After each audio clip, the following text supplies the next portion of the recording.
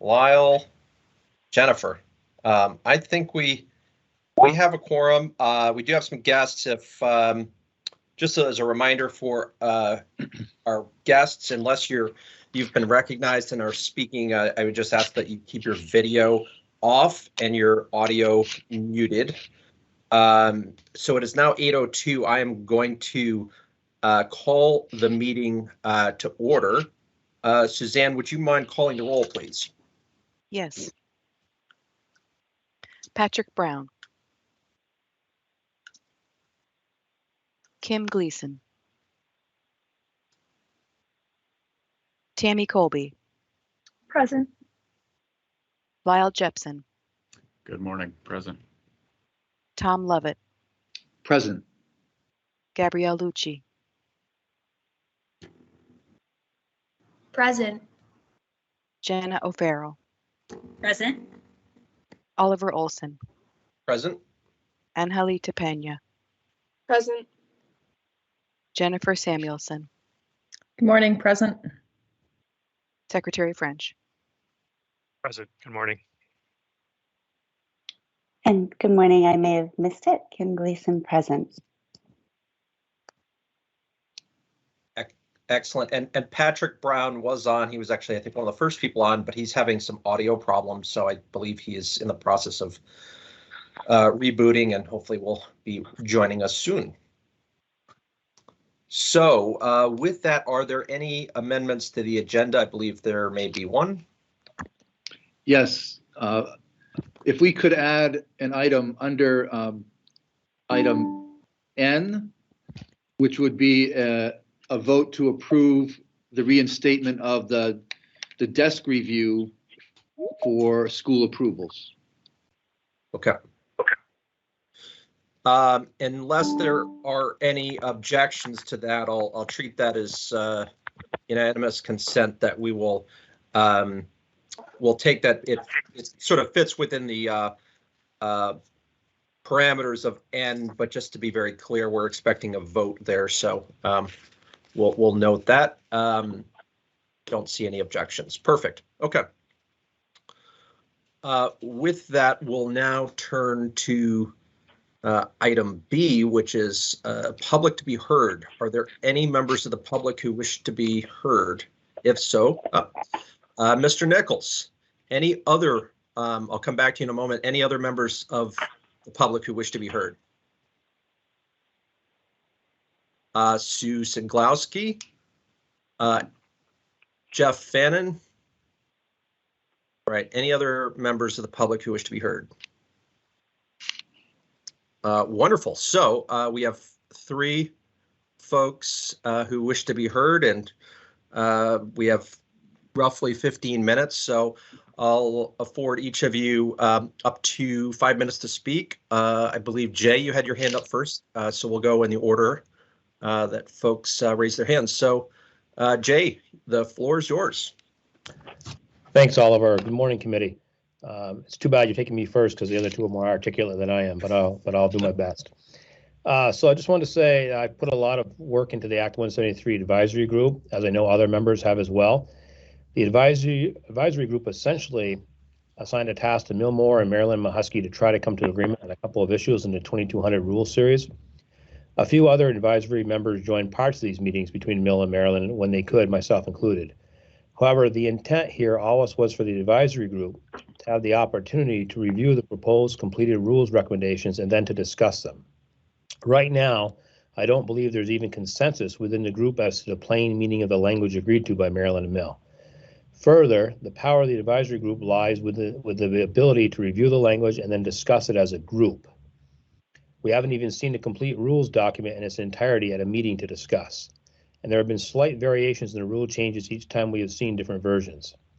Closing down this process without a recommendation from the advisory group as a response to public comment, I don't believe is appropriate. This is too important to not get right.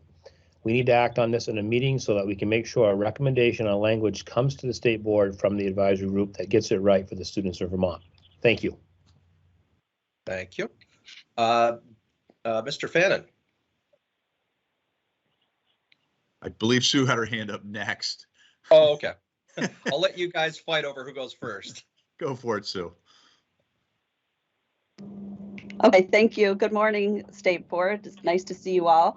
I just have some brief comments. It won't take 5 minutes. The first is on item H in your agenda, Rule Series 2200.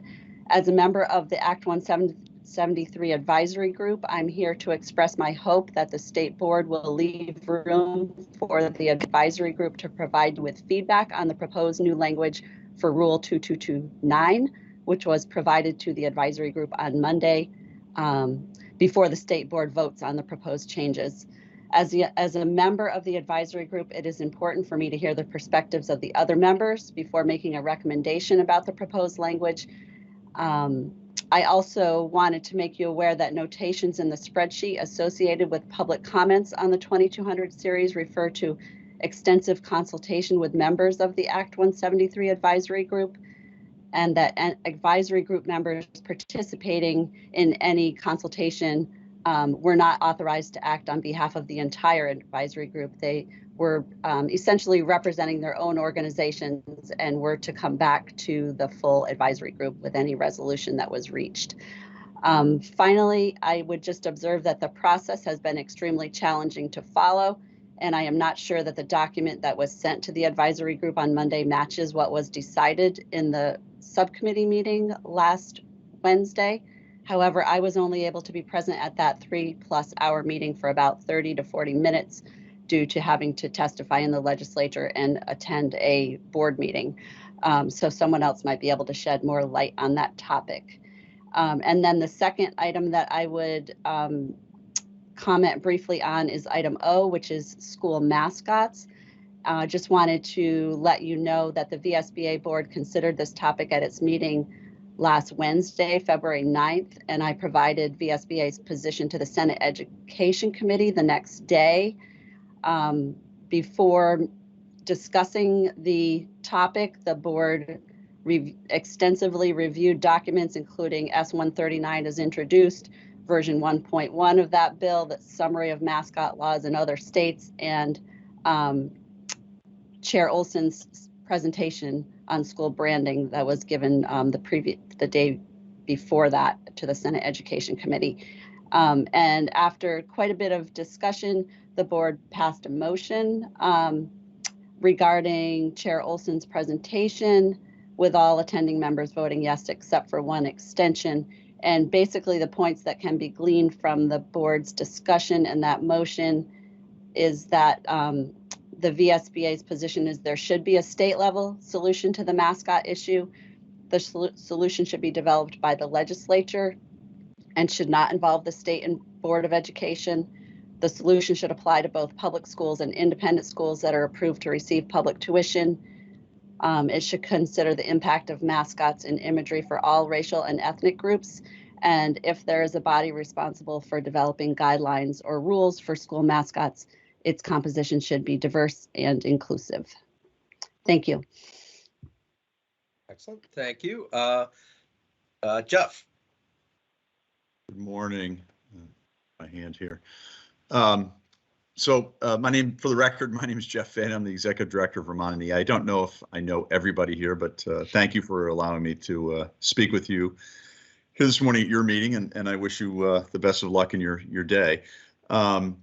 Jay and Sue, I think, hit the high notes with regard to Act 173, which is why I'm here, and the rules, 2200 rules.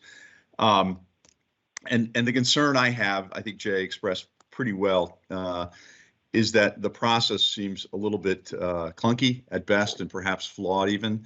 When the legislature passed Act 173 in 2018, there was created the advisory group to give advice and counsel from the field, from various voices on various rules and processes with regard to Act 173. And part of that was the Rule 2200 was swept up into that conversation. And as Jay and Sue noted, Marilyn Mahusky and Mill Moore went out, if you will, to another room, virtually, of course, to come up with some language that might work for the rest of the advisory group. And we have not yet taken up that recommendation. I'm not sure exactly what version we're working off of now. So we haven't been afforded the opportunity to fully weigh in. And the conversations throughout the advisory group since we started meeting have been robust on various issues. And I expect that they would be no less robust on this issue as well. So I think that the request here today is that the State Board of Education allow the advisory group to take up the issue, make it a point of conversation at its next meeting. And I don't know when that will be scheduled for. I think we're trying to rush a little bit and get that together soon. So that we can take up the issue, have a conversation about it, and come up with a recommendation that might work for everybody out in the field and you folks then to approve later on. So that's the request. I think that I'm here for, and I think Jay and Sue as well articulated that better than I did perhaps, but the advisory group needs to have some time, a little bit in discussion with the rules to give us a full wisdom from the field, if you will. So we make that request and hope that you'll heed that request to give us time to look at it. And with that, I'll call it good. Thank you very much. Thank you. So Sue, if you would mind just lowering your hand. A question, just a clarifying question, Jeff or Sue. I think everyone made reference to Marilyn Mahusky and Mill Moore, but my understanding is that subcommittee included more than just those two individuals. I believe there was Matt Forrest was part of it, and there was a fourth person. Am I accurate there? Or perhaps Jennifer, maybe you might have an answer to that question. Sorry, I was muted. Cammie Naylor from the Disability Law Project was also a member, and my understanding is that Megan Roy, put her VCSEA hat on as well to look at the changes before it went to the Act 173 advisory group. Okay. I don't think, if I may, Oliver, I don't think it was. We're not disputing there weren't others involved along the way, but I don't think there was any formality to it, and there was sporadic, I guess, participation. And because I think the belief all along was that it would come back to the advisory group. So the belief was that, yes, I'll participate in this one particular issue or whatever, and then it would come back to the group as a whole. That's not yet taken place. Okay. Thank you. So with that, we'll now move on to, are there any other members of the public who wish to speak? Alrighty. Not seeing any. I'll do a quick check back again at 8:20, but at this time, I think we can move on to item C, which is to review and approve the minutes from our January 19th meeting. Is there a motion? I'll move. Okay, it's been moved by Jennifer Samuelson. Is there a second? I'll second. And seconded by Tom Lovett to approve the minutes of January 19th, 2022. Is there any discussion? Alrighty, hearing none. All those in favor of adopting the minutes of our January 19th, 2022 meeting, please signify by saying yes and raising your hand. Yes. Yes. Yes. Yes. Okay. Excellent. And I hear, do want to recognize, I do hear Patrick Brown with us on audio. Those opposed, please say no and raise your hand. Alrighty, not seeing any abstentions. Alrighty, the motion appears to pass unanimously. The motion does pass unanimously, and you've adopted the minutes of our January 19th meeting. So that, just again, a quick check. Any members of the public who wish to address the board? Okay, not seeing any. We'll now turn to item D, board announcements. Are there any board announcements?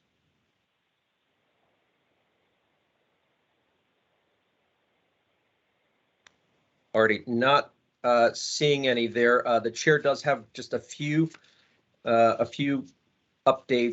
One is that we have received a fair amount of correspondence from members of the Stowe Morrisville community regarding Stowe's efforts to withdraw from the Lamoille South Unified Union School District. As I think all of you know, there are some pretty important legal questions at hand. So we had requested an opinion from the Attorney General's office. Jennifer Samuelson and I have had a few meetings now with the Attorney General's office.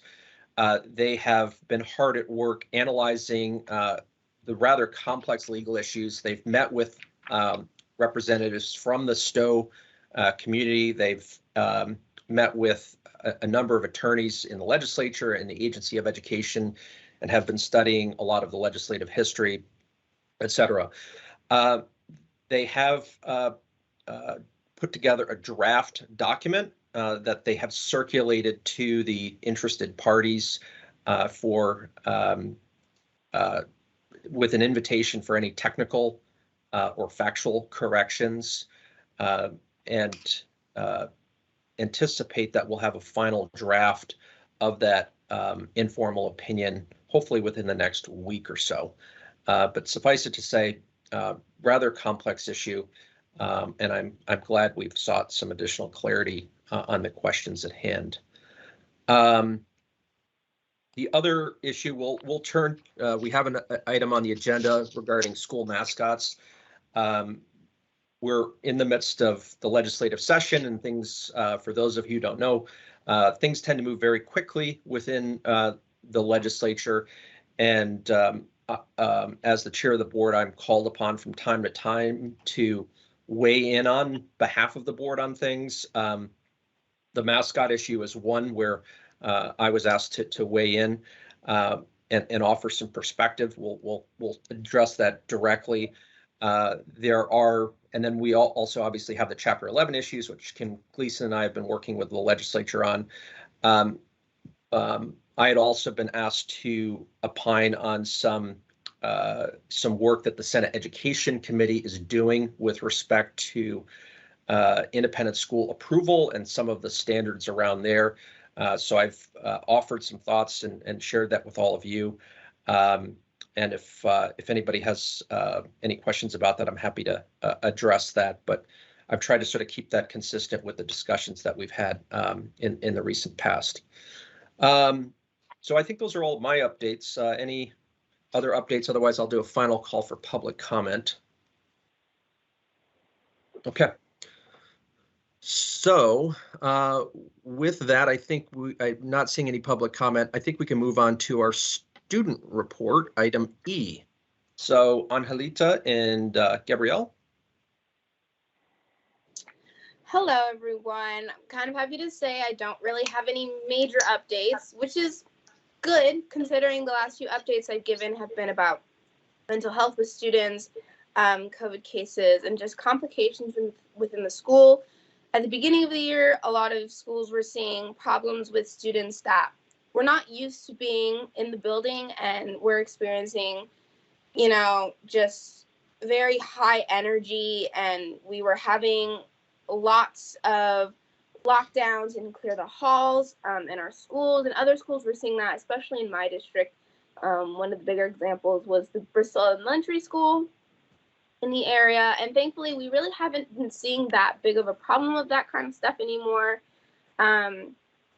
Once we hit the halfway mark with schools, people kind of get in the groove of things, and students have been starting to adapt with what's been going on. Even with sickness, people are starting to realize that we need to stay home, even if it's not with COVID. And we've just been trying to take care of ourselves a bit more. I think with COVID, it did kind of have teachers and students recognize a lot of the problems that we still experience. Students, when we're at home for a majority of the time at school and we're getting our work done, it's hard to be back in the building, sitting at a computer for hours on end, not really being able to stretch our legs. And just overall, COVID kind of opened a lot of our eyes to what better personal learning environments are for each individual. And sadly, schools can't accommodate everyone, but being back in schools has limited what students could do to kind of better themselves as learners. As you know, there are rules to follow. We can't be wandering the halls. We can't get up whenever we want to get a snack. And so just that is definitely something that it will not take, you know, within this year to get it right. It's probably not even going to take 10 years for us to get it right, but that school is something that we just need to pick at a little bit at a time. And of course, elementary school is a lot different than high school. So making rules for everyone is going to be difficult. And I know this because I work at an elementary school after school programs, and I hear a lot of what the kids do to kind of have better behavior. There are some schools with paw coins, you know, a reward for when you do a good task. And at the high school level, it's kind of expected of you. There is no motivation to get us going. But just things like that. Had something else, but I forgot it. But I think COVID definitely did teach us a lot of things. And it also taught us that I think teachers need a bit more support than they receive. They're working extremely hard, especially even during COVID. And I think we had the most number of teachers out this year with mental health breaks. You know, there was one teacher that took 2.5 months off so she could kind of relieve herself a lot of the stress of what has been happening.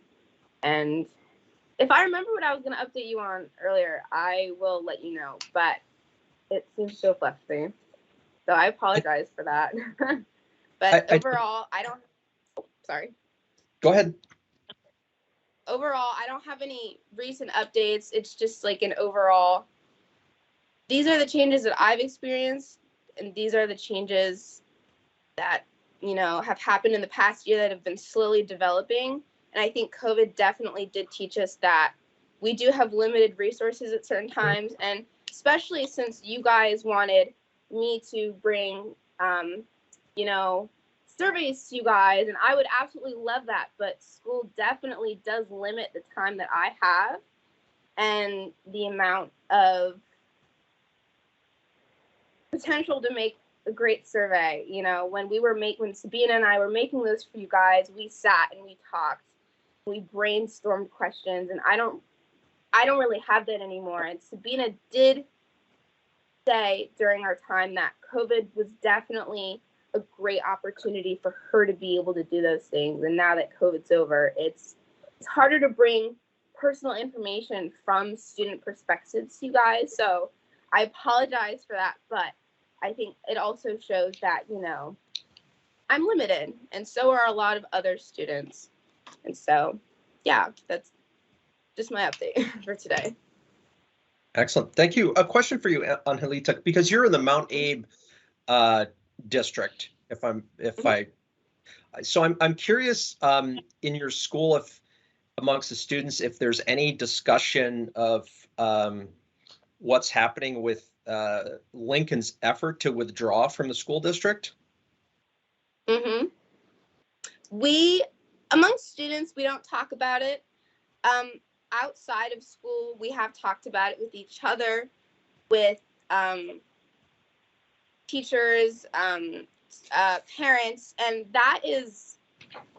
it's been a really interesting conversation, because not only is it a very, well, you know, we're going to lose some of our friends, and that it's also a very financial problem.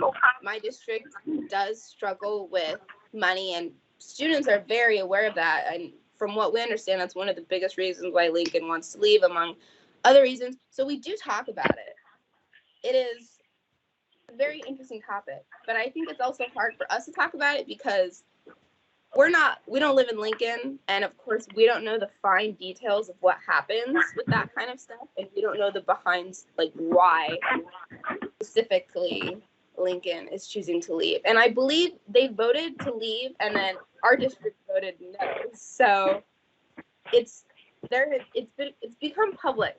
I've seen signs everywhere that says vote yes for Lincoln. So we can talk about it. Interesting.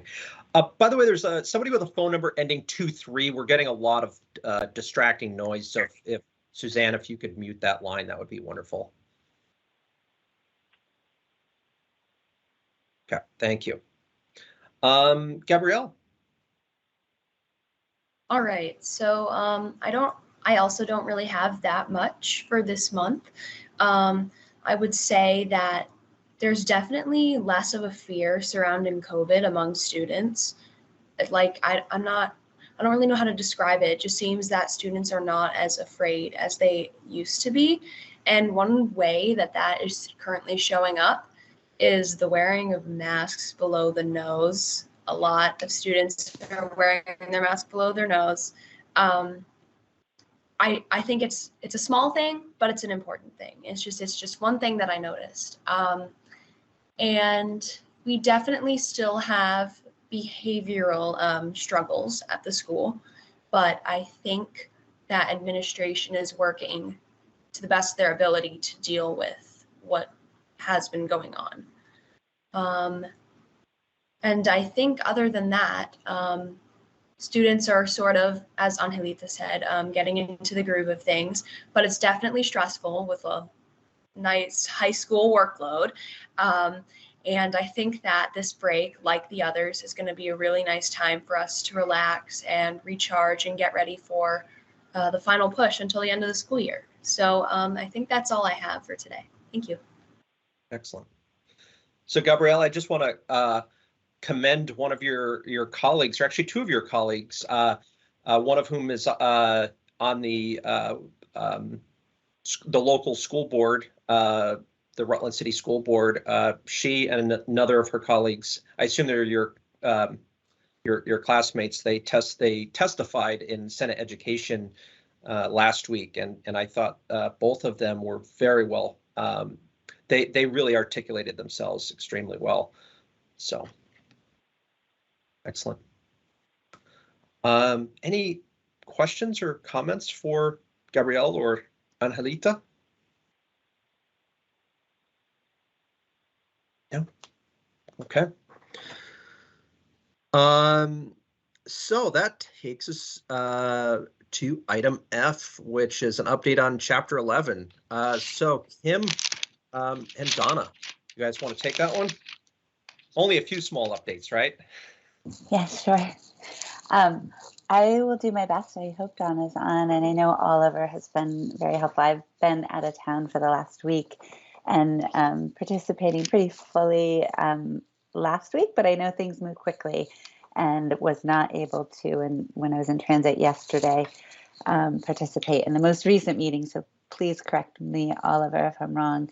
I'll say first, the process has been a collaboration and working with, especially closely with Representative Conlon and Beth St. James from Legislative Council, and Donna, of course, and Oliver has been able to be there even in person to sort of represent our interest in seeing that there be a thoughtful, studied process that comes ahead of a vote of the community, and trying to balance the capacity concerns of administration to do the best in articulating what I think what we've arrived at. We thought we could offer some pretty prescribed manner in which the study committee came together, and recognize that in hearing testimony, that seems to be potentially more unique community to community. And that was, we were hearing that from the committee, we were hearing that from people testifying, because I think probably at this point, anything that happened yesterday, I might not have heard, but otherwise I think Oliver and Donna have either been present and or myself in listening to what's gone on in their committee conversations. It's evolving. It is not having everything we thought we came out of the box with as an initial proposal. So in collaborating in, it's, I think, correct me if I'm wrong on this, Oliver, it is now the proposal of the committee with our input, because it has morphed to having our opinion be advisory, I believe, Oliver, if I'm understanding, is the will of the committee. And so there will be some additional hurdles if our advisory opinion were that we do not believe the request to withdraw is in the best interest of meeting the needs of students by standards that we had laid out in the general initial proposal. So I think what we've arrived at and what I'm understanding at the highest level, thanks, Donna. I see Donna's here too, so I want her to hop in. I think what we've been able to arrive at is a set of standards that they've largely agreed are important in the process of what the outcomes would be in a study that goes before the voters. And an analogy I made was in that, we would not ask voters to be voting on budgets without a report. And we are, in many cases, in what we have currently in process, no formal analysis required before communities can go to the polls and vote to remove. And that has dramatic impact, not just in their communities and their currently merged districts, but I think broader in equity of access, opportunity, and efficiency for education in the state of Vermont. So I think they've leaned into and appreciated our standards that we were looking to see be studied.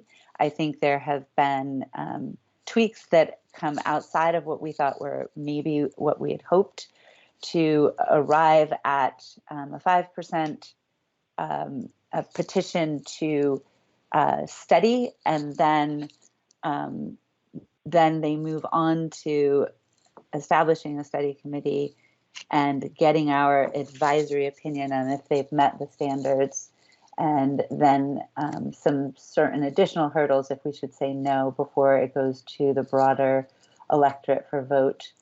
If we say no, they have to get a supermajority in their communities before it goes to the rest of the unified district. If we say yes, the entire unified district and the petitioning community vote at the same time. Please hop in, Donna and Oliver, for anything I've missed that is of significance or was captured not in the way of the most recent update as of yesterday. No, I think you've captured it well, Kim. And I want to point out that, this is part of a broader update to Chapter 11, but much of the discussion and the significant policy decisions for the legislature concern the withdrawal process. That's potentially the most contentious, in part because there are active withdrawal efforts underway, and in many of those cases, we're seeing flaws in the current statutory framework emerge. And one of the things that the Attorney General's office has pointed out in their memo is that there is definite need for clarity in the statutes, and so it's in everyone's interest that that the legislature work through some of these details and get it right. One of the things, Oliver, that I didn't mention that I think is important is there seems to be an interest in allowing for, I'm going to call it an off-ramp. So for those that are in process, and namely, I think Ripton, we have approved that they separate and become their own supervisory district. If their status update seems not to indicate they would have the capacity to be operational July 1, 2023. There seems to be sentiment and interest in allowing there to be a way for the state board to vacate our decision earlier, thereby keeping them part of their district without having to revote. And again, correct me where I'm getting that wrong, Oliver or Donna. I think that is an important feature, that if they are going to continue their study and they or their community recognize this not to be in their longer term best interest, because it wasn't in, I think, what they have characterized as not what they ever assumed would happen. So I think there seemed to be appetite and interest, because otherwise all the unified school district towns have to come back together to vote to allow them back in. And that process is prescribed in law currently. So, and it is pretty extensive. Did I get that right? And did I capture the essence of what's important there? Yep, you did. One other point I do want to just sort of acknowledge, and Sue, I would invite you to chime in here, Sue Siglowski, is that the School Boards Association offered some testimony earlier in this process, right after we first introduced our proposal, and raised some, I think, some really important concerns with the steps that sort of trigger all of this study activity, and that there's very legitimate concern that if the threshold to initiate the process is not robust enough, we could end up in a situation where there's a lot of strain placed on existing districts with additional work, et cetera. So I think my sense is that the committee is sensitive to that. And I think there's probably some further work to be done there. So, Lyle, I see you've got, and before I move on to Lyle, Sue, I don't know, I didn't want to speak for you, but I thought that you had raised some really important points I wanted to put out there. Yes, thank you very much for giving me the opportunity to speak about that. The points that we raised were that we suggested that there be a higher threshold for the process to get started, either a higher percentage of voters signing the petition, or perhaps a vote of all the towns right at the beginning that would start the study committee process. And then we did raise the issues about the amount of work that would be put onto central office to support the process. I think there is a new version or a draft bill coming out today. Yeah, there will be. Yep. All right. Thanks, Sue. Lyle, you had your hand up. Well, that may begin to answer my question. We have a short-term issue and a long-term issue, and we have schools waiting in line, and then we have others that are watching the process. What's the timeline on the legislative piece? Do we need to act now on current requests? What's it look like as far as a calendar for some of the schools that are out there like Stowe who are requesting action? Kim, do you want to take that, or do you want me to take that, or do you want Donna to take that? Well, it could be updated from yesterday, so I can leave that to you folks. There are considerations, 3 different considerations there for those in transition. So I might turn it to Oliver, you or Donna for specifics. So the way that the committee bill is evolving right now is that there's going to be a long-term sort of approach that'll be codified in statute. So everybody be a uniform set of rules that apply to everybody. There will be a path to withdrawal for every community out there. But there's also recognition in the draft that they're going to be working on this week that there are communities that are in various stages of progression right now. So namely, we have Ripton, which we've already moved forward, but they're not yet operational. They won't be operational until next year. Then we have Stowe, where all of the votes have occurred, but there are some distinguishing characteristics of the situation with Stowe that raise a question about whether they had the legal ability to vote to withdraw, and related to that, whether we as a board have the authority to approve that withdrawal. So that's the sort of the second circumstance. And then the third concerns communities that have not fully voted, and that Lincoln is the one that comes into focus there. So Lincoln has voted, but the other communities have yet to vote. So there's session law that deals with each of those types of situations that are, and those solutions are different from the long-term solution. So it recognizes that folks have sort of started the process under existing law, but that existing law is very murky and tries to fashion a path forward for each of those scenarios with some guardrails, albeit not as robust as the guardrails in the longer term solution. So hopefully, Lyle, that answers your question.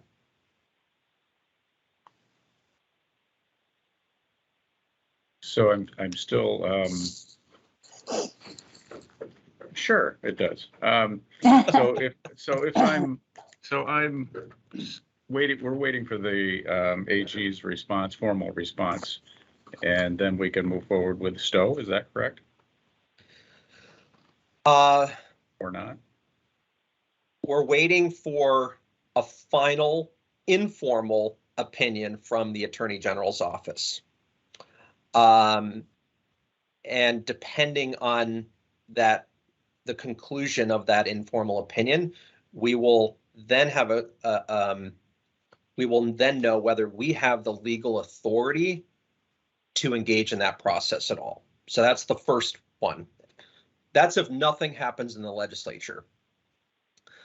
Separate and apart from the opinion we've sought from the AG's office, the work of the legislature contemplates that Stowe does not have the legal authority to withdraw, and actually will give them the legal authority to withdraw and empowers us as a board to facilitate that process. If I can add, Oliver, Yep. and I don't know if it's clarifying, Lyle, but there had been a study before Stowe was merged, and so that transition might look like revisiting that study with updated information coming back before us, because they've done all their votes, but in the current law seem not to have the ability to withdraw under current law. So we're involved with the legislative committee to try and resolve that in law. And where Ripton has done all their votes and we've already approved, they seem not to have done the thorough study that would have been contemplated to ensure a successful transition.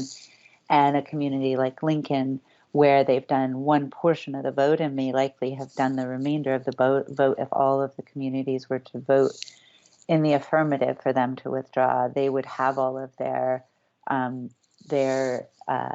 votes necessary by July 1, but would be seeking through providing information in their process about their sort of study and what it looks like to ensure success for equity of opportunity and educational and financial considerations. And those are standards that we put out.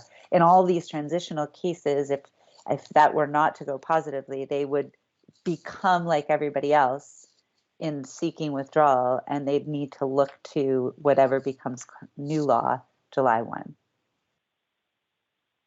I don't know if that clarified it all, but in current law, we don't seem to have the ability to look at Stowe, and this allows Stowe to look at previous study work they had done along with their affirmative votes to come back to us, and then we can approve that if the session law were to become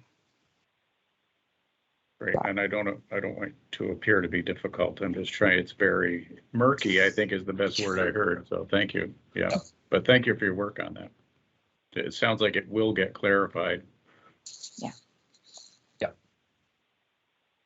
No, good. Donna, did Kim or I miss anything? Any other highlights you want to touch upon? No, I think you got it. Everything's good. We'll have to see what happens today and tomorrow when the committee. And I want to acknowledge Donna's work on all of this. She's just really done amazing work helping us through all of these withdrawals to date, and sort of cataloging all the problems and the gaps in the current law, and helping us sort of fashion some solutions to remedy these problems. So thank you, Donna. And thank you, Oliver, for helping the House Ed Committee sort of understand places where there's alignment with ways there's authority given to us. For instance, we have the authority for those seeking to merge to approve their plan before it goes to the voters. So as we're looking to point to some consistencies, and Oliver also pointed to places where if they don't want us to be that body, the legislation currently for things like town charters goes before legislators. If they'd like to do it, we don't have to be the body that makes that. They were not so interested in that, but they do want to check us on our authority, which that makes sense. I think we continue to ask that there be alignment with what is required of a merger process and where our authority lies in that we, should have parallel authority on withdrawal. Yep. No, I think that's a great point, Kim, and just to bring that in a really sharp focus. The way the legislation is developing right now is that the bar for withdrawal is actually going to be lower than the one for merger, which is really is an interesting construct. So, but anyway, we'll the challenge we have is that we have withdrawals in process right now, and it's become a contentious issue, which makes it a little bit challenging to work through the legislative process and necessitates some compromise. So, okay. Anything else? Any other questions for Kim or Donna? Okay.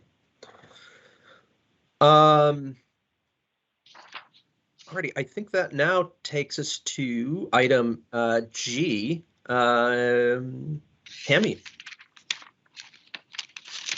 all you. Good morning, everyone. Just a quick update on the part of the Rules and Responsibilities Committee. I shared with you by Suzanne the updated report, which included the sort of revisions that we made per our last state board meeting. So just to be specific, at our last meeting, when I made my presentation to you on the part of the subcommittee, a number of questions and concerns popped up. So the subcommittee came back together to sort of respond and think those through, specifically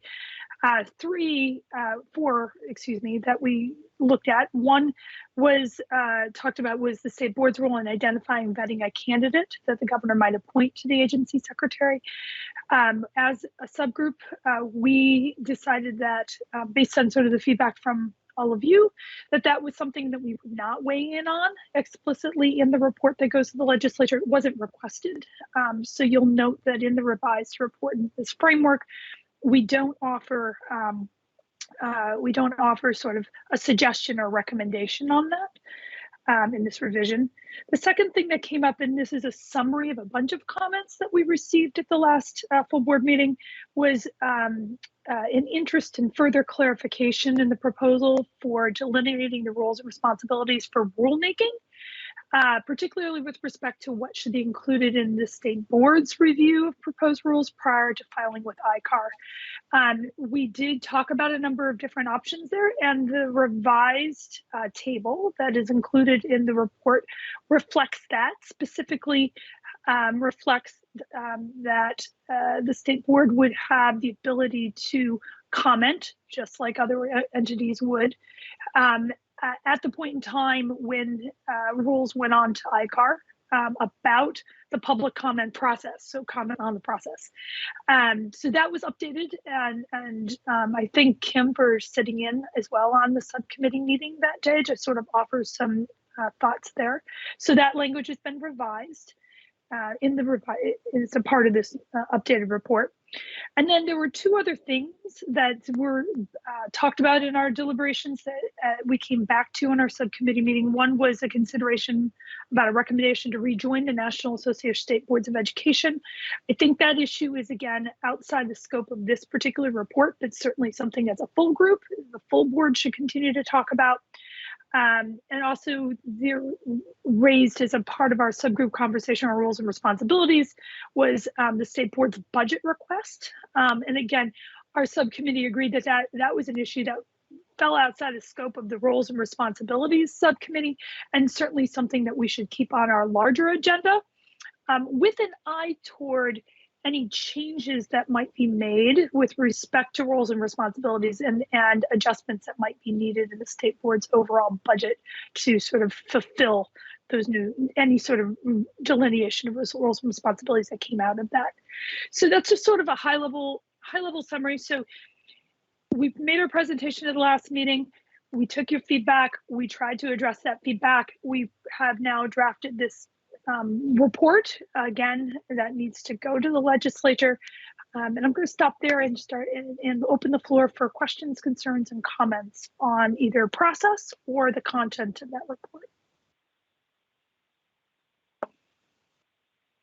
And also, I want to invite Secretary French if you want to make any remarks or comments as well. I know this is a collaborative effort. Yeah, good morning. No, I would, if that's all right, Oliver, I'll respond to that.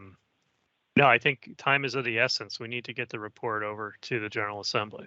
You know, this was a due date of December, delayed to January. Now it's the end of February. And I think, you know, Tammy's done a good job of pulling all the elements together. And to the extent we have consensus, again, as sort of our conversation started on at the last meeting, at a general level, we'll have consensus. I think that's great. We've been able to achieve that. As we get down to some of the detail, you know, there's going to be nuance to that, and that's fine. And, you know, but I think we've done a great job of staying on the same sheet of music, so to speak. Great. Questions for Tammy or Secretary French? I just want to thank Tammy for the work she's put into this. It's been a lot of outside the committee work, so thank you for that. And you have really created a process to go through the process, so it was great. Well, thanks to everyone on the subcommittee. It's a team effort. Jennifer. Yeah, thank you. Just to echo Lyle, I was looking last night at the packet that you sent out, Tammy, and what I loved was sort of seeing where you had started, you know, on behalf of the state board and where the agency started, and really kind of following that. And it, you know, it's lovely that you guys met in the middle. So I know that there was a lot of work that went into that. And I think the final product really speaks to the collaboration. So thank you all. Yeah. Excellent. Any other questions or comments for Tammy or Dan? No.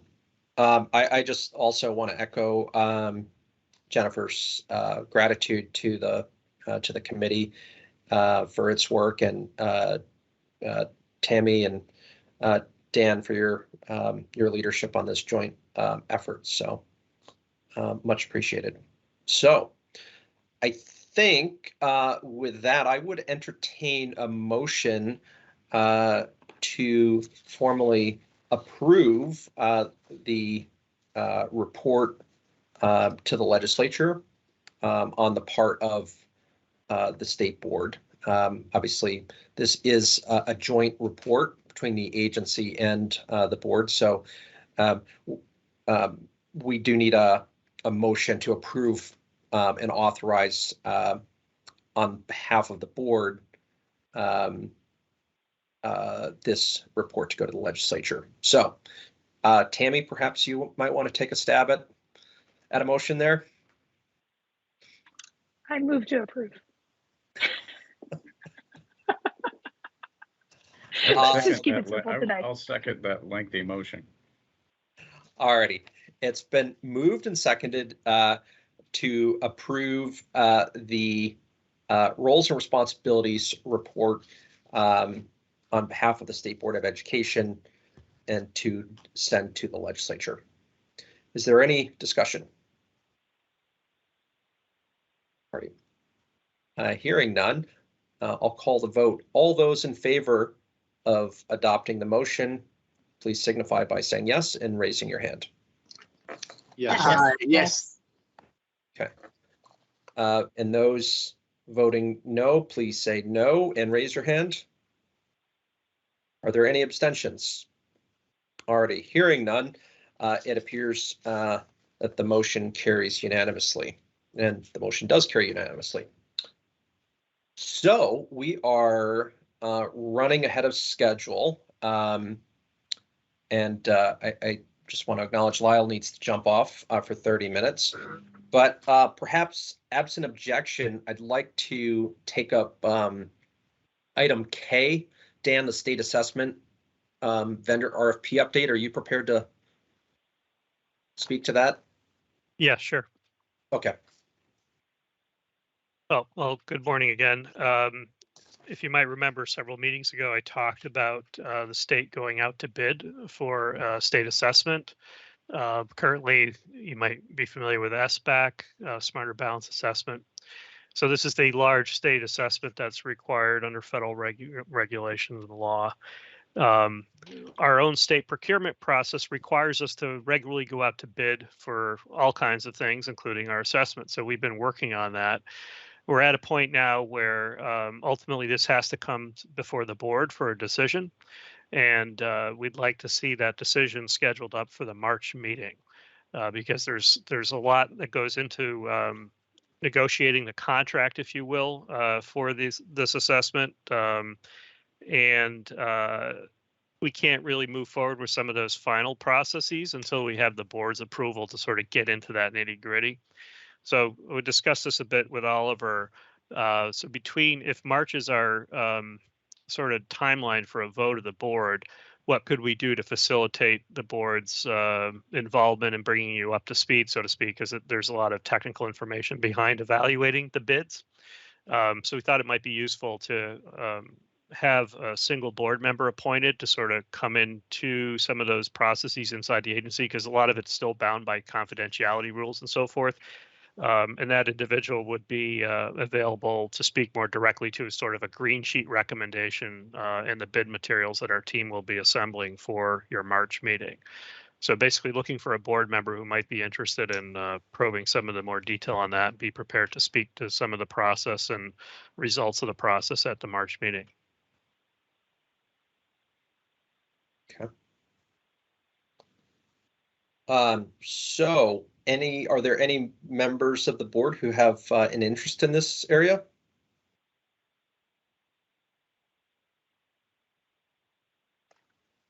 Tammy. I'm interested. Okay. I'm not sensing any other board members willing to challenge you for that coveted position. So with that, I would entertain a motion to designate Tammy Kolbe as the State Board of Education's representative in this RFP process. So moved. It's been moved by Tom Lovett. Is there a second? I'll second. It's been seconded by Jennifer Samuelson. Is there any discussion? Thank you, Tammy. Alrighty. All those in favor of adopting the motion as read, please signify by saying yes and raising your hand. Yeah. Yes. And those opposed, please signify by saying no and raising your hand. Are there any abstentions? Hearing none, the motion appears to pass unanimously. The motion has passed unanimously, and congratulations, Tammy, on your new assignment. And if I may, if anyone has any questions or concerns that they want me to pay particular attention to in the process, please email me or reach out to me so that I know and understand those as a representative of the board. Thank you. Okay. Wonderful. Alrighty, so I'm wondering, again, we're still well ahead of schedule, although we may need some more time later on, so I'm happy to pick up some time. I'm wondering perhaps, why don't we, Tom, would you be prepared to take up item N, the update from your committee? Sure. Thank you. So our committee has met twice, once on January 10th to go over the process that currently exists for independent school approvals, and the recommendation, how the recommendation from the secretary comes to the board. The process that we will use after that, when a recommendation does come to us, to our subcommittee, is to discuss any concerns that exist regarding the approval, to ask questions of the AOE, and the schools will have a representative of the school invited, though not required to attend those meetings. And then we'll bring a fully vetted recommendation to the full board. If I have, because of my current position teaching at an independent school, if I have a conflict of interest, Patrick Brown would step in as the acting chair for that approval. On February 4th, we met, and Patrick Holliday, Cassandra Ryan, Pat Pallis-Gray, and Deb Ormsey from the AOE took us through an extensive presentation of their process, of how they investigate a school before the secretary brings their recommendation to the board. We looked at 3 types of approval: general education with accreditation, general education without accreditation, and special education approvals. We discussed what is involved in a site visit, looked at the checklist that is used by agency staff when they do a site visit, and we discussed how they currently assess a school's compliance with non-discrimination law. We did take a look at the schools that are currently in the queue. There's a backlog of 33, we were told, needing renewal or approval currently. By June 30 of this year, that list will grow to 61 schools. And by June 30, 2023, it will be 85 schools that will need to be approved. We did discuss the staffing challenges right now, as everybody is having staffing challenges, and that the role of staffing in this, in taking care of this backlog. Going forward, our communication with the AOE, they send a 30-day notice to schools with their recommendation. The schools have 15 days to respond to that. So as those 30-day notices go to schools, our committee will be notified that there are approvals coming forward, and we'll schedule a meeting to deal with those approvals. There was some discussion about tutorial programs and kindergarten approvals and teen parent education programs, and those also will come before our committee, and I have since received the spreadsheet that shows those who are in the queue for those approvals.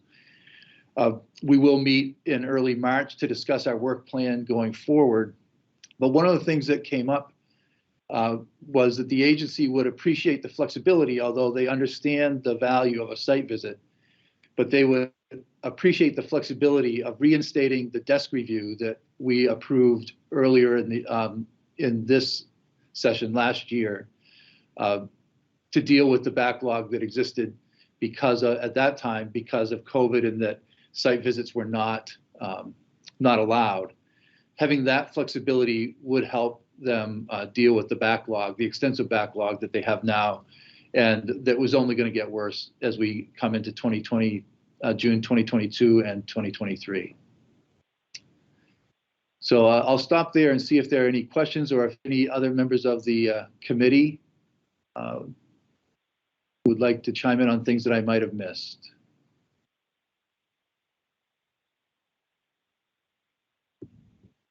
Jennifer.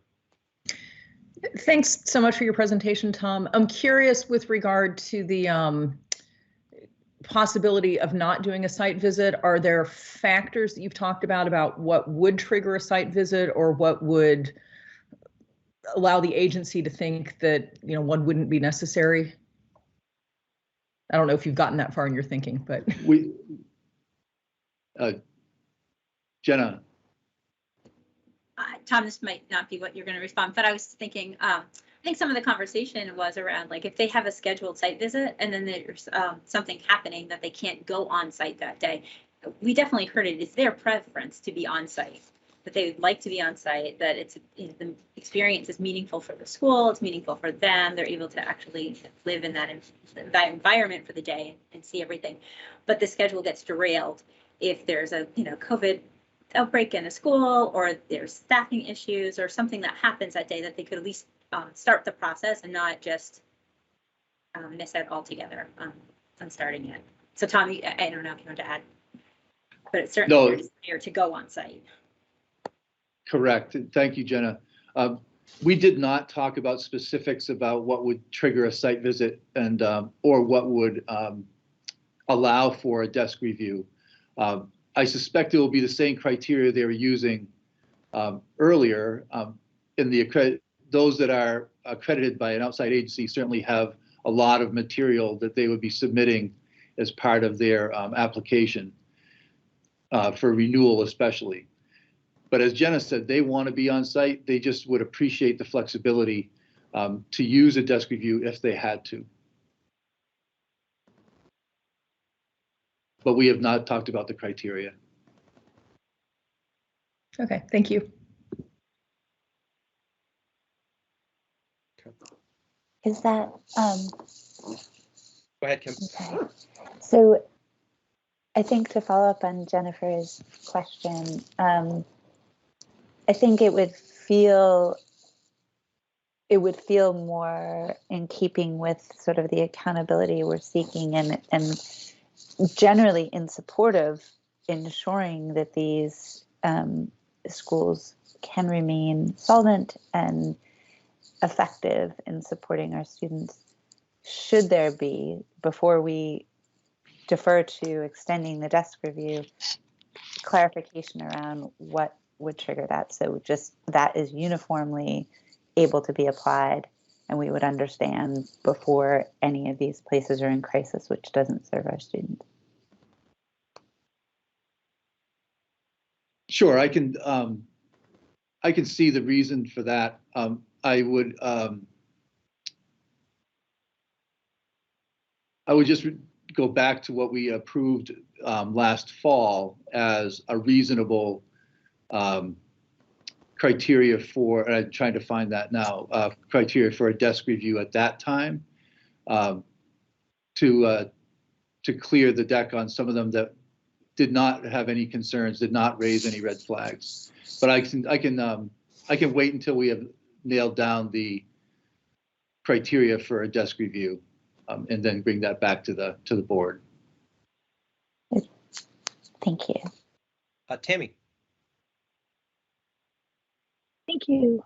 Quick question, Tom. With this desk review, would the intent for this desk review, would this be time bound? For example, we would say that we're extending for a particular point of time, and at some point in time that would expire and we would revert back to the prior process. And if so, what is the time, sort of what time frame are we talking about, or what time frame has your subcommittee considered? Right. Thank you, Tammy. So if I were to make a motion about this, it would expire June 30, 2022. This year. This year. Yeah.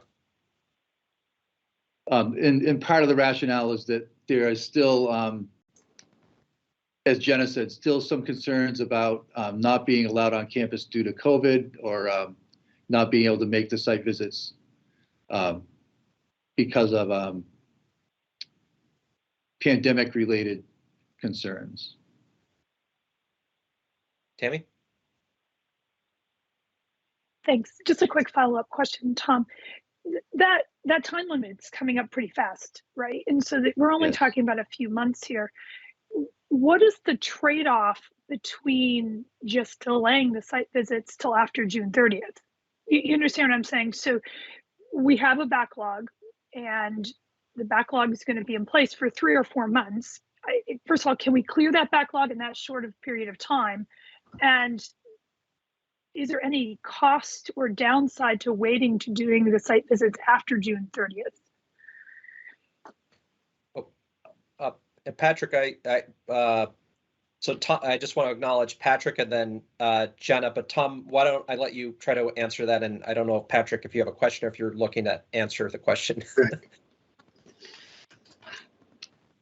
The quick answer, I think, is that there are schools who have been waiting since 2020 for their approval or their renewal, and then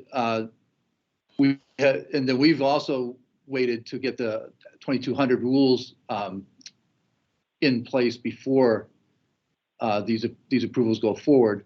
So that's the only downside, is that they have been waiting since 2020, some of them, and the backlog just going to get worse when we hit June 30 of this year. So Patrick, I know you had your hand up, and then Jenna.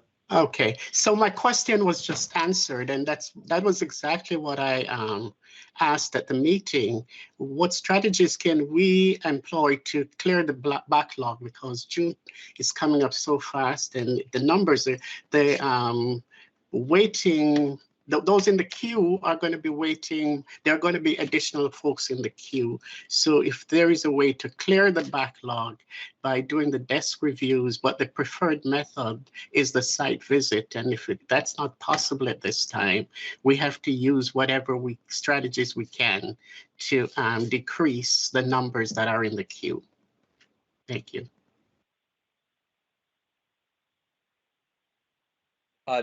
Jenna, and then Kim. I was just going to add that I think the most robust site visits probably happen September through beginning of June. So, I mean, kind of gearing up into full action to do site visits in July and August when you don't have faculty, you don't have students, probably, and we can, I'm sure they're willing to keep moving forward. It's just not going to be as robust as it would be in the other 10 months of the year. Kim. Thank you. I am trying to also understand what would happen if we were to approve under the current rules, where there's no delineation between approved and approved to receive public tuition, and we're a month off from sending final rules to LCAR. So I have concern that we would be rushing anything through if we need to make clear whether or not public tuition can go to these schools. And I don't know how that happens for anybody in a transitional process.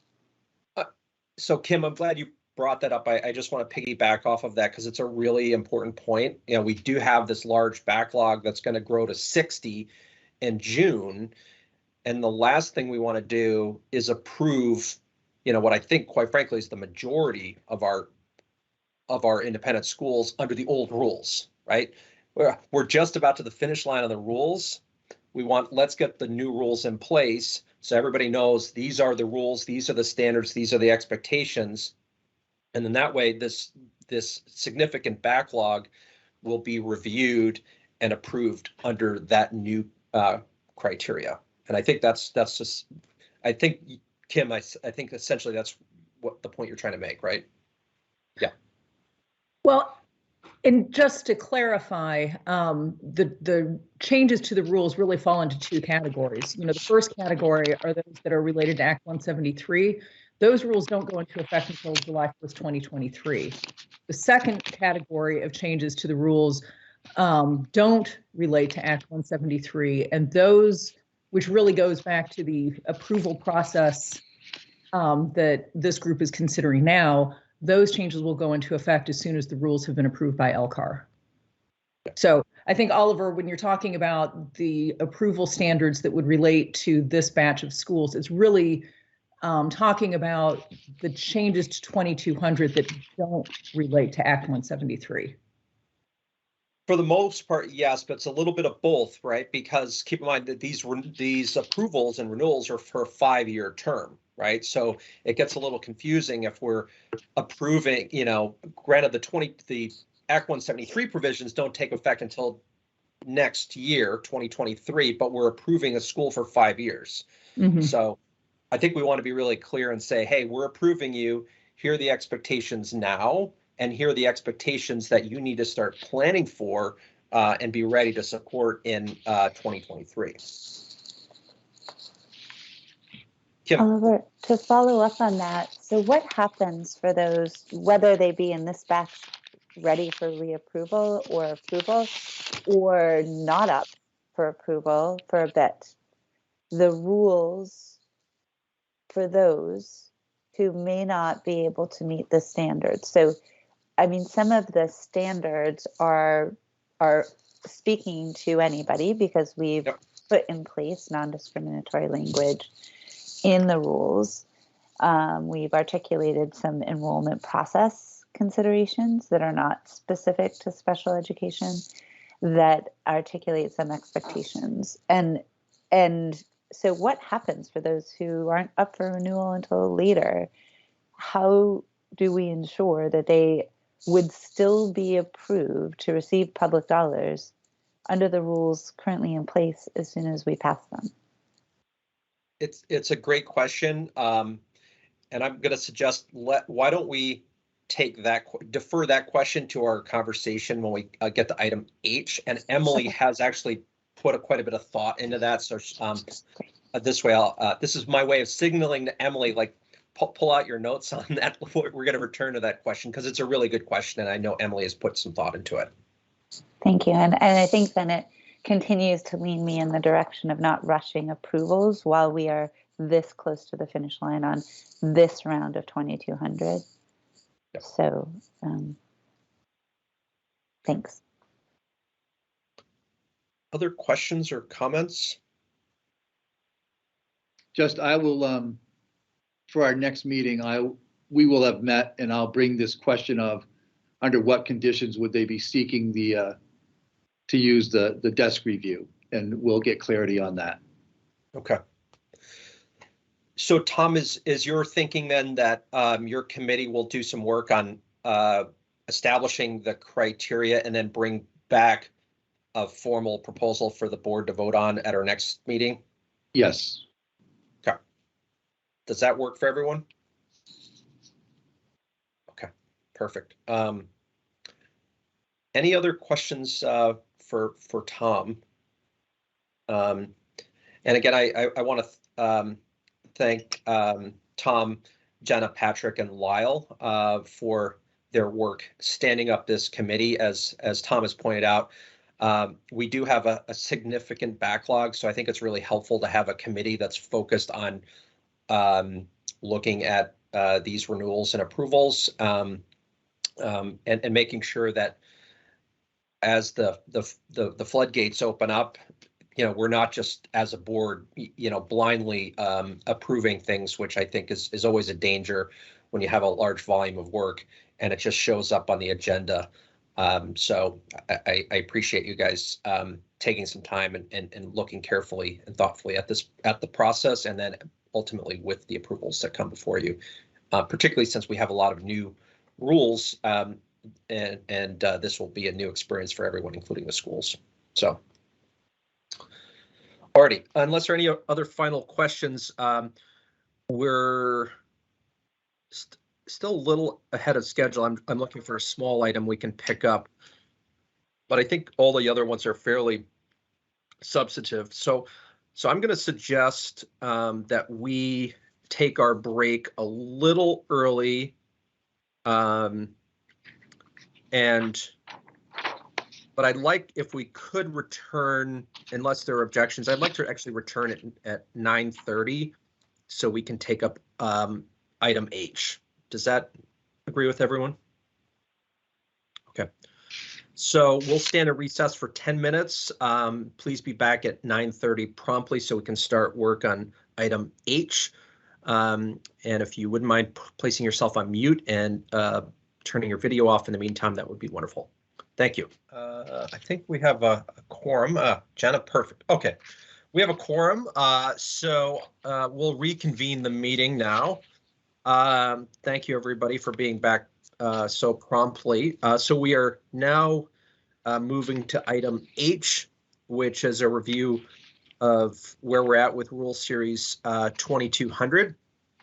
So at this time, absent objection, I'm going to hand the virtual gavel over to Jennifer Samuelson. There's a fair amount to walk through here, and I think it would be most efficient if she were to chair this portion of the meeting.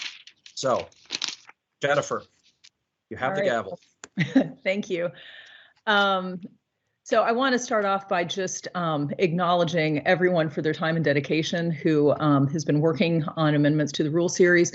I actually just counted up. We've had, since the close of public comment at the end of, well, I guess it was like November 4th, 5th, we've had 10 2,200 subcommittee meetings, culminating in a marathon meeting last Wednesday that was about 3.5 hours long. In addition to that, I'm fully aware that there's been an awful lot of work that's been handled outside of those subcommittee meetings, both by the Act 173 Advisory Group. Emily Simmons certainly has done an awful lot of work supporting us sort of behind the scenes. So I just wanted to acknowledge, Kim and Tom for your work and dedication, Emily and Suzanne, and then of course we've had Mill Moore, Matt Forrest, Marilyn Mahusky, Megan Roy, and Sue Siglowski, I think, have been to almost every meeting that we've scheduled, and then we've had other regular participants as well. So this has really been a lot of work that's been done, and it's nice to know that we are close to completion. So I thought it would be helpful to start off just by kind of recapping the work that's been done since our last board meeting in January. Just so that everyone's brought up to speed, and then, sort of talk about where we are. So since our last board meeting, the full Act 173 advisory group tasked several of its members to form a subgroup that would work together to suggest changes to the language regarding non-discriminatory enrollment practices. This Act 173 subgroup was comprised of representatives of the Vermont Independent School Association, the Vermont Council for Independent Schools, the Vermont Legal Aid Disability Law Project, and the Vermont Council of Special Education Administrators. This subgroup met several times and drafted language with which all members initially agreed. However, the subgroup subsequently disagreed over its interpretation of the phrase in Rule 2229.4 subparagraph A2 that reads, quote, "A school shall enroll all publicly funded students on a first-come, first-served basis until capacity is reached."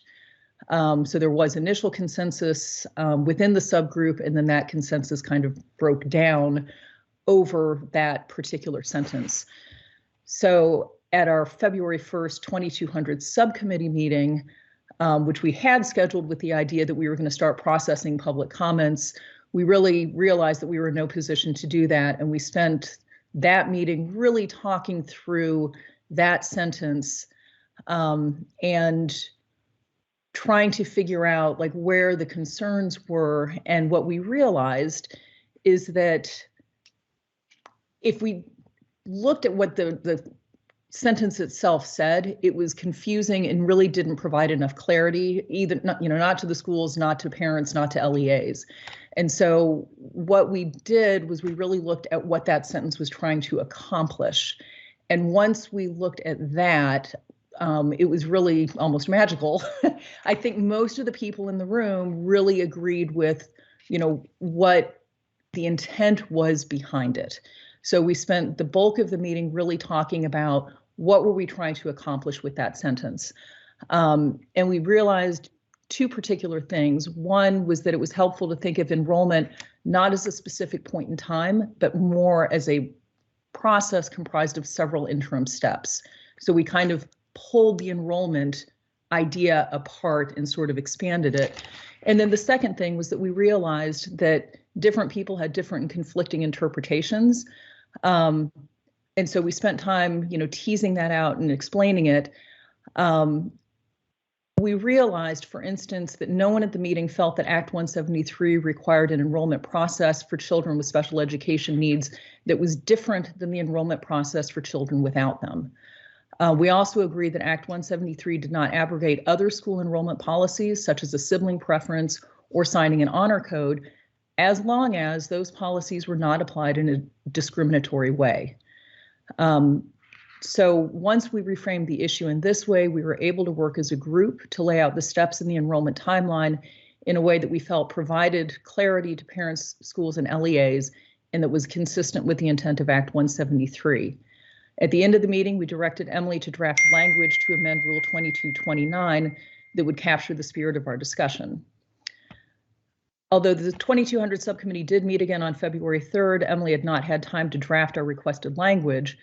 However, in preparation for the Act 173 Advisory Group's monthly meeting on February 7th, Emily did prepare a memo that compiled the 3 versions that were then floating around on Rule 2229.4.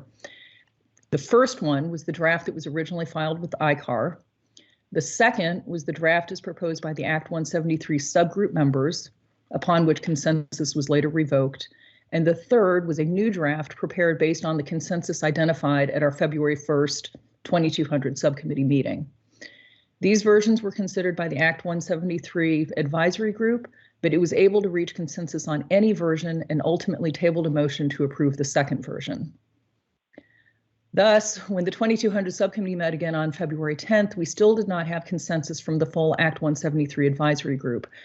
We then spent a couple of hours identifying and analyzing language that concerned some of the advisory group stakeholders, and we worked to craft language that responded to these concerns. The consensus that we achieved at our February 10th 2200 subcommittee meeting, while deeply collaborative, was not easily achieved, which I take as a sign of a good negotiation. No one got everything that they wanted, but we all felt that we could support the version as drafted. Although this language has not been discussed at an Act 173 advisory group meeting, the 2200 subcommittee could not have performed this task without input and collaboration with the Act 173 subgroup and the other advisory group stakeholders who regularly joined our meeting. So, Megan, I'm going to turn it over to you if you'd like to add anything to that and just sort of, give your perspective. Sure.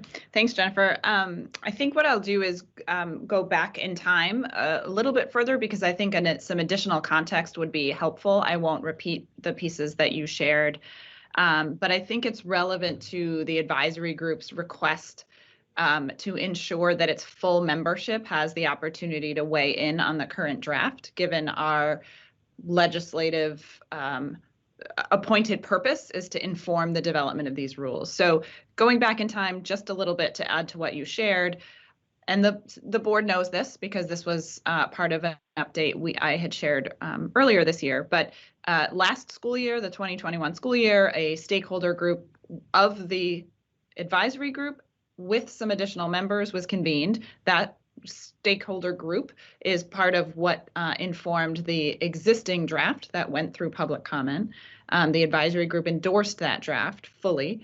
But when public comment closed in November of this past year, there were comments consistent with some of the particular issues that the stakeholder group had discussed last year.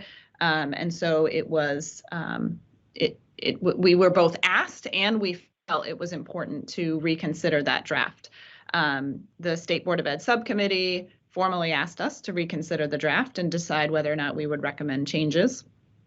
And I think it's important for the board to remember that the timeline that was shared with the advisory group was aggressive at the time.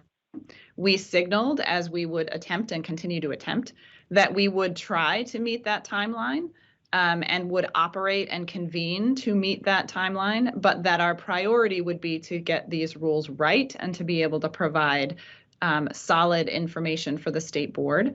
And that would prioritize speed, but that we would attempt to meet the timeline that was shared.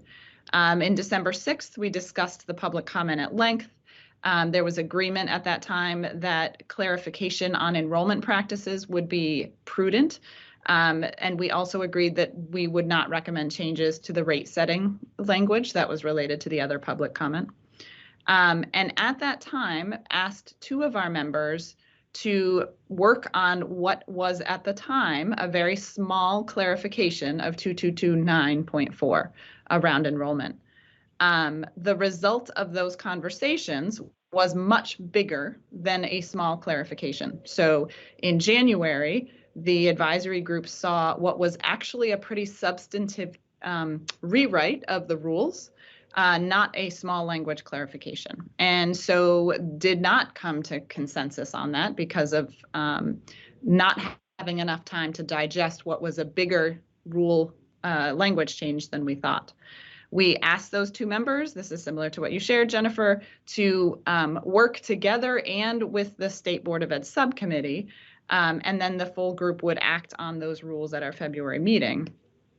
During the month of January, as you shared, there were multiple meetings, both within the context of the State Board, also outside of the subcommittee, which was the advisory group members talking to each other.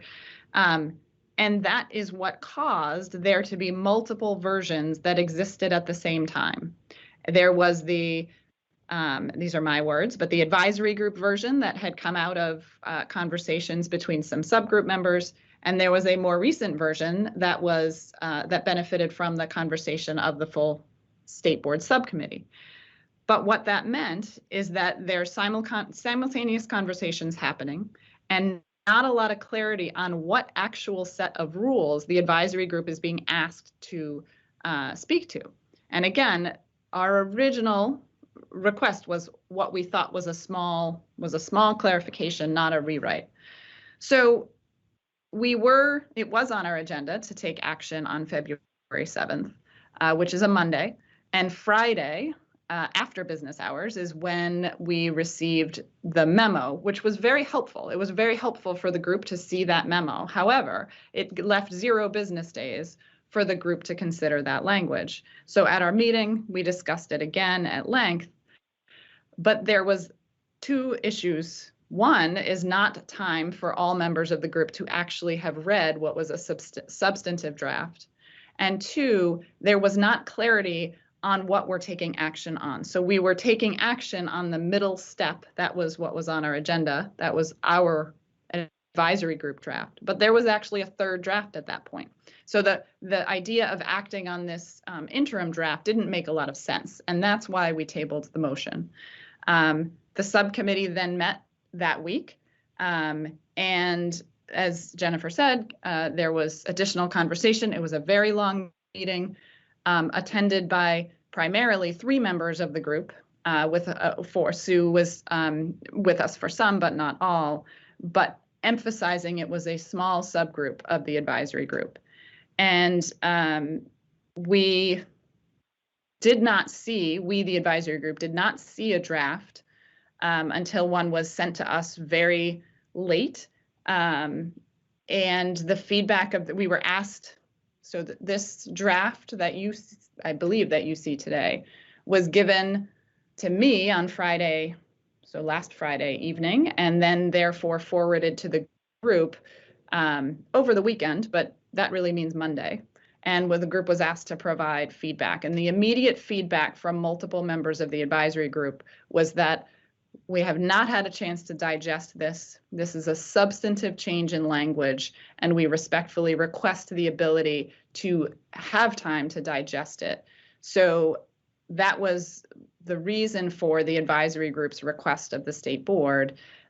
We understand that the board is motivated to move forward, but it's the advisory group's perspective that it has not been clear to date what draft we're even being asked to provide input on. And yes, many individual members of the group have been part of that. I agree fully, Jennifer, with your description of how collaborative and difficult the conversations have been, and I think it's good work. But the group has not had an opportunity to read through that full draft. And so if the State Board takes action today, it's doing that without a decision one way or the other from the advisory group. The group is in the process of scheduling a special meeting. We had agreed to do that because we knew we wanted to do as much as we could to meet with the State Board's timeline. I have not checked with Maureen about where that scheduling poll is. But we do intend, regardless of the State Board's action, we do intend to review the draft fully to be able to provide recommendation. And I also want to make really clear that this is not a matter of the advisory group not being able to reach consensus or have questions or concerns about whether or not they're going to reach consensus. This is really a matter of not having time to be able to read through a draft when the group's original recommendation was for a very small clarification. It's okay that it became a bigger, deeper clarification. We agree and want to make this inform the rules correctly. It just hasn't had time to engage in it. So that's my update. Thank you. Oliver? Thanks, Jennifer. So just one clarification. I think Megan, I think everybody knows this, but I just want to make sure that there's clarity on this.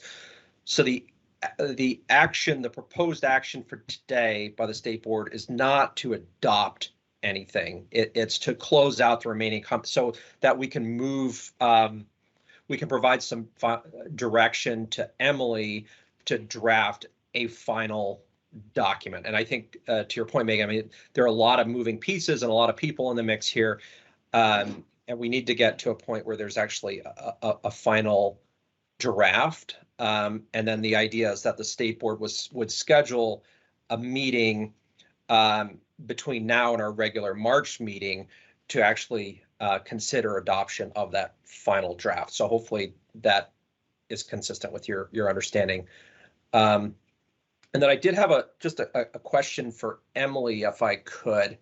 And I want to go back to some public comment we heard at the start of the meeting.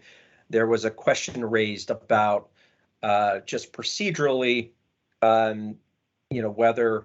whether we've been following, a proper process, et cetera. So Emily, hopefully you heard that comment and would appreciate your perspective as sort of the person who really understands in depth this rulemaking process. Sure. Hi, everyone. Emily Simmons, AOE General Counsel. The question is, has the board followed the Administrative Procedures Act or failed to observe any requirements of the Administrative Procedures Act if you go ahead and move forward to a final draft? The answer is no. The Administrative Procedures Act sets the minimum requirements that you hold a period of public comment, and then you review the comments that you received and respond to any public comment that you are overruling that represented a substantive request for a change in the draft. So that, if you're wondering, is why we keep the spreadsheet with every public comment and always go back to the proposed response from the committee to the state board on disposing of that particular comment. So the committee has done that work, and that is in your materials for today. Thank you, Emily. Emily, could you also talk a little bit about the timeline and sort of what I call doing the math backwards, where if we are planning to go to LCAR in March, sort of keeping with the schedule and keeping with the 8-month period, once the rule series is open, we under statute have 8 months to complete it. So I think we filed with the AG's office in July of last year, which kind of puts us at an 8-month deadline in March. So if we meet with LCAR in March, can you kind of do the math backwards of when the full board would need to have its special meeting to approve, and then any meetings that would sort of need to feed into that, when they would need to happen? Sure. So to go backward, your eight-month requirement starts running from when you filed with the Secretary of State, which followed the ICAR meeting, and that was July 16th. So you're right that the eighth month is March. LCAR, the gatekeeper at the end of the process, meets twice a month during the legislative session because the members of that committee are legislators. So we're a little lucky that we're rounding out the process during this session and we get more LCAR meetings this time of year. They have a published schedule on their committee page, which gives you a filing deadline corresponding to a meeting date with LCAR. So there are 2 meetings of LCAR in March. They're on the 16th and the 31st. The 16th sounds great, but the filing deadline associated with the meeting on that date is stated as February 29th, which isn't happening in 2022. So I'm interpreting that to be February 28th, which is really soon after this. I think that that's too quick for me to finish, polish, draft, prepare that in time for you, the state board, to really have time to sit with it and not be rushed in your review before a specially warned meeting of the board to vote on that draft. And it also won't be a 2-hour turnaround for me to take your action on a final draft and then submit all the required documentation to LCAR. They have a really strict 4:30 deadline on the day that you have to file. So we want to not be rushed at the end because we want to make sure that we get all the formalities right so that LCAR won't put us off again because we haven't met their rules. So I actually would recommend that you aim for having the board present to LCAR on March 31st. The filing deadline associated with that meeting is March 15th, which seems like a generous period of time for you to have me prepare the draft, get the draft to you for review, and warn a special meeting where you act on that draft. And then for me to file the paperwork. There would be some paperwork for either the state board chair or their delegate to review the paperwork and file it that goes to LCAR.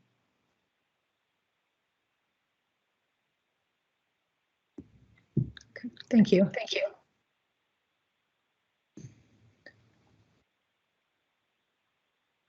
Kim? So because we're not seeing a draft today that puts all of it in one place, I am just wondering, what is the flexibility for any extension, even if it were to the April? Do they have appetite for that? Is that a thing? I am not looking to prolong this, but it is, we have been reviewing in pieces, and even this package doesn't have it in its entirety. And so even having been at every single meeting of all of this, it's a little bit difficult to feel as though we see the whole picture. And that's for those of us who have been engaged with it intimately, and probably much harder for our fellow board members in thinking about where each of these discrete changes fit in the bigger language that was filed to now language that's proposed. Oliver, do you want to respond to that? Yeah, I think, and again, that's, Kim, I think you've touched on a really important point, which is why we need to get to a point where we have a final draft that the board, and quite frankly, it would be helpful for other interested parties, including the Act 173 group, to have actually a final draft that folks can read, a clean version of that. So I think our task before us today is to resolve, bring resolution to the outstanding public comment. That's a really important part of the process.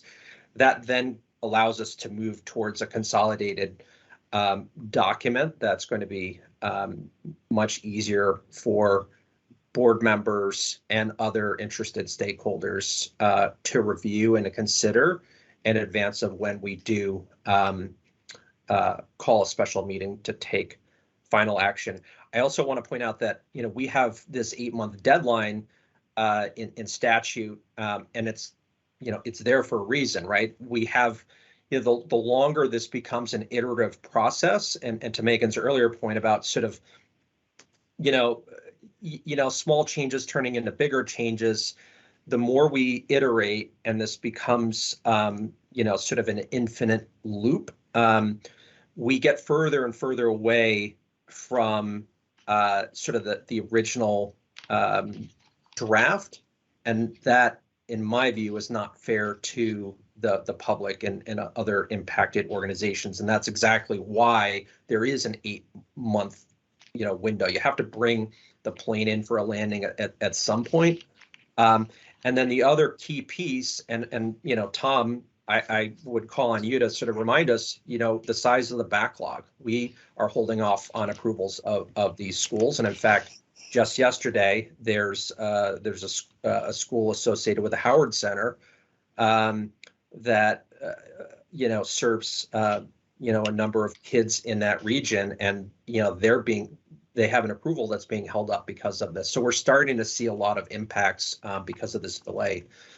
So I just want us to make sure that we're looking at the full picture here. But to your point, Kim, we need to get to a final draft that everybody can review. Yeah, thank you. And I think to Megan's earlier point, and I am appreciative of the clarity that was brought in revision, but one of the major changes didn't necessarily come out of public comment, except there had been concern in public comment that enrolling on a first come, first served basis wasn't adequate enough in terms of establishing some enrollment guidelines. But the major change that then came out of those smaller conversations was to remove the first come, first serve altogether. And I think we've tried to sort of weave back in language that changes, but it, again, as a matter of process, that was a substantive change from the originally filed language. And I'm hopeful that people will find that we've provided clarity to that. I'm not sure that I'm even clear that it ended up where I had expected it did from our last meeting. So I look forward to us going through those conversations. It is really difficult to not see it in context. And my request will be that we have a document that shows us the marked up copy that was filed with ICAR and the revisions in that same document. So we see the markup from what was filed with ICAR. I think we've done a lot of work since then. I'm so grateful for all the work everybody has done on this. Jennifer, you thanked everyone, but thank you, because it's been a lot of time and hours and important work. It's just difficult to pull all the pieces together, even when you've been close to it. And I have concern that we're going to have a state board of regular meeting on March 16th, but we will have needed to have filed right before that. And we, at this meeting, aren't looking at a full copy, but we are trying to resolve some things outside of the context of a full copy. And then we're going to have a full copy to look at an off-cycle meeting that we're going to be asked to approve and then file without it being in the cycle of a regular board meeting, in the interest of transparency for those who've been watching our work. And it's been important work, and I've been appreciative of it. But those are some of the concerns I have with this particular timeline. That was why I asked. I'm not looking for this to go on indefinitely. I don't know. It sounds like they're not flexible at all on when you have to file by to get in for the March 31st meeting. I don't know what happens if we miss it. I don't know if that improves or changes anything, but it's a little bit difficult, this version. Thanks. So I'm wondering if, oops, okay, I'm not muted. Megan, if the Act 173 advisory group is planning to have its own special meeting, I'm wondering if procedurally maybe what we can do today is much like what we did at our last state board meeting in January, and process the public comments, have a provisional approval of them, give Emily the direction that she needs to make, final edits to her proposed draft.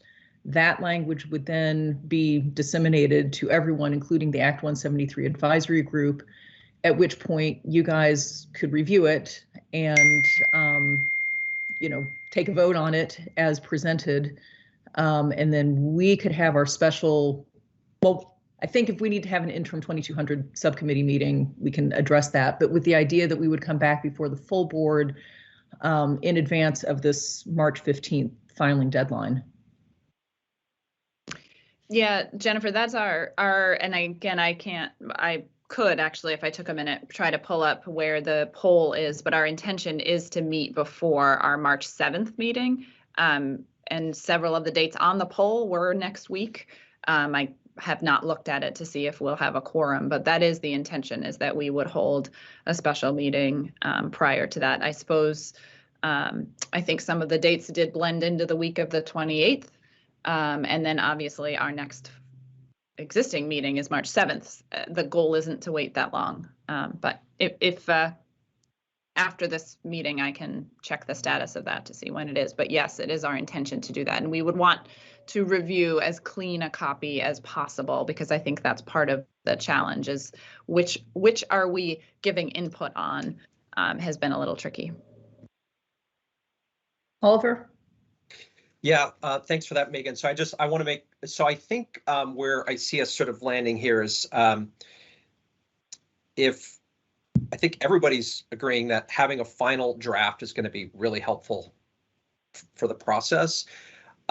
Megan, I know you're mentioning a special meeting perhaps next week. We haven't really discussed timing of when the state board would have a special meeting, but I think the thinking that I'm seeing, my thinking, and I think perhaps of others, is that it would be useful, although not required, it would be useful to have the advisory group have, formally or informally weigh in advance of the state board's sort of final approval of that draft. But what I'm hearing from you is you need to actually have that final draft. So which brings me back to Emily. As I'm hearing about Megan, you're suggesting perhaps next week. And I guess the question to Emily is, if assuming that the board can resolve the outstanding public comment, how much time do you need to prepare that final draft so that Megan's 173 group has the benefit of reviewing that, presumably with a little bit of time in advance of when you might schedule that meeting, and then the board, the full state board, would obviously have a meeting at some point thereafter. Does that all make sense? It does. And the problem is really the time to give the Act 173 advisory group time to review a draft. So I might, putting a lot of my other agency work down, be able to produce a draft by next Wednesday, which is the 23rd. But that is smack dab in the middle of the week that Megan is running a doodle poll for a special meeting of the advisory group. And they should not expect to receive a draft from me before that day. And then it's a question of how many days do they need to then review my work before they can meet. I have, however, provided a clean draft of the current proposal to the advisory group. And I just am advocating for myself a little here. The advisory group is not currently being asked to weigh in on anything except Rule 2229. And so I two things. One, a lot of my work that's going to take me those 2 weeks is outside of Rule 2229. It's many other places scattered throughout the whole rule. And two, it is my experience that when you give a group a draft document, even though they are directed to look on page 37, they never contain themselves to looking only on page 37. So, Megan, I see you have your hand up, but let me just ask. Okay, well, wait a minute. So, Emily, you've given the Act 173 advisory group a clean copy of Rule 2229. Correct.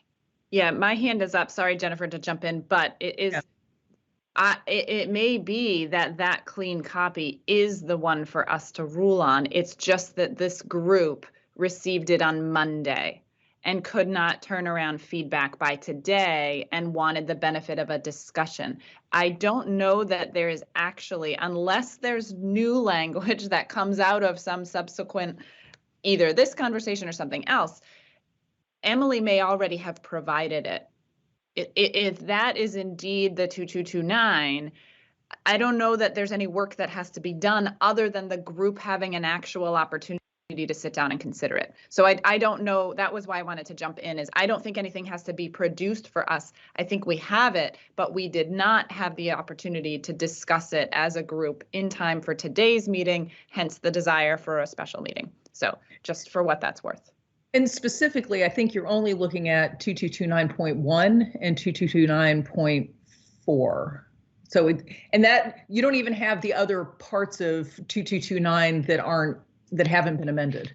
That's correct. I would just also remind us that 2229.4 became something that moved language around to 2229.1. So what we're looking at does need to include, so I would prefer to just say 2229, but it is what we need to provide input on is what Emily produced, I believe, so long as there aren't changes that come out of that as a result of today's conversation. But I do think we have it. We just have not had the opportunity to give more. So back on thinking through the timeline, I guess you wouldn't be waiting to get anything from Emily. You guys can go ahead and hold your meeting.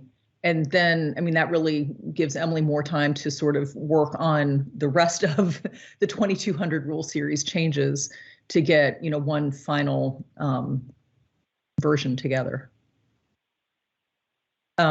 Okay, I see several hands up. I think I saw Oliver and then Tammy and then Kim.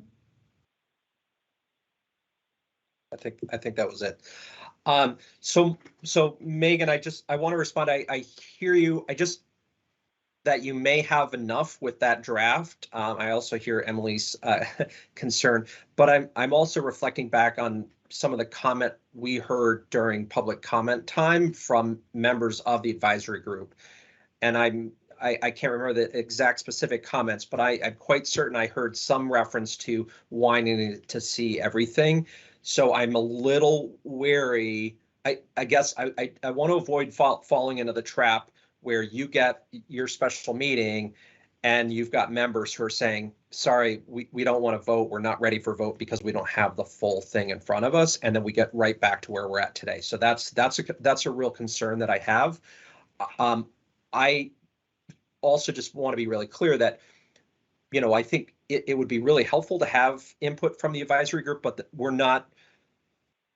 I don't believe that we should be dependent upon that. So what I'm saying is if you guys can weigh in on that, that's great. If for some reason the group isn't able to come to consensus or hold a vote, either, just over philosophical disputes internally or because of logistical challenges, I don't want that to delay our process. And hopefully that makes sense. Megan, do you want to respond to that?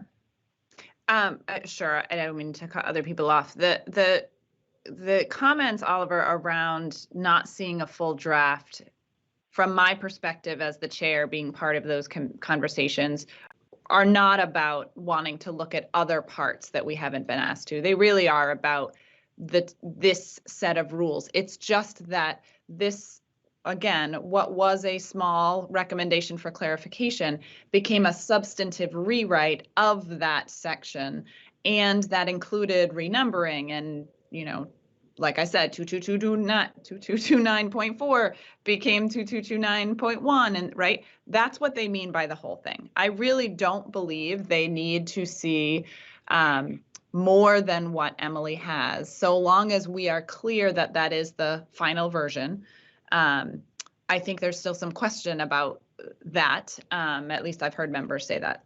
And then the second piece is I would just remind the state board respectfully that it is our statutory authority to provide input to this board, and we would like the opportunity to do that. It is up to this board to decide whether or not to take that and how. But that's our perspective, is that it is a critical part of this process. Emily, could you, because that's, I think, a really important consideration. Emily, could you just kind of weigh in and, for the benefit of the board, just provide sort of the legal view of what the role is and what our duties are?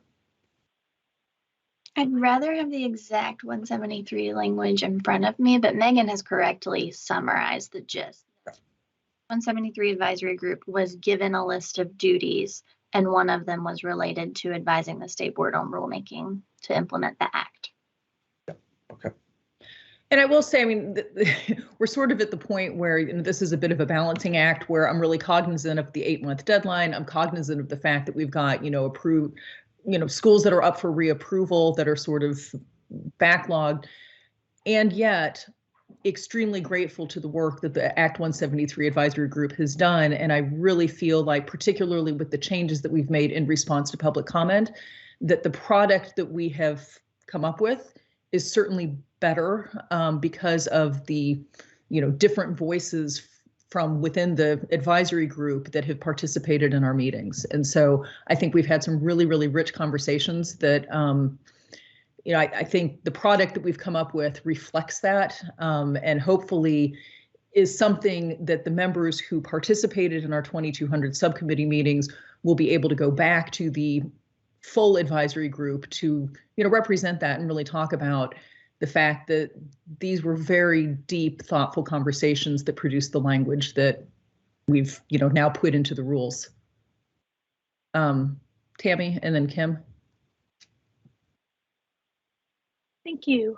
I just want to acknowledge, as someone who didn't sit on these subcommittees, that I really appreciate this conversation because it's helping me understand some of the complexity and the nuance around this, and also to point out that this is complex, right? Like there's a lot of things going on, and it seems as if, we've had a terrific good thinking on the part of, the working group and the Act 173 group. I think from my perspective, again, as someone on the board, but has not been a part of these smaller group discussions, it would be really helpful for two things to happen. One, I really would like to see sort of the Act 173 group have the opportunity to review and discuss the document they received on Monday. But I'm hearing that there's flexibility and time to do that now in the next week or so, and we can get that feedback and as a board and time for us to note. And then the other thing is I would also like to understand just a little bit about when we as a full board can expect the full document to look at, because I suspect that this is something that all of us are going to want to read real carefully. And Emily, I know you're I'm hearing the 23rd, I'm hearing meetings, can we get a sense of what that timeline is going to look like for us, for our review as a board? Thank you.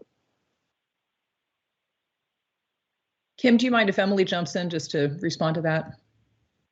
Tammy, and those details have not been decided. So you have everything on the timeline based on this conversation today. And I think, this can be a conversation that happens offline. I'm not sure that, everyone here needs to be dragged through the logistics of this, but I think if the Act 173 advisory group is able to meet next week, I think then the 2200 subcommittee meeting could work to finalize everything on its end, the beginning of the following week, with, if I'm doing the math right, would be the week of February 28th. And then perhaps we could plan to have a special full board meeting sometime the week of March 7th. And, with a lot of flexibility, plus or minus 2 to 3 days on either end of that, because I know I've got some really hard other scheduling conflicts that I'm not going to be able to avoid. I'm sure other people do as well. So, but, roughly, I think that's, I hope that answers your question, Tammy. And just by way of follow-up, I think that's the case for many of us, right? And this is going to be a really important thing for us to all read and think through carefully. So the sooner we can get the full text, that would be great. And I appreciate Megan pulling to the extent she can, right, the group back together to take a look at the language that they received on Monday, which is my understanding, 229. And getting some feedback on that, so we can have that in hand as we're looking at the full sort of corpus of the role that we're being asked to vote on. So I really appreciate the conversation and appreciate the hard work everybody's putting in to try to make the logistics work here. So thank you. Kim, and then Lyle. Thank you. I've got everything out in different versions from different memos, and I'm not seeing that the most recent version aligns with what I thought was coming out of our last meeting. So I don't know if we're going to get to that substantive. What I understood us to be doing was to be moving the enrollment requirements up to, because it wasn't specific to the student in need of special services, but rather to the approval to receive public tuition. So I'm not sure, it isn't what I thought we had reached consensus on. Well, and I think we will get to that, but I think the issue, Kim, because I saw that as well, is that I think 2229.1 needs to be renamed so that it doesn't mention special education needs, but applies to general enrollment procedures. And I'd floated some language to Emily, which now I, of course, don't have right in front of me, but that might sort of respond to the issue that you're seeing. And just to be clear, that's not then what we have sent something to the advisory group for their opinion that doesn't reflect what I thought I understood coming out of the consensus of our last 3-hour meeting. So there's going to be yet another draft. Well, and I just, because it's a really important distinction. Like we removed enrollment on a first come, first served basis. And that is what the advisory group is reacting to, which was a dramatic change. We did a lot of work to make that mean something and have that be reflected. And that isn't related to the student. These rules are about approval of independent schools, not student. And approval for tuition needs to have the reflection in a broad sense of those enrollment conditions that we described. It's not the process for a student who is on an IEP and how they apply, but rather how we look to approve an independent school must meet those considerations. So I know that was what we had come to a consensus on. Well, and I think, so I'm going to jump into the substance. I think we're still talking about the process, but I'm going to throw this out here and let you think about it. What I had suggested is that we rename 2229.1 to something along the lines of general procedure for publicly funded students to enroll in an approved independent school.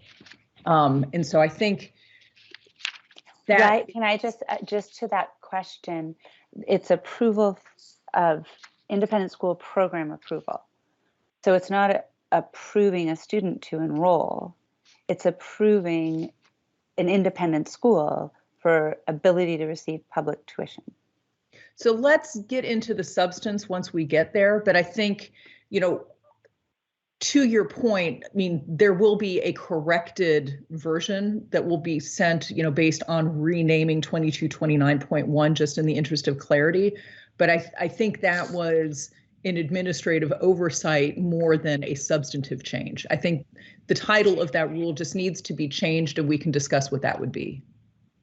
Okay, I think it's pretty fundamental, though. I think we're asking them to weigh on something in words that we've provided them, and that characterization in the title really limits consideration versus it being applicable to whether or not we approve an independent school to receive public tuition, and that is the essence of Rule 2200, and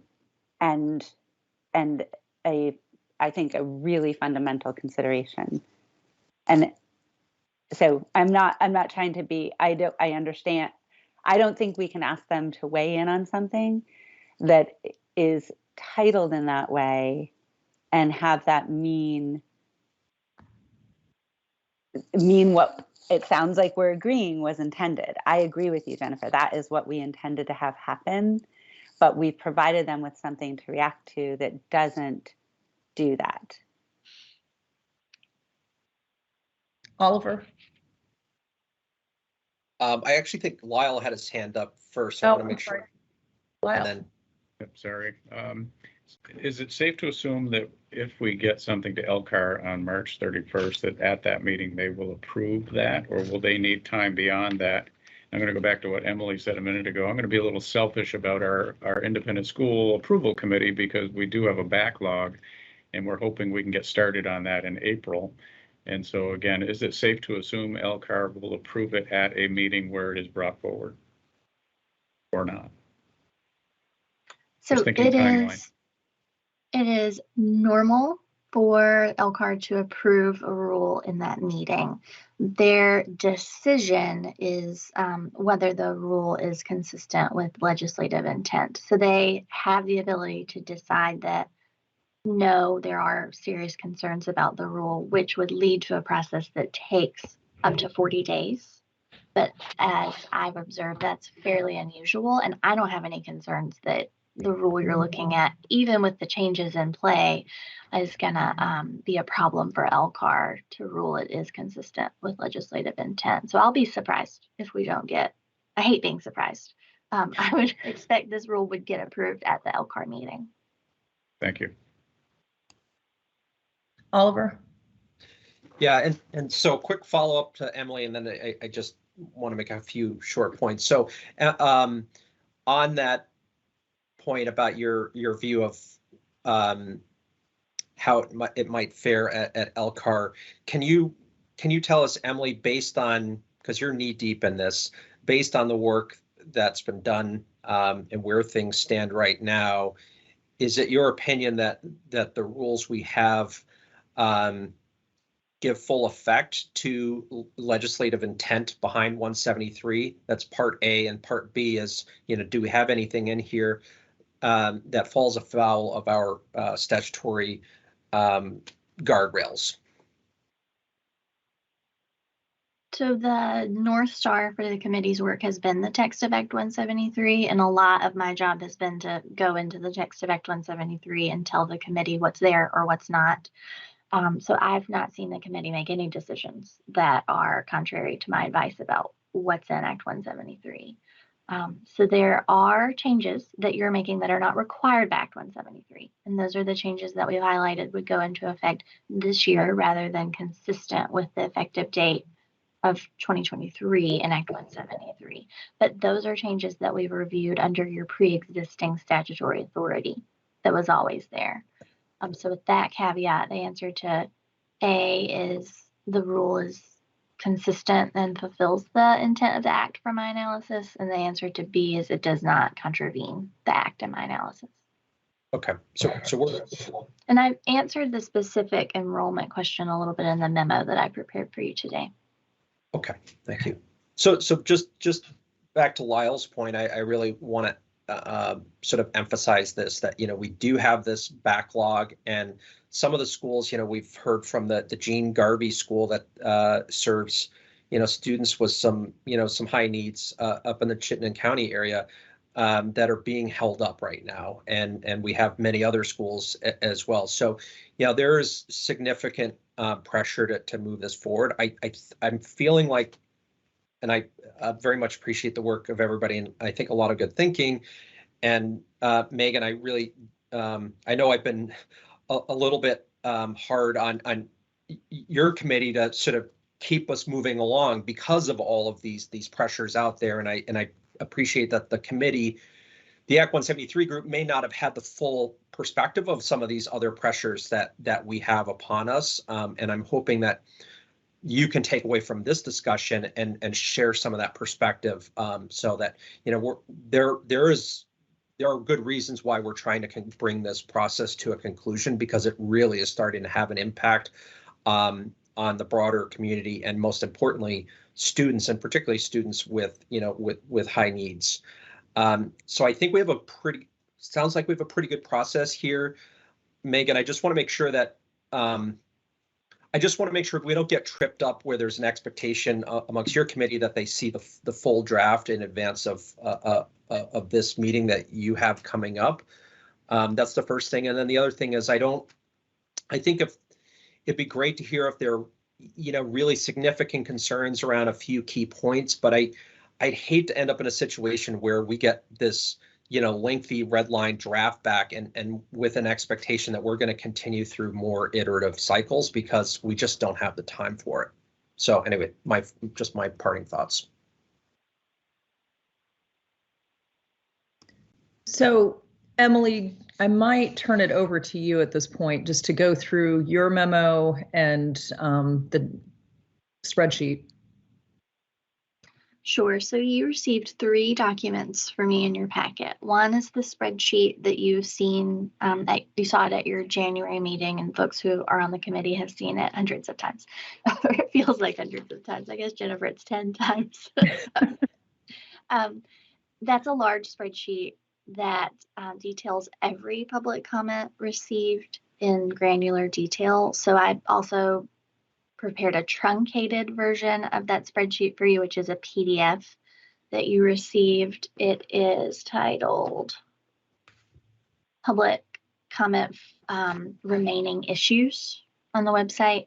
That's a 6-page document where it's just the public comment and the proposed committee response for adoption or provisional adoption by the state board that you did not already provisionally approve in January. So it's the carryover issues, but in the same format that you acted on in January. So there's the full spreadsheet, the truncated spreadsheet for purposes of today, and then the third document is a memo. The purpose of the memo is to summarize for you the various provisions within the entire rule that describe requirements for independent schools, either just approved or approved for public tuition, that speak to principles of non-discrimination. So there's an important element I didn't want you to lose track of that is outside of Rule 2229, although the open questions that we've been discussing process-wise are in Rule 2229. So then the last section of that memo provides you a side-by-side of the rule that you filed with ICAR and the language that was most recently requested by the State Board 2200 committee. But as you've heard, that committee did not meet again to review my work based on their instructions. So I'm sensing that there's a little revision that is needed to more fully carry out the intent of that conversation, which I'm very grateful to get because I was just alone at my desk deciding what headings should be and not be when I prepared that for you. So I think I'm intuiting that it makes sense to go to the memo first because there's already been a little substantive conversation on Rule 2229. So the memo is labeled Item H if you need help finding it within your materials. It starts with an overview, and then the second heading is application requirements for all approved independent schools. So that section really speaks for itself, is my hope. I didn't give much introduction to the section. It gives you the text pulled out from the approval rule, which is applicable to every approved independent school. It is not especially applicable when a school is receiving public funds. It's more broad. Rule 2226 has many requirements for a school's application, which is reviewed by the agency. So you are adding 2226.6. You have reviewed this language at your January meeting, but I wanted to highlight it for you again so that you include it in your thinking of Rule 2229.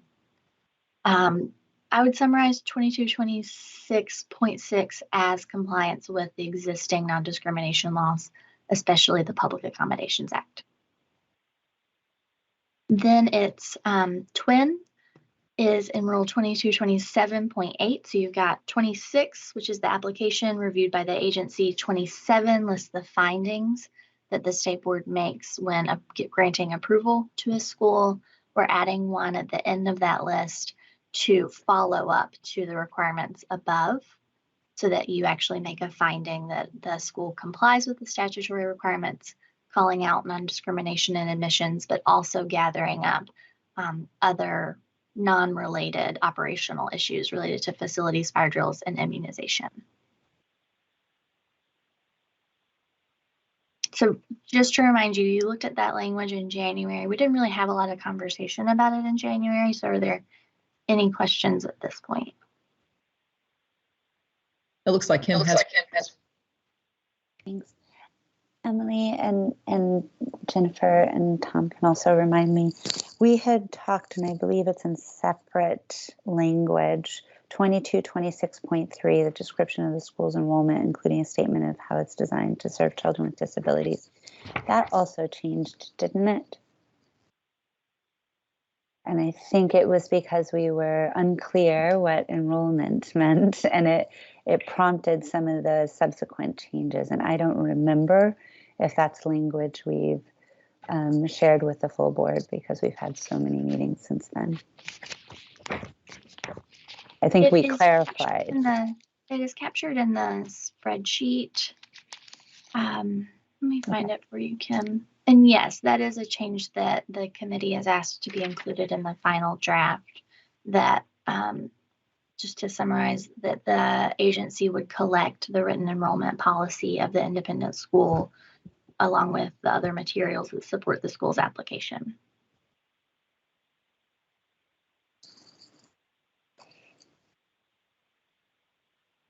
Thank you.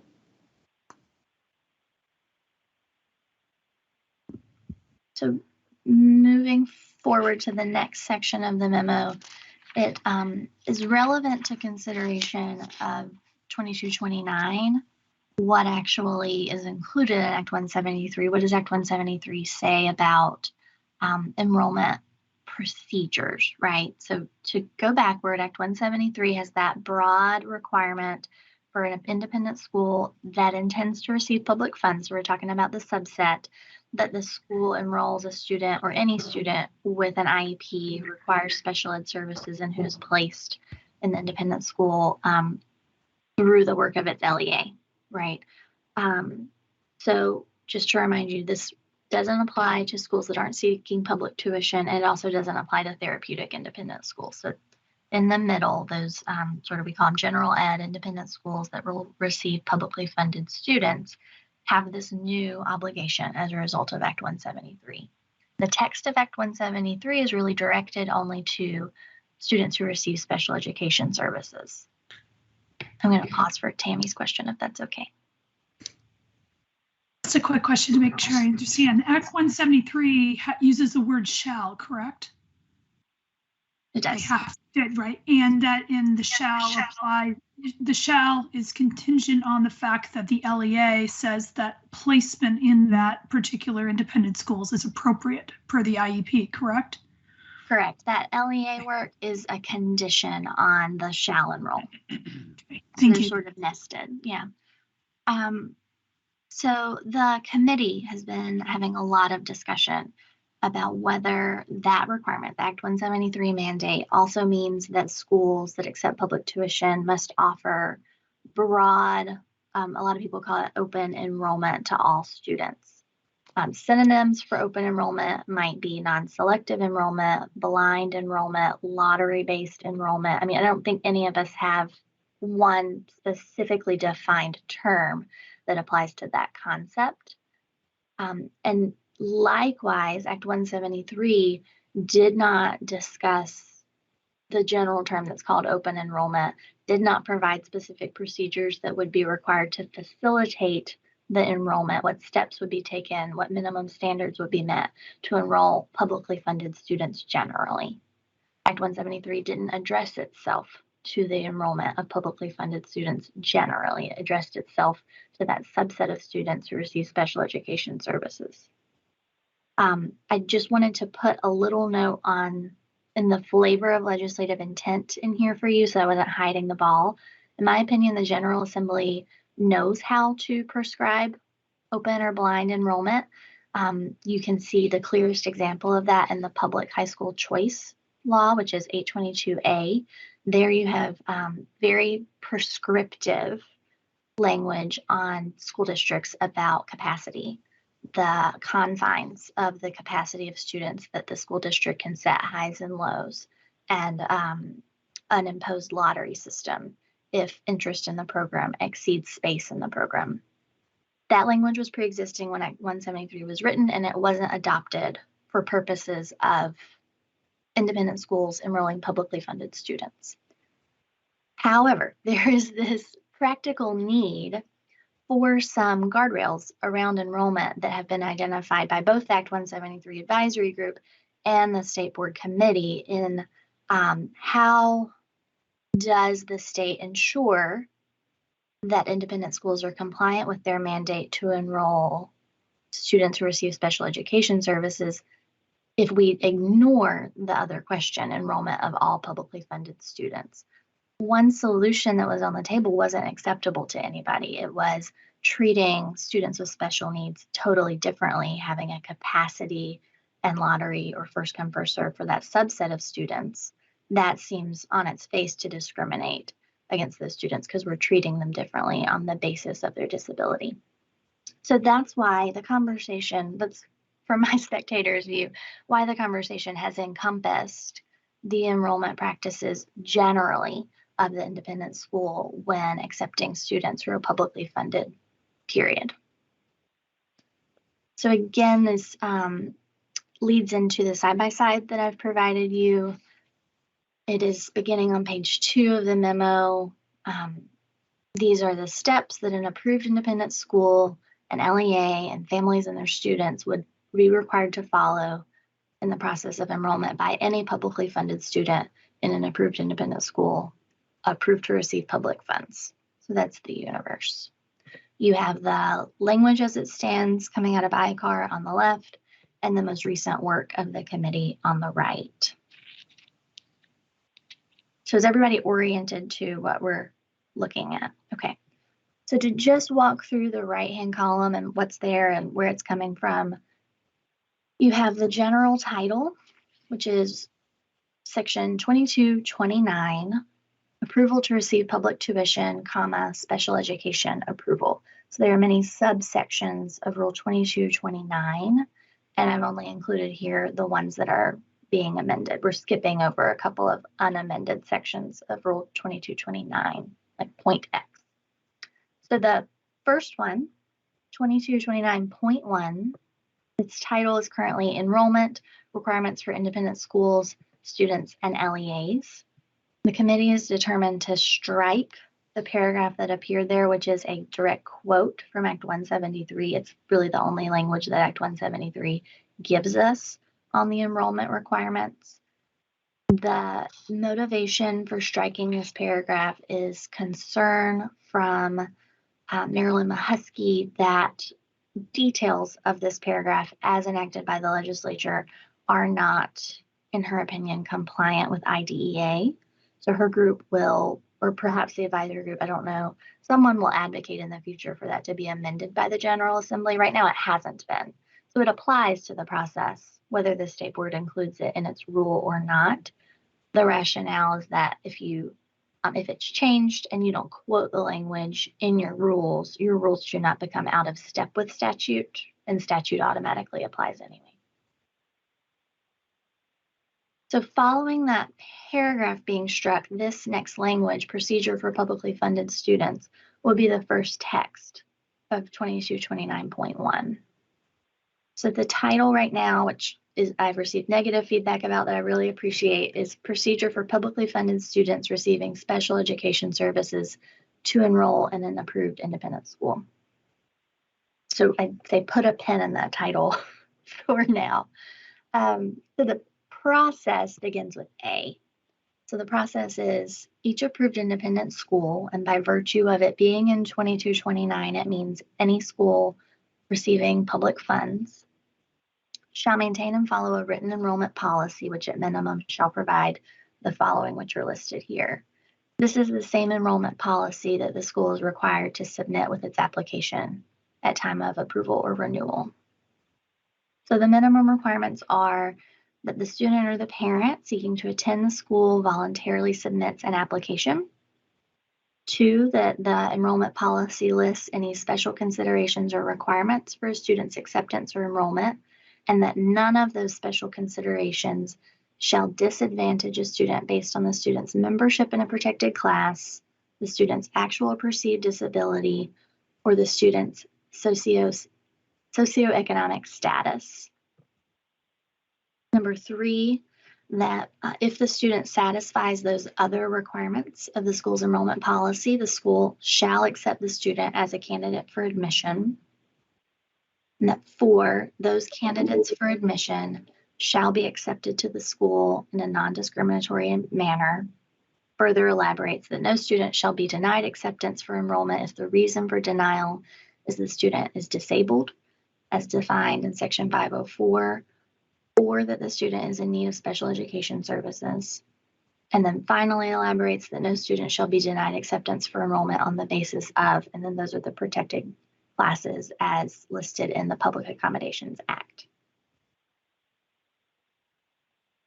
So those are the minimum requirements for the policy. We are imagining that a school's enrollment policy will have many other steps, procedures that are not required here, but it must have at least these and be consistent with at least these 4 requirements. So then moving on outside of the policy, the text requires that upon a student's acceptance for enrollment, the student's IEP team meets to determine how the services for the student will be provided in the independent school, that the school and the LEA will follow the procedures that you'll see coming later. They're very detailed. And after the conclusion of that process, the student shall be enrolled in the approved independent school, or upon decision of a hearing officer, which you'll see below, the IEP team shall consider an alternative enrollment. Then finally, C deals with a situation that comes up frequently when a publicly funded student seeks to attend after the start of the school year. This provides that the student shall be provisionally enrolled consistent with this rule, during which time the LEA shall agree to pay tuition on the student's behalf until the conclusion of the process that you'll see below, which, consistent with the same rule, might result in a hearing officer decision and the student not attending that school. And then finally, in D, a reminder that this doesn't apply to therapeutics. Okay, so in B, you see reference to a procedure. That procedure is provided in 2229.4, which is the next rule I've given you in your side-by-side. It is detailed as to the steps that the LEA and the approved independent school take to reach agreement on the delivery of services, the mechanism, the responsibility of each party in delivering services to that publicly funded student who receives special education services. So they first, upon acceptance for enrollment of the student, the 2 parties shall promptly, the LEA shall promptly convene an IEP or 5014 meeting. The meeting must be held prior to the start of the academic year in which the student is enrolled. The independent school has a duty to designate one of its own personnel to participate in the meeting. At the meeting, the team, which does include the parent under normal IDEA processes, shall determine how to ensure the provision of FAPE in accordance with the student's IEP. The LEA and the independent school, together with the team, shall work collaboratively. This is an important concept, that they are to collaborate to provide the services. There's in C, a caveat that for placement purposes under IDEA, the team shall ensure the IEP process reflects the student's choice of enrollment. So this is the rule that prevents the LEA from precluding the student's choice from being fully considered because it, for instance, might be very difficult to provide the services at the independent school, or it might be unusual to provide services of that nature at the independent school. Because under IDEA, placement is not a specific school, it is a placement such as general education environment. So then next, the D includes a provision that the services shall be provided in the least restrictive environment, consistent with IDEA. E, to ensure the provision of services in the IEP, the independent school and the LEA have options listed here, and they are not limited to the options listed here. This is to get the conversation going about how to accomplish their work together. So that can involve recruiting new staff, the independent school contracting to provide the services, contracting with the LEA to provide the services, provision of the services by the LEA at a public school. And then F gets into what happens if they still don't agree, using one of those or a more creative solution not listed here. So that provides that if there's a dispute over whether services can be provided in accordance with the IEP at the independent school or otherwise, the LEA has the duty to initiate a hearing before an independent hearing officer, that the 2 parties, the school and the LEA, bear the costs equally between themselves, and the hearing must be initiated within 30 days of impasse. G provides that the hearing officer might make a decision that the independent school indeed cannot deliver the services. In that case, the independent school is not subject to any disciplinary action for its failure to enroll or continue to enroll the student. Also, as provided above, the LEA has the duty to immediately meet to provide an alternate placement for the student. And then finally, the rule does not apply to a therapeutic independent school.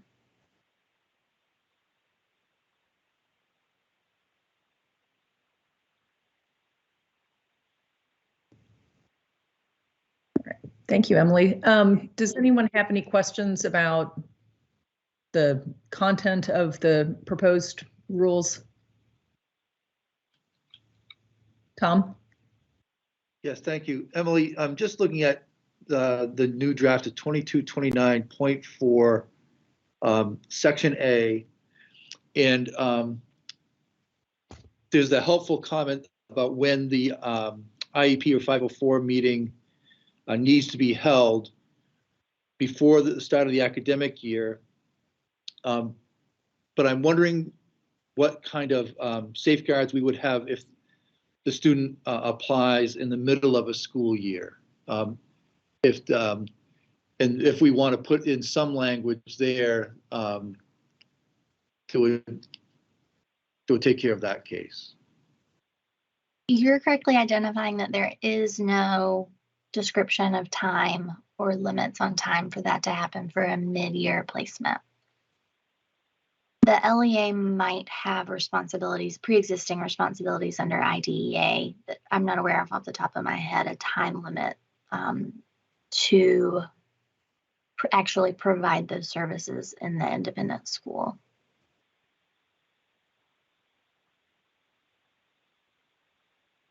So you'd want, if that's a concern for you, you'd want to craft some language in A, I think is the appropriate place, saying in the case of a mid-year enrollment, the meeting shall also promptly happen. I don't know. Yeah, my memory of this conversation at the advisory group was to prevent unnecessary delays in this process. So I see Megan has her hand up, so she probably has an insight to this. Well, I don't know if it's helpful, but what I would expand on what Emily said is, in case this satisfies this enough, in 2360 in a public school situation, when a student moves mid-year, the receiving LEA has an obligation to implement the IEP to the best of their ability while the team is convened to make changes to it. So if we were to parallel this with a student seeking enrollment in an independent school mid-year, that would be for you to think about. Is that clear enough that it prompts a quick meeting? Because it essentially says you'll do the best you can until you convene a meeting. And it even has I think it says, unless there are extenuating circumstances, services should start within 2 weeks. I might be wrong on the 2 weeks, but it has a pretty tight timeline in there. The difference with independent schools is this conversation about how services will be delivered is often more difficult than an IEP team convening. So I just wanted to say that's the typical process for public school.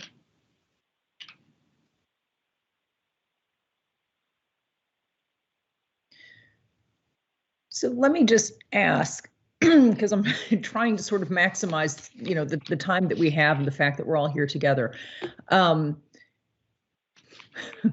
With everyone's, indulgence, it would seem like we do need to provide something in 2229.4A for a student who moves mid-year. And I think we also need to retitle 2229.1. And I'm wondering if we could knock out both of those things now so that we can do, going again in chronological order, the most up-to-date version of these rules that will then be sent to the Act 173 advisory group so that they have, an accurate copy in front of them to consider. Does that make sense to everybody? They're going to do it on the fly. We're going to do it right now. And certainly if there are any other changes, but again, you know, I don't want to necessarily, I think these are good points and I think they do need to be addressed. So I don't want to foreclose the conversation, but I think if we deal with those two things, we're probably improving the rules as they stand. So do we have a suggestion for 2229.4A with regard to a student that moves in mid-year?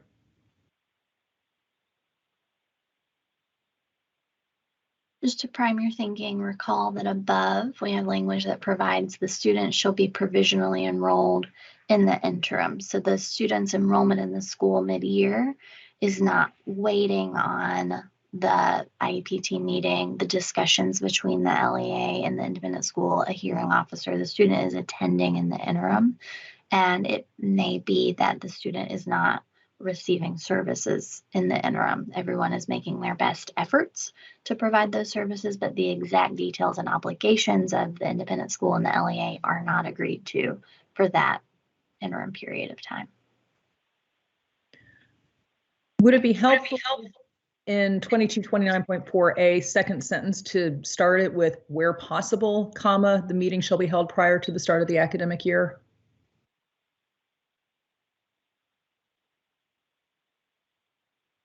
And Tom and Megan sort of looking when practical.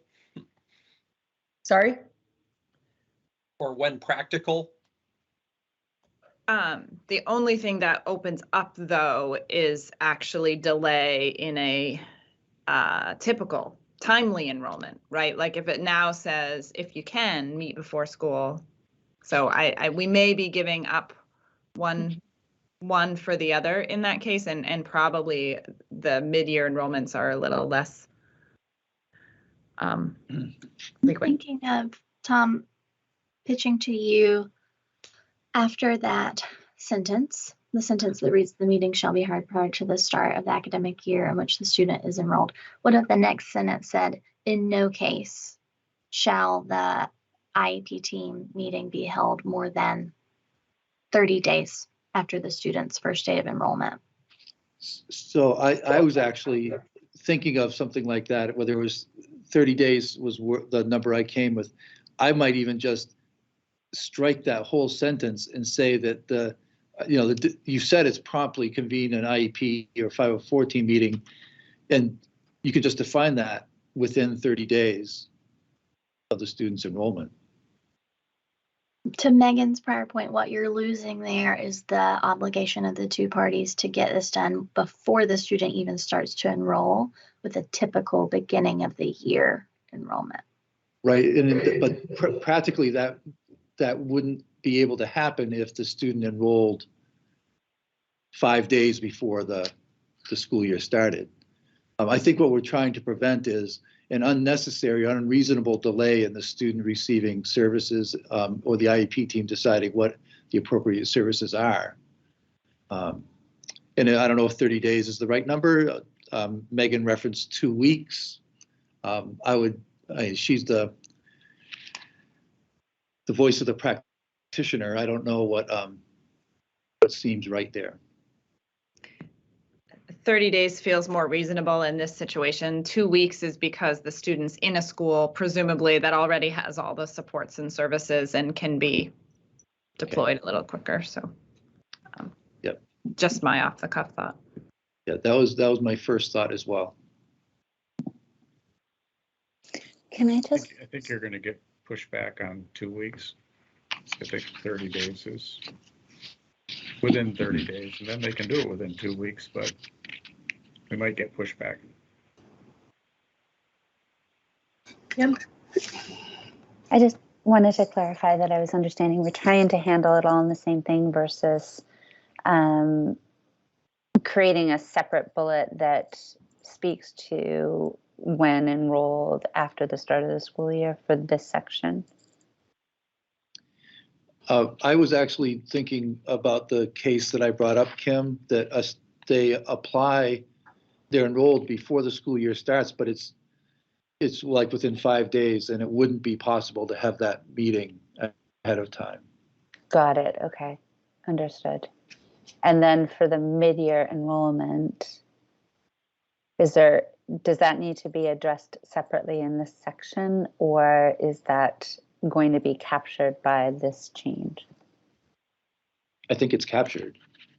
So, Emily, are we looking at 2229.4a is now going to read something along the lines of, upon the acceptance for enrollment of a student with an IEP in an independent school, the LEA of the student's residence shall convene an IEP or 504 team meeting within 30 days, and then delete the second sentence that follows that?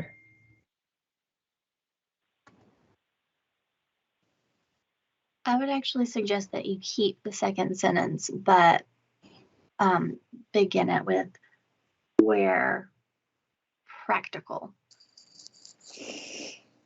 Okay. That term practical harkens back to the days of Act 46. Was it practicable in Act 46? So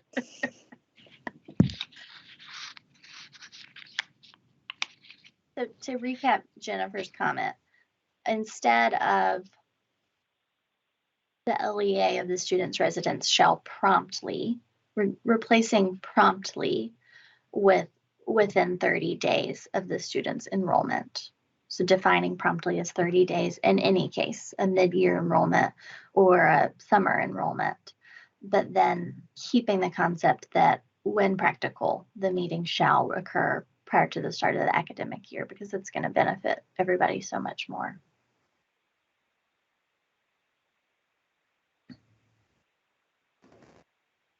All right. Any more comments on that issue? And it will actually be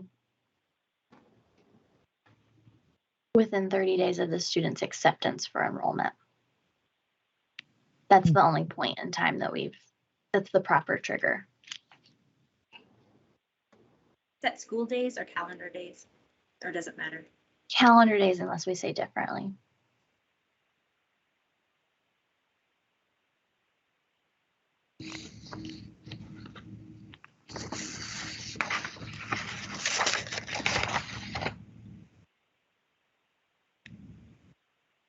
Okay, and then with regard to 2229.1, for the title of that subsection, I think we all agreed that we shifted this language that had been in 2229.3 into 2229.1 because we felt like these were describing enrollment procedures for all students, not just those with special education needs.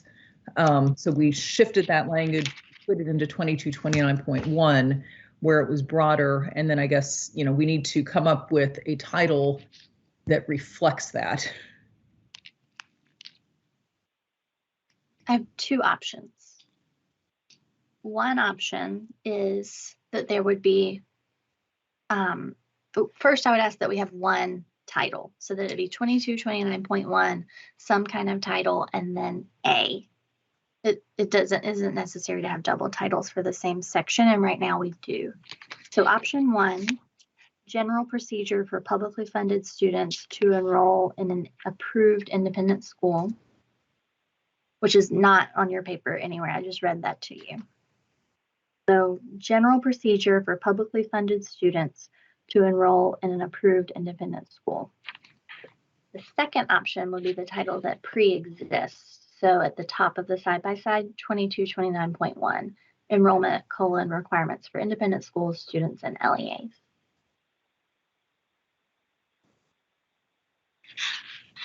Kim? I vote the second one. I think it should be easy for the schools, this is a independent school approval, to see what's required of them to be eligible to receive public funds. It's independent of the student's enrollment process for the student, which is articulated well for those students on IEPs. But this set of 4 requirements, and I want to go back to them because I've got too many things out, are required for the school to be approved to receive public tuition. So I would say if we go with the second option, it should be requirements for approved independent schools, right? Because it wouldn't apply to an independent school that was not seeking approval necessarily. Well, they wouldn't. Well, the start of that first paragraph, I know we're not addressing the paragraph. I don't know if the paragraph's going to exist someplace, but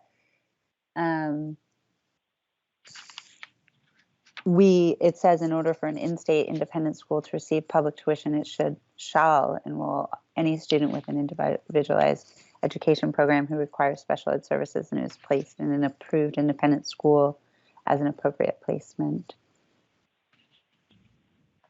Correct, but my point is that these are requirements that only pertain to approved independent schools. So I think, if we go with the second option, I would just recommend that we add in approved to modify independent schools, just in the interest of clarity.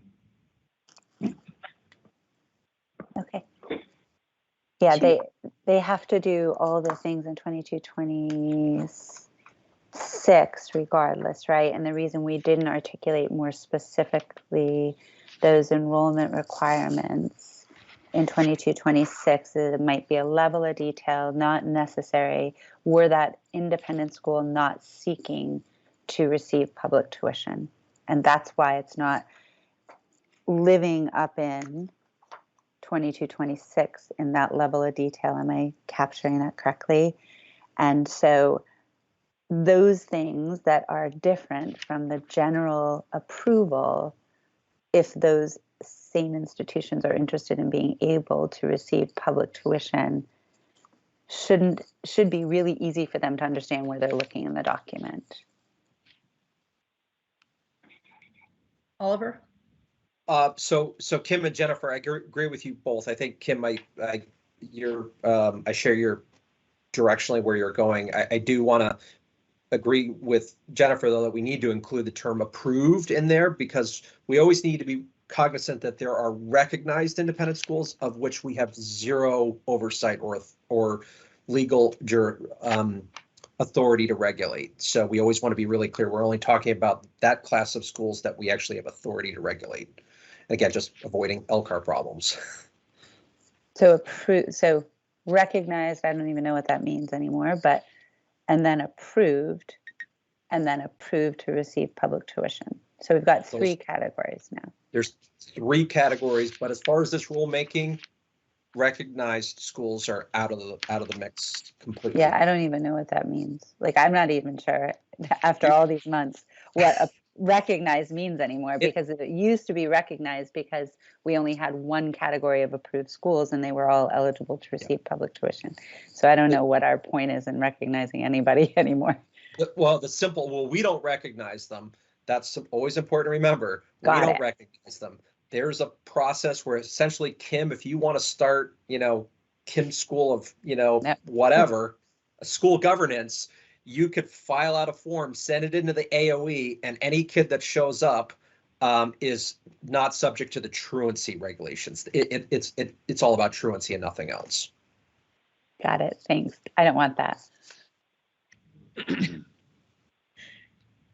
Anyone else have any comments or suggestions about how to name 2229.1? Well, in the interest of the distinction that Kim just made, does 2229.1 apply to all approved independent schools, or only those who are seeking public tuition? Great question, Tom. In the definition, specific language of these rules, this rule applies only to approved independent schools. As that term is defined in the definition section, those are the schools that are approved to receive public tuition. We have a separate definition, approved independent schools not eligible to receive public tuition. I remember that point. Yes, good point. Saved us from extra language, as I remember. Megan?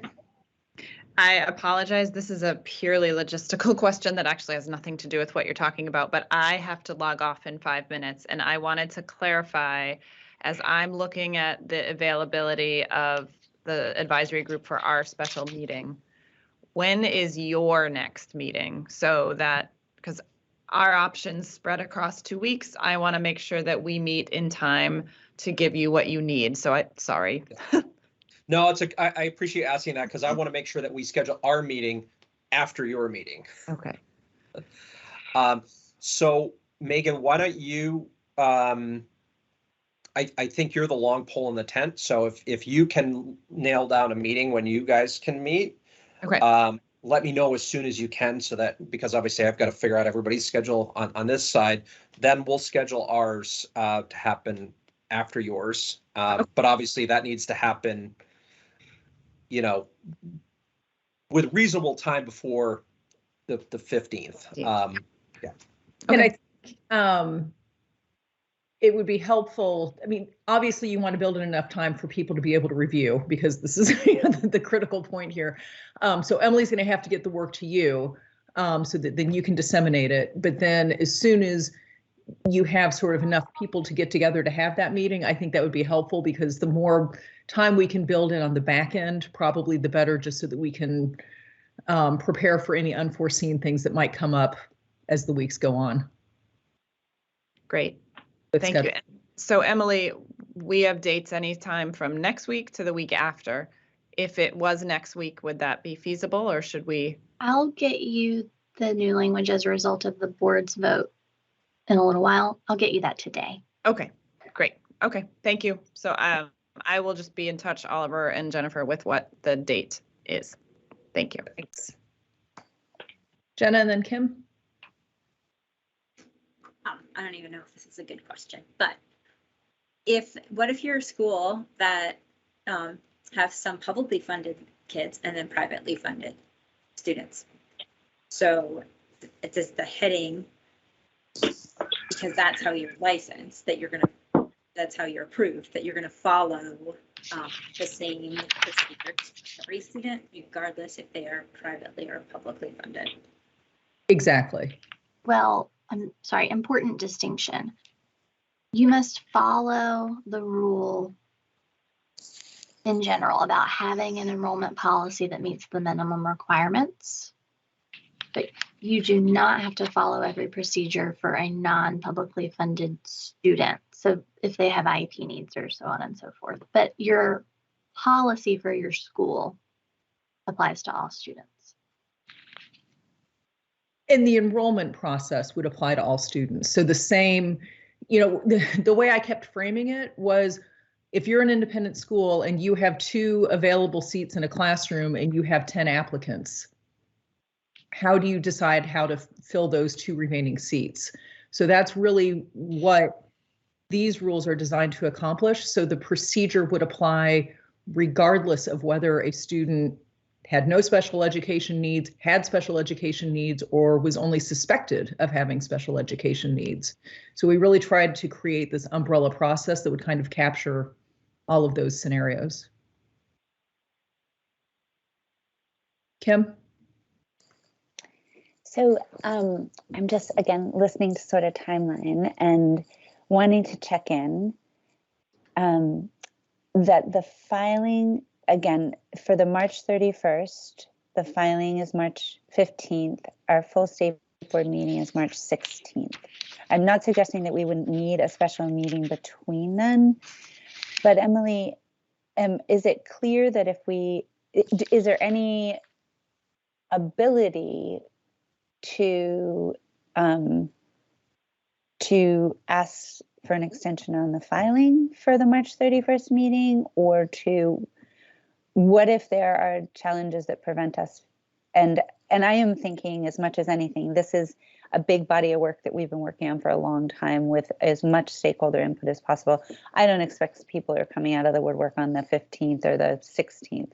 I just think to have us take a formal vote at a regularly scheduled meeting on these rules especially feels as though it would benefit us to have that level of transparency in the process. It sounds like the timing might not allow for that, but that is a question I feel important to ask. And if otherwise we miss the 31st, do we know when their earliest April meeting is? So Kim, I can answer that, and Emily, chime in and keep me on track here. But there's, as there are always ways that you can, request, and I think specific to this, we could ask LCAR to grant us an extension. We'd need to take a vote on that. We'd need to, present that to LCAR. But that, as soon as we go down that path, we start introducing a lot of risk. And one of the concerns that I have is that, if, for example, that extension is not granted, then this whole rulemaking effort is extinguished, and would then have to start anew. And that is just that is an unacceptable risk from my perspective. So I don't even want to go down that path. And then also I see Tom's got his hands up. I'm just really concerned with this growing backlog, and now I'm starting to get emails from schools who are understandably really frustrated that that their approval and renewals being held up. So I would just no, I yes, don't. Yeah, but that's a dangerous path to go down. Okay, I wouldn't want to risk that. I felt it important to ask for the degree of transparency I think we'd like to have.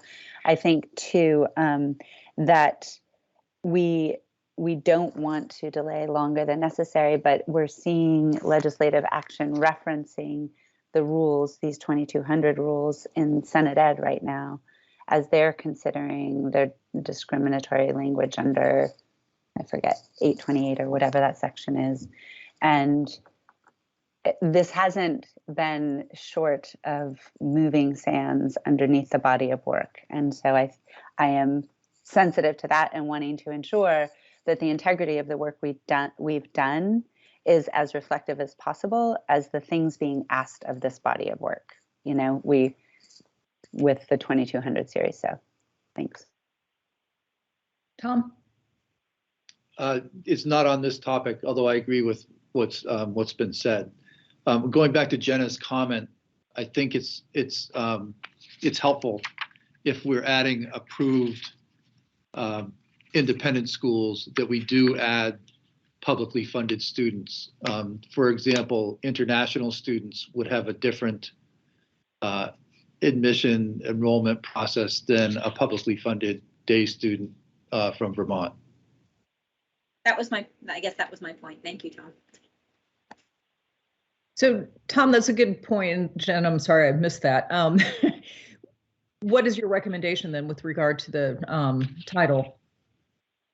I would just add publicly funded student, because it's enrollment requirements for approved independent schools, publicly funded students, and LEAs. Okay.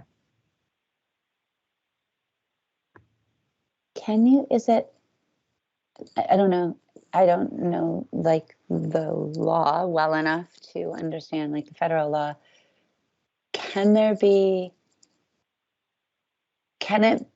So the enrollment requirements, the process that's described needs to apply to all students or not? And if it doesn't apply to all students, then is it a actual enrollment policy?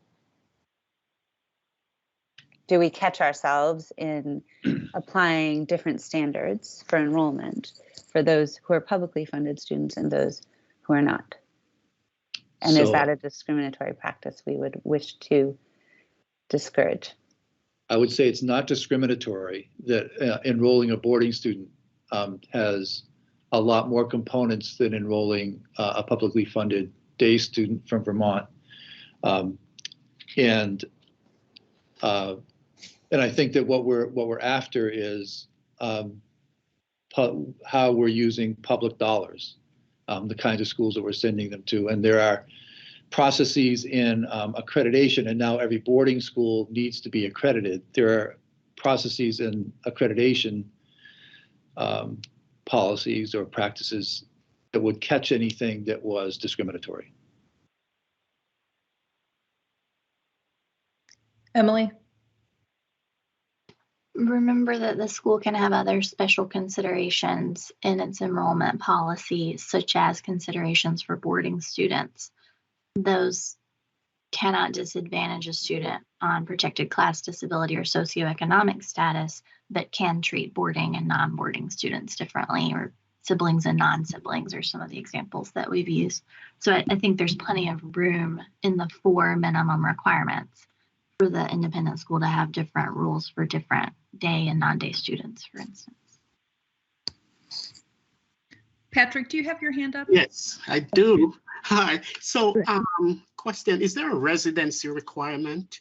Say, for example, a family just moved to Vermont. Can that student enroll and receive public funding, like within a short time frame? Jennifer can answer that one. The short answer is it all goes down to Jenna and Tom, I'm sure. The short answer is it all goes down to the determination of residency, and if the student is deemed to be a resident, then yes, the student is entitled to public funds. Okay, thanks. So just to move things along, because I'm aware of the time, were there any other proposed changes or recommendations that we need to discuss with regard to the rules as put forward in Emily's memo? Because if not, then I think what I'd like to do is process the remaining public comments in her 6-page spreadsheet so that we can provisionally approve them.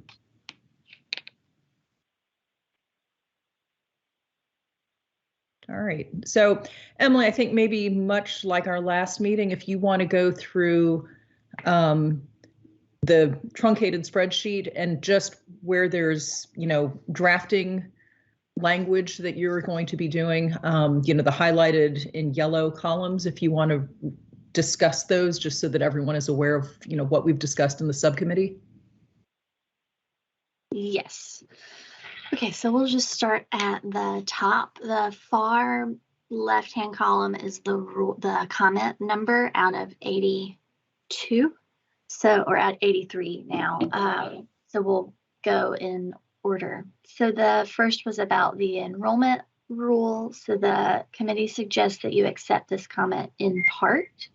So the part you would not accept is with regard to the language of 2223.3 that the state board is construed by statute on this approved or approved for public funds question. The state board, however, will remove a phrase choosing not to enroll students from that rule because the tone of that was questioned upon reflection of this public comment. So finally, the part that will be accepted is with regard to Rule 2229 with the input and support of members of the Census-Based Funding Advisory Committee, and that's the rule that you've just been looking at. So next is comment 9. Again, on sort of the concept of placement, this is specific to out-of-district placement, saying that it conflicts with federal and state law.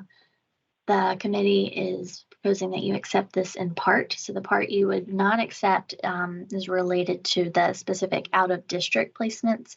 This Rule 2200, the whole text, does not actually contain the rule on out-of-district placements. That process is a special education process, so governed by IDEA and Rule 2360. So those are the obligations of an LEA when truly placing a student for special education purposes, which is not the same thing as a student who's entitled to public tuition.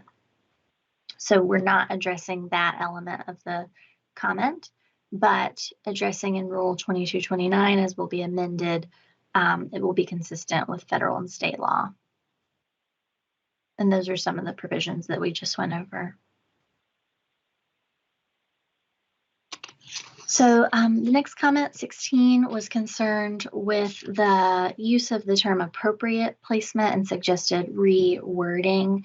The committee found that to be a useful comment, and Rule 2229's amendments address that confusion about the IDEA meaning of placement with a capital P and Act 173's use of, I'm going to call it the lowercase p, of like where the student goes that's okay with the student's LEA.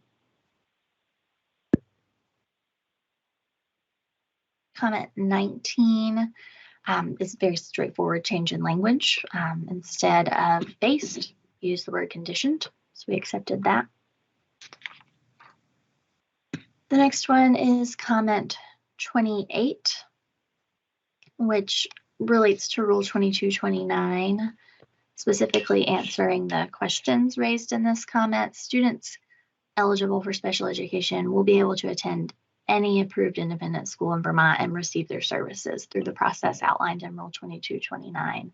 So this is about getting rid of the categories of special education. So this is talking about how we would explain the enrollment process in the new rule, and we would strike the reference to how it is designed to serve students with disabilities, because that is no longer an aspect of our system, or will not be an aspect of our system.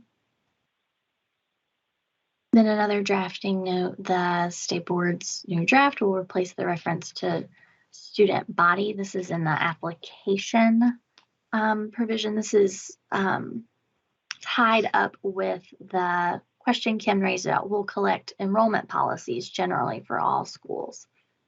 So Rule 2226 refers sort of vaguely to the school reporting on its enrollment.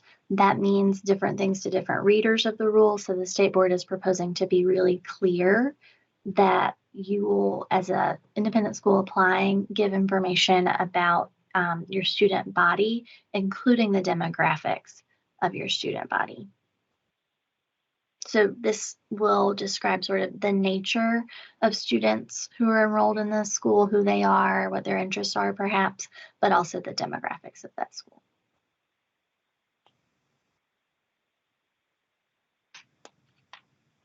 Okay, we can go all the way down to comment 38, which is the top of page 5.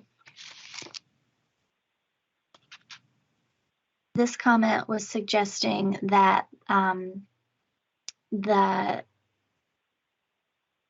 resolution, no, 2227.9, pardon me, one moment. 2229.7. I think the notification. Yes, Which thank comment are you, you Jim. on?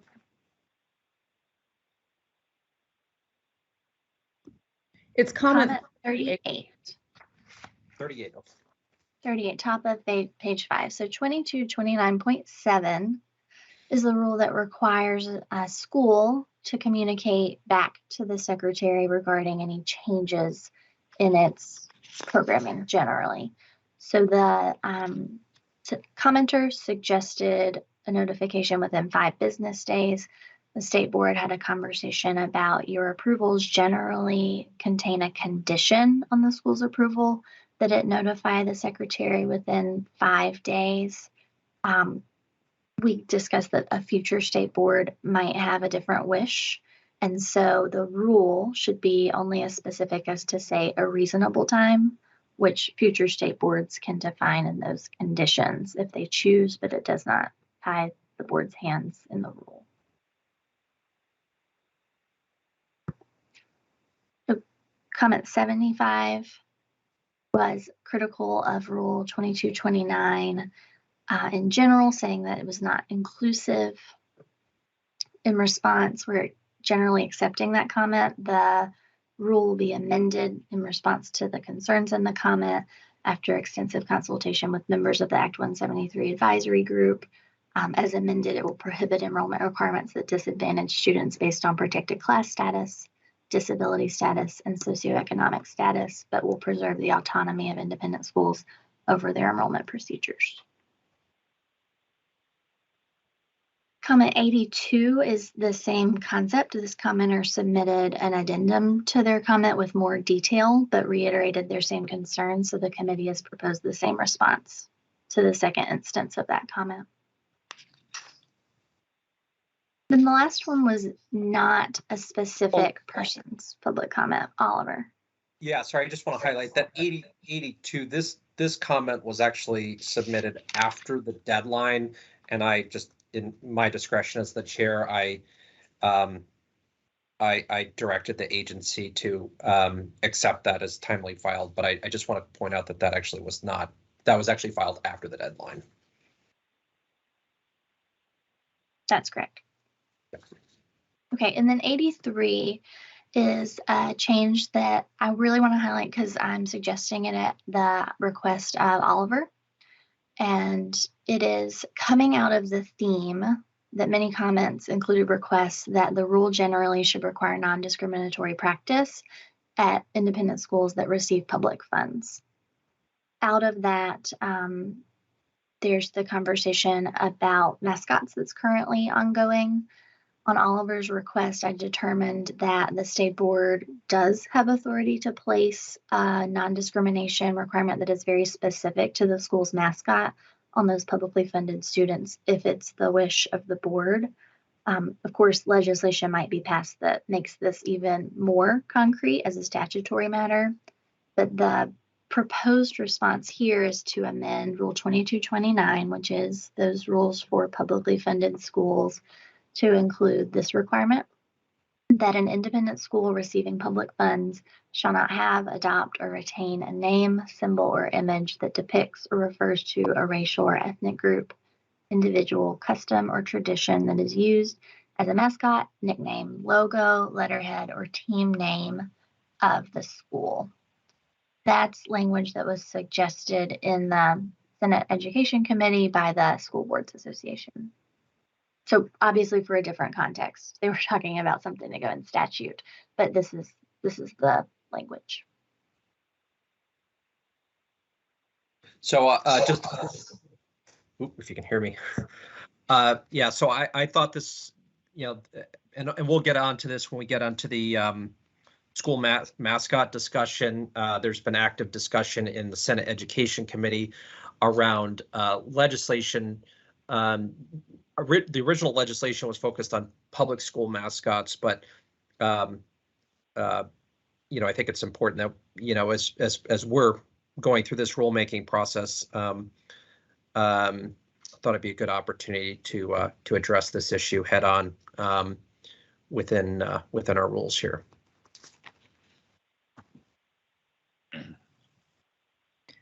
Oliver, did you speak with representatives at the independent schools?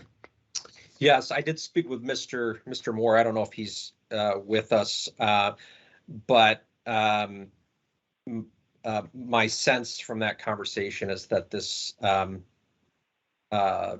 there weren't any concerns. I don't want to speak for him though directly, but that was my takeaway from the conversation. Thanks. Kim? I was trying to look quickly to see, should we decide that is appropriately in 2229, are we sure that it's there versus 2225, the application section, the which is 2226, or I'm wondering why 2229 is the spot for it. I think maybe we could put it in 2226 in the application and then have the mirror language in 2227 for the approval. Does that work, Emily? The language in front of you is specific to schools receiving public funds. Nowhere else have we gone outside of Rule 2229 for those requirements for public funds. I don't think it would be unclear to the reader. It's just a question of whether you would like organizationally to have all the specific requirements in one place. We would need to look at a few cross references early in the rules that say, if you meet Rule 2229, you get public funding. We'd probably also have to append that to include whatever reference this was. I think it says in 2225, and I'm sure you know better than I am, Emily. I'm not even sure that I've got the latest version, but where it says tuition, 2225, the whole title is tuition from public funds. And then 2225.1 is tuition for independent schools in Vermont. And it references 2227 and 2229. So I don't think it could live by itself into 2226. And because 2220, I don't know if we would want it after after all the procedure for students on IEPs. Just thinking organizationally, it could get sort of dangled out there because everything at the end of 2229, I think, is specific to students on IEPs. Maybe not. Well, I guess my question is, why is this limited to independent schools receiving public funds? Because we have the non-discrimination language generally for all independent schools in 2226, correct? Yes, I think it's important to really limit this to the independent schools approved for public tuition, and that actually, if I go back to the VSBA position statement on this issue, which we actually heard earlier from Sue Siglowski, it's consistent with that language, and also, potentially, and this came up in Senate Education Committee, outside of the schools approved for public tuition, you could start getting into some First Amendment issues.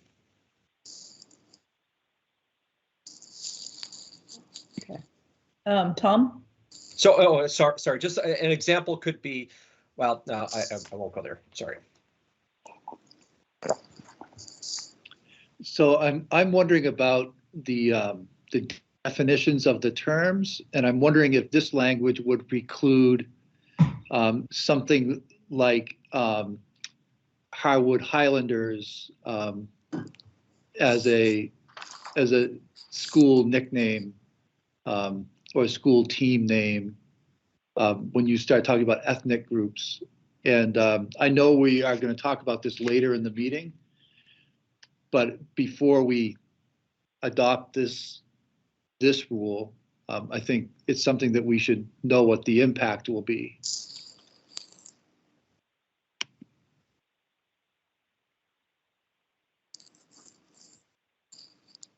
Oliver, do you want to respond to that? Yeah, sorry. Yeah, I did. My understanding is that and the one that comes to mind, that I sort of processed through my mind just because I'm of Scandinavian descent. The Vikings are a good example, but the Vikings is really not an ethnic group per se, right? That that wouldn't be considered an ethnic group. If you were to say the Scandinavians or the Norwegians, that would be a different analysis. So I think the idea here is that a lot of these things are going to be judgment calls, and that's why we have an approval process. And you can have you apply some reasonable judgment in these particular cases.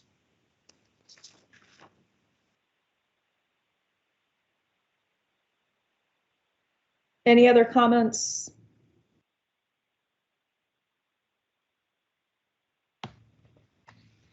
All right. Hearing none, are we ready for a motion, Emily? I don't think you gave me clear direction about what rule this goes in. I think the motion someone's going to propose includes some delegation. So I just didn't want to leave the conversation having you think that I know where this would go, because I don't. I suggested Rule 2229, but it doesn't sound like that's got consensus. Kim?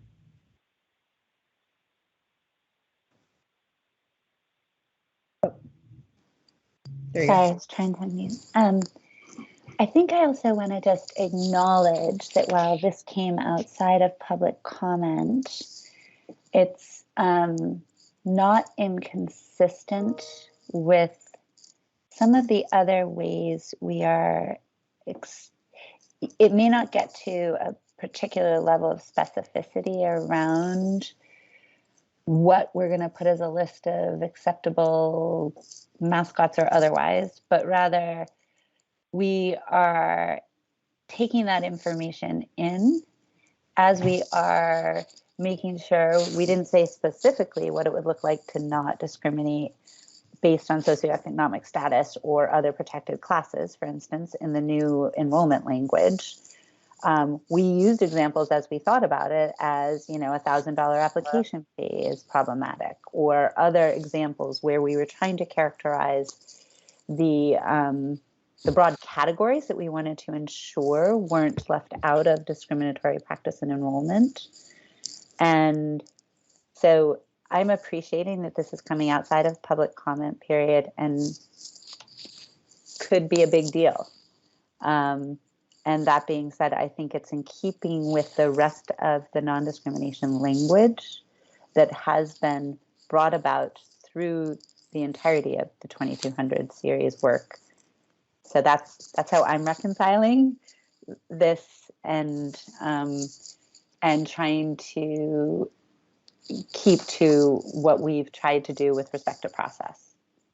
So I felt like I wanted to say it out loud. Yep. No, I appreciate that, Kim, and if I may, Jennifer, I think your point about it's really hard on some of these issues to get down to actual, you know, really specific details, and it does require some professional judgment. So back to your question, Emily, because I think you're looking for some more specific guidance. I think where we landed, but I'm not sure, and I think you weren't sure, is that this would go in wherever it feels appropriate to make it clear that it's applicable to schools that are approved to receive public funding.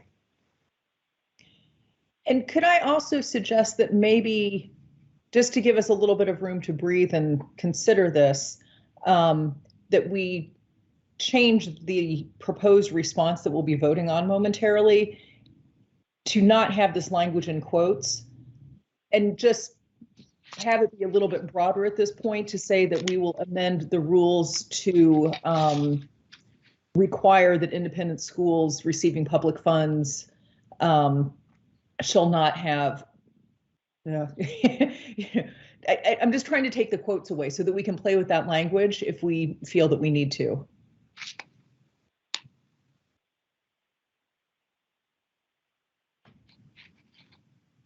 I would suggest that we keep the language. I think language works. And again, ultimately,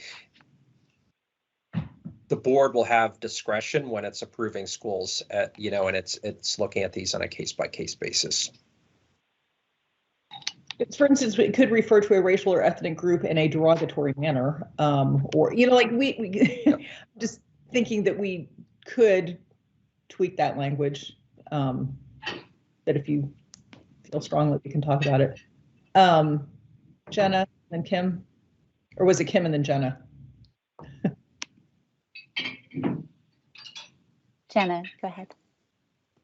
Trying to unmute, sorry. So I don't know, as a placeholder here, I heard Kim say words like a framework for non-discriminatory language versus reasonable professional judgment. I think those are really two different things, because we don't have a framework for reasonable professional judgment, whereas you have a framework for non-discriminatory language. So I would kind of lean towards some clear guidelines around what does anti-racist language look like, rather than relying on consensus around professional reasonable judgment. Right? Tom and then Patrick. Yeah, thank you. This is to Emily's question. I'm wondering if we should put something in 2227.8 and add the category of branding as a category that the school has to be non-discrimination in their branding or something like that. I think it should go in the approval process.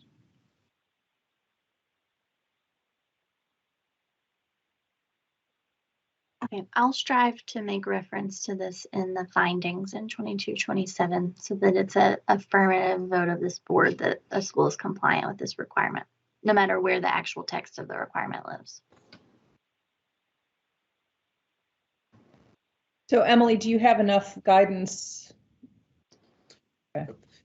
Patrick had his hand up too. Oh, I'm sorry, Yes. Patrick. So I was about to suggest, instead of just leaving it as discriminatory practices, to use examples of discriminatory practices. So when someone is reading it, they'll know exactly what discriminatory practices are. And then racial and ethnic groups. So the 21st century terminology is BIPOC, Black, Indigenous, and People of Color.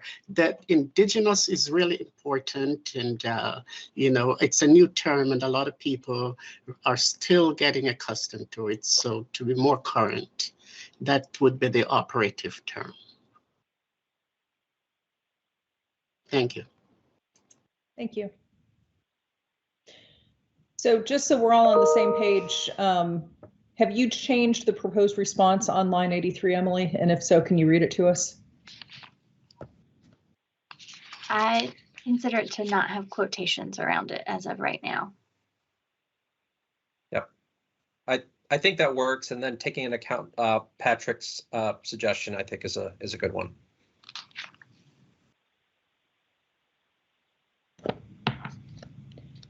Any other comments about the spreadsheet? Okay, any other comments about the rules as proposed in Emily's cover memo and as amended as we've discussed at the meeting today? Okay. Hearing none, I would entertain a motion that the State Board of Education accept the remaining proposed recommendations of the Rule Series 2200 Subcommittee that are noted on the spreadsheet titled Comments on Rule 2200 at the end of public comment period, that was submitted and discussed at Agenda Item H for the Board's February 16th, 2022 meeting as either fully resolved or resolved with new or amended language, and give provisional approval of them. Second. Wait, who moved? Oh, I thought you were making the motion. I'll make the motion. Oh, I invited a motion. Okay. I'll second. Right. Is there any discussion? Kim? I'm just, I don't even know if I've got the most current version. And again, it's because we're sort of in different places, but the out-of-state programs, I know that there was some outstanding on that, and we've just tried to clean up the document. So if something changes in section 828 or whatever is being looked at, otherwise this could apply. One area specifically where we address it is 2229.5. And I think that's entitled out-of-state programs. And then A says, unless otherwise determined by the board, in order for an out-of-state independent school to be approved to receive public funds for special ed purposes by the board, it shall be approved by the host state for the purposes of providing special education and related services to children with disabilities within that state. So I want to call attention to that, just making sure that that language, I guess, is still there. And wanting to make sure that seems consistent to people and would accommodate any changes that happen in the section of the law that's being looked at by Senate Ed right now. And Emily, is that old language? It's in a document I have from the end of January, because we haven't looked at the full rules for a while. What you just read to everyone, Kim, is pre-existing language from the rule that hasn't been amended so far in this rulemaking. Okay, so then it is still requiring that payment to out-of-state programs, the school is approved to provide special ed services. Do you read that differently? No, that's what the language says. Okay. And so it's in there, and it was in there before. So are we all understanding that to mean the same thing, that to be approved to receive public tuition they need to be approved to provide disability services in their state.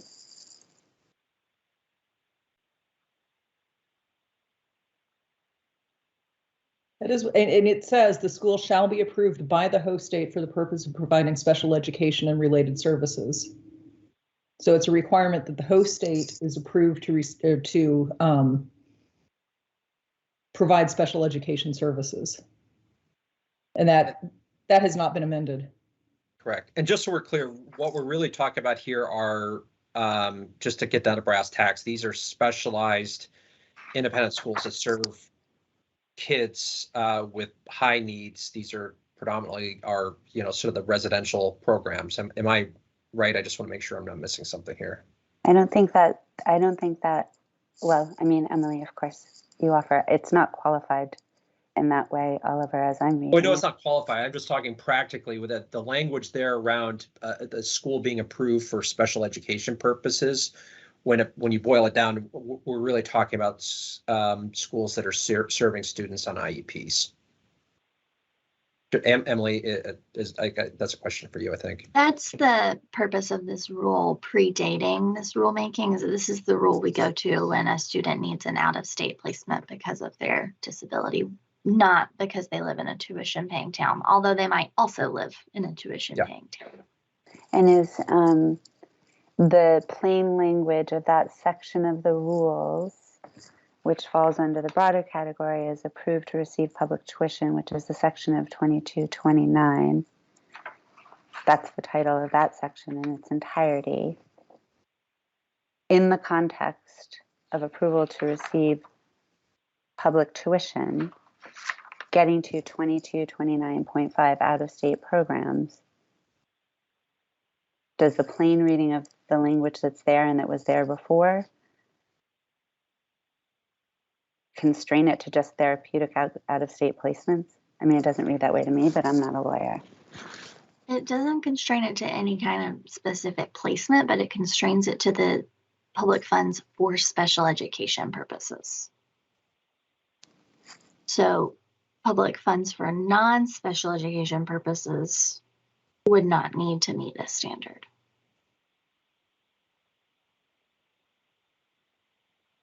Okay, and that we understand to be something that is being considered in Senate Ed, I think,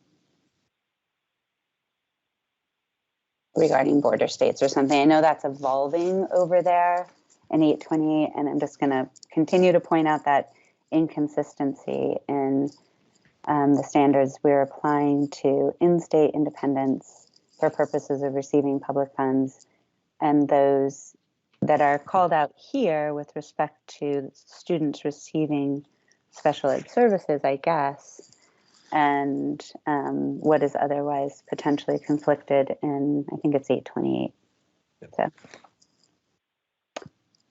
So noted, but outside the purview of our rulemaking, and Jennifer, if I could suggest that if we could bring this to a close, because I do see we have some other guests joining us now. Sure. And just as a reminder, the motion that's on the table is to accept the remaining proposed recommendations as we went through on the spreadsheet. So was there any more discussion on that? And I can reread the motion if anyone needs me to. Please, thank you. Okay, so the motion is that the State Board of Education accept the remaining proposed recommendations of the Rule Series 2200 Subcommittee that are noted on the spreadsheet titled, quote, comments on Rule 2200 at the end of public comment period, end quote, that was submitted and discussed at agenda item H to the board's February 16th, 2022 meeting as either fully resolved or resolved with new or amended language, and give provisional approval of them. It's been moved and seconded. Is there any further discussion? I guess I would just say that we'll get to see it all together. So what we're basically doing is giving Emily direction on how to put it all together for us the best we can collectively, outside of the work that our subcommittee had been doing for all that time. So obviously, when seen all together, we'll have opportunity. And And I'll sort of reserve the right as things are shifting in Senate Ed on 219 to just make sure our language is consistent to be able to address anything they're changing. And just hopefully those are minor tweaks, because I think what we've tried to do is ensure that if something directs it to these rules, then these rules have sustainability without having to be reopened for the sole purpose of addressing something they changed.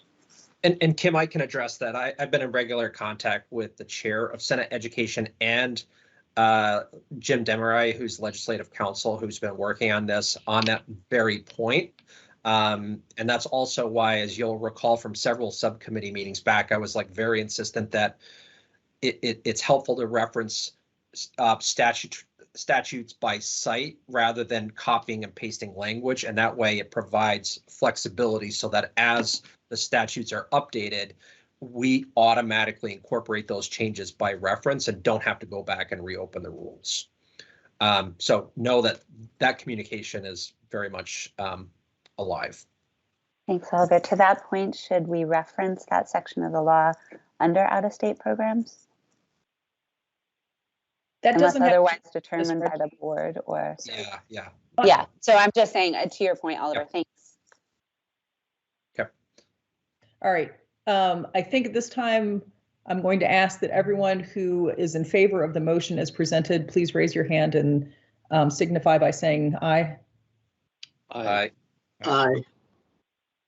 Anyone who opposes, please signify by saying no and raising your hand. All right. It appears that the ayes have it and the motion has passed. Thank you.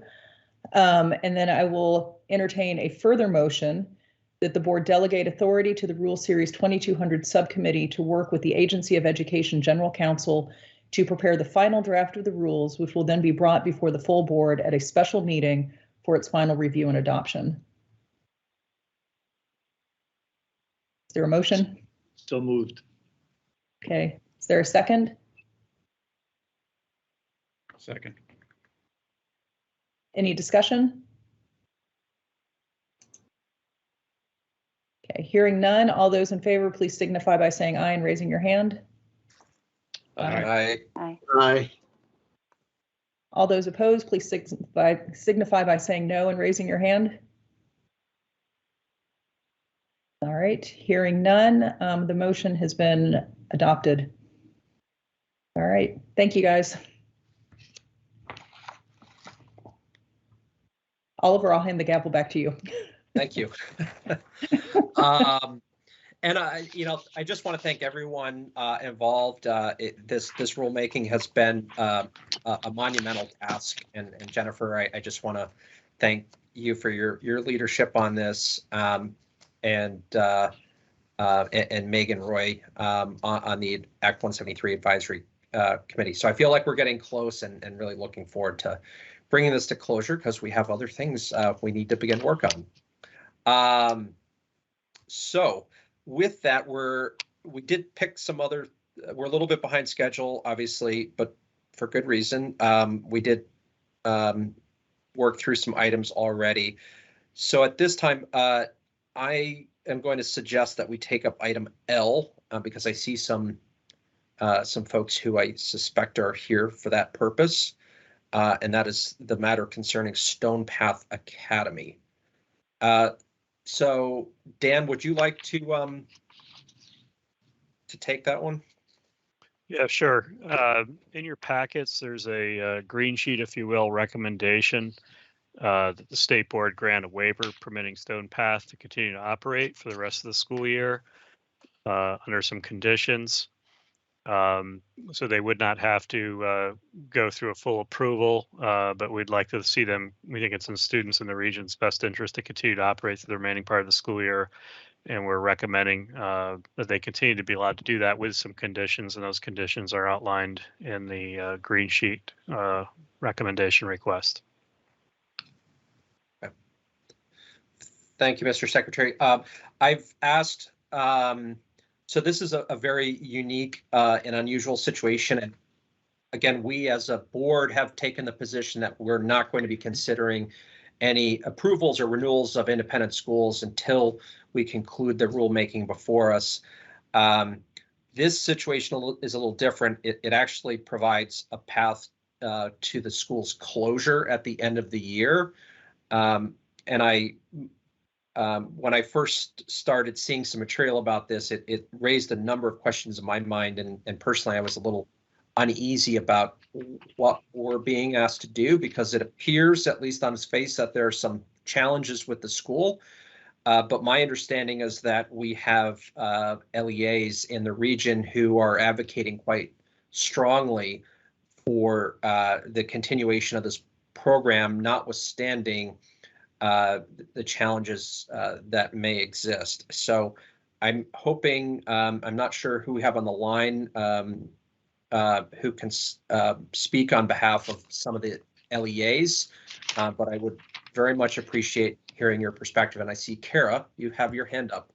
So I'm would love to hear your perspective and tell us a little bit about why this action is important to you and why we should proceed. Sure. Thank you for your time and for having me today. I'm here to advocate for the one student that we have at Stone Path Academy and to bring light to his experience. He's been there for several years, and I'm worried that if Stone Path was to close before the end of this school year, that because of staff shortages and difficulties in placing students, that we wouldn't be able to ensure him with educational continuity. My worry is that Stone Path would close relatively suddenly, and then we would find any placement for him, and that may not be the best placement for him. But Kelly has been in touch with me, and we've been talking through this, and remaining open will allow time for his IEP team to connect and to work with him to find the next best placement, which Kelly has been really supportive of. And we need that time, particularly in the face of staffing shortages, to support him the best that we can. Can you tell us why why his home school is not an option? Sure, there may be, if we have time and intentionality for the transition. We're hopeful that the homeschool will be the next option for him, but again, we need time for that. He was placed at Stone Path because of acting out behaviors that were really inhibiting his ability to access his education within our public schools. And again, we're looking forward to transferring him back into Washington Central Schools. We need more time to do that. Okay. Are there any other LEAs with us today? I believe Stacy Anderson is here. Okay. Stacy? Hi, thank you. I'm Stacy Anderson, and I'm the Director of Special Services for the Barre Unified Union School District. I'll be brief, but thank you for the opportunity to speak today. Like Kelly, I'm here in support of the request to allow Stone Path to remain open for the remainder of this school year. Barre has 2 students enrolled with Stone Path, and all of the students at Stone Path have highly individualized programs. Most, if not all of them, have pretty significant and unique social, emotional, and mental health needs. I would say Kelly and her team have provided great programming for those students. And as Kelly said, abruptly closing the school would really have significant detrimental effects for the students and, in fact, their families. So it just feels critical that our teams be given the benefit of some additional time to transition their programming elsewhere. I would add that additionally right now, certainly I can only speak to Washington and Orange counties, although I understand that across the state, we're experiencing a significant shortage of independent therapeutic or out-of-district placements for our students with the most significant special needs. And all of the independent schools or therapeutic schools that Barre works with currently have wait lists, all of them. And so the result of this, as you can imagine, is that some of our students with the most significant needs are experiencing some uncertainty. And again, I would just ask for additional time for us to transition our students from Stone Path to the right next place for them. Thank you. Is there a plan to bring those 2 students back into their home schools, or are you looking at some other out-of-district placement? Well, at the risk of confidentiality, I would say we do have plans for the next steps. We run our own alternative school, which has expanded this year, so that is an option. But it's not. We are also quite full with our own alternative program. So I think we will have options for those kiddos, but moving them abruptly would not be in their best interest. They have some pretty significant social and emotional needs, a lot of anxiety, and change is hard. Okay, great, thank you. Is there a representative of the school on the line?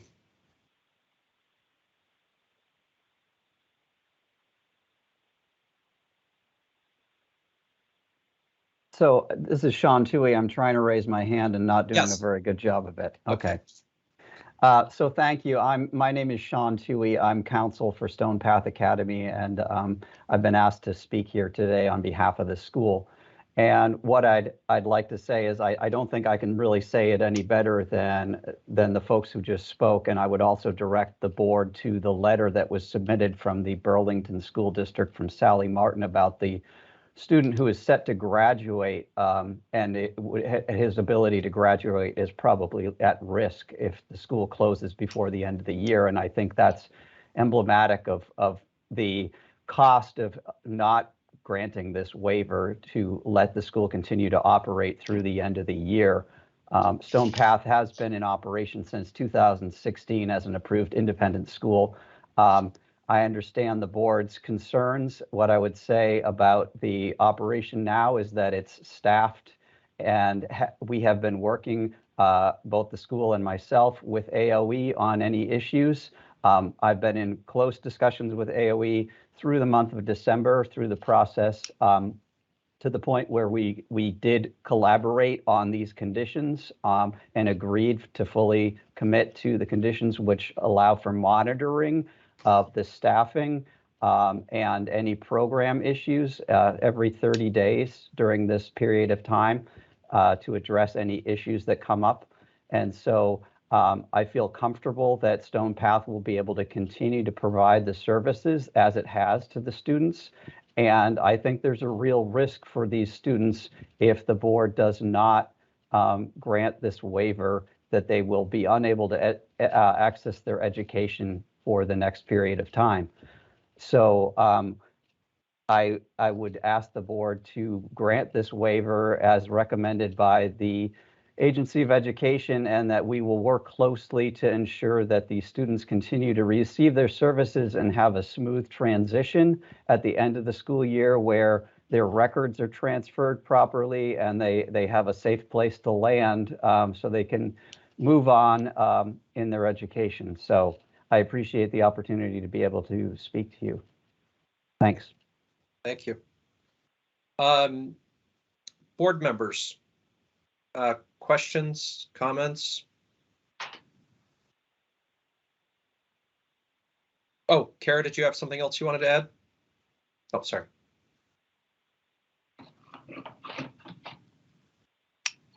Tammy. Just a quick question, and this is for Secretary French. I noted in sort of the correspondence that part of the reason that there was a sort of conversation around closing Stone Path, or sort of came up in your review, and the fact that there have been changes in the program between the materials that you had at one point in time, and then when sort of you went back to review and investigate further. What changes in program were made, and to what extent do they impact the students who are still enrolled there? Yeah, I don't have that level of detail with me today, but just to reemphasize the point, we've been working very closely with the school and have a good sense of the needs of the region. It's a handful of students that are impacted, and don't make this recommendation lightly, but we think we have the adequate provisions in place and the conditions and so forth to ensure a smooth transition for the students and the school.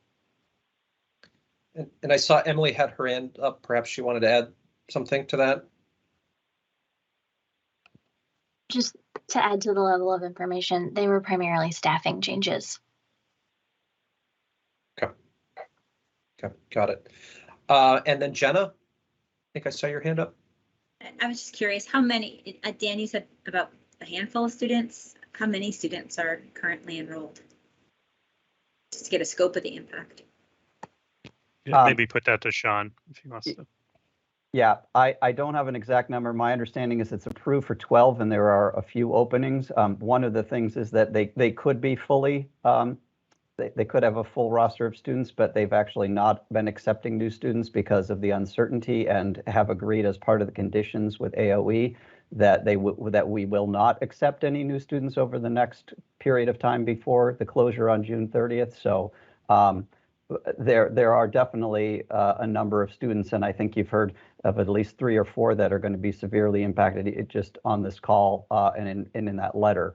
So, you know, there are definitely a number of students that will be impacted. So this is and apologies if this sounds like a dumb question, but Kara and Stacy, I'm curious, is there a reason why, if the school is on a trajectory to close, is there a reason why you wouldn't pick up operation of the school?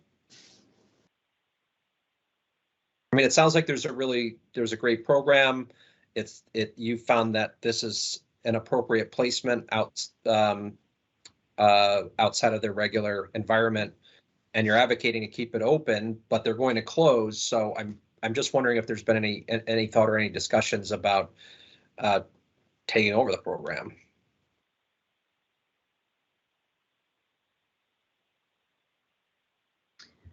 Tara? Similar to what Stacy is saying, that we have an alternative program here as well for social, emotional, and behavioral learning for our students. And I find that our staffing challenges and meeting the needs of that program is at the very limit of our capacity as a district. And with the information in the learning curve from having our own program, which it's in its 3rd year, we are not in a place that we would be able to do that well or with any speed. It would take far more time and consideration, but that's far beyond our capacity. Board members, any other questions or comments? This is Patrick. Yes, Patrick. Yeah, were the staffing changes related to the pandemic or otherwise?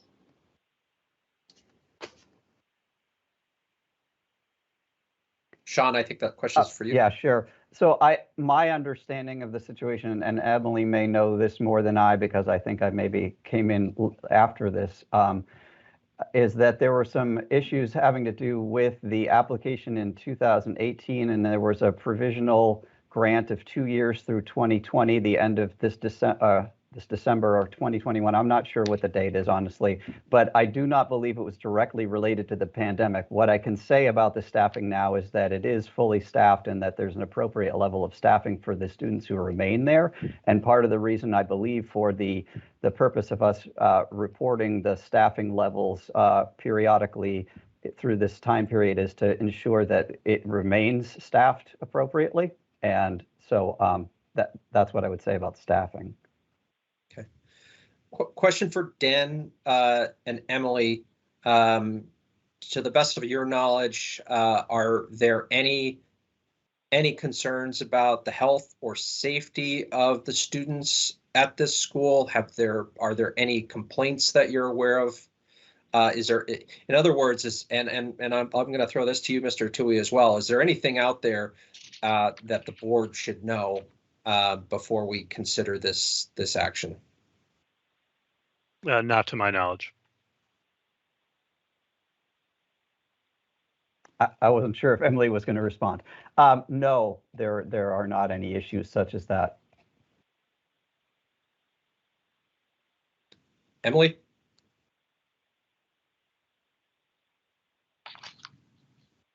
No, and the school's remember that the school's continued approval gives the agency ongoing oversight of compliance with all the state board's rules, and these conditions are what we felt we needed to make sure that we had full insight into the operations and any changes at the school. Okay, thank you. Lyle. And I certainly don't need the name, Dan, but are there particular people or a person assigned to the school for the oversight purposes. Go That ahead, would be Emily. Yeah, These we have a. reports they're going to go to me.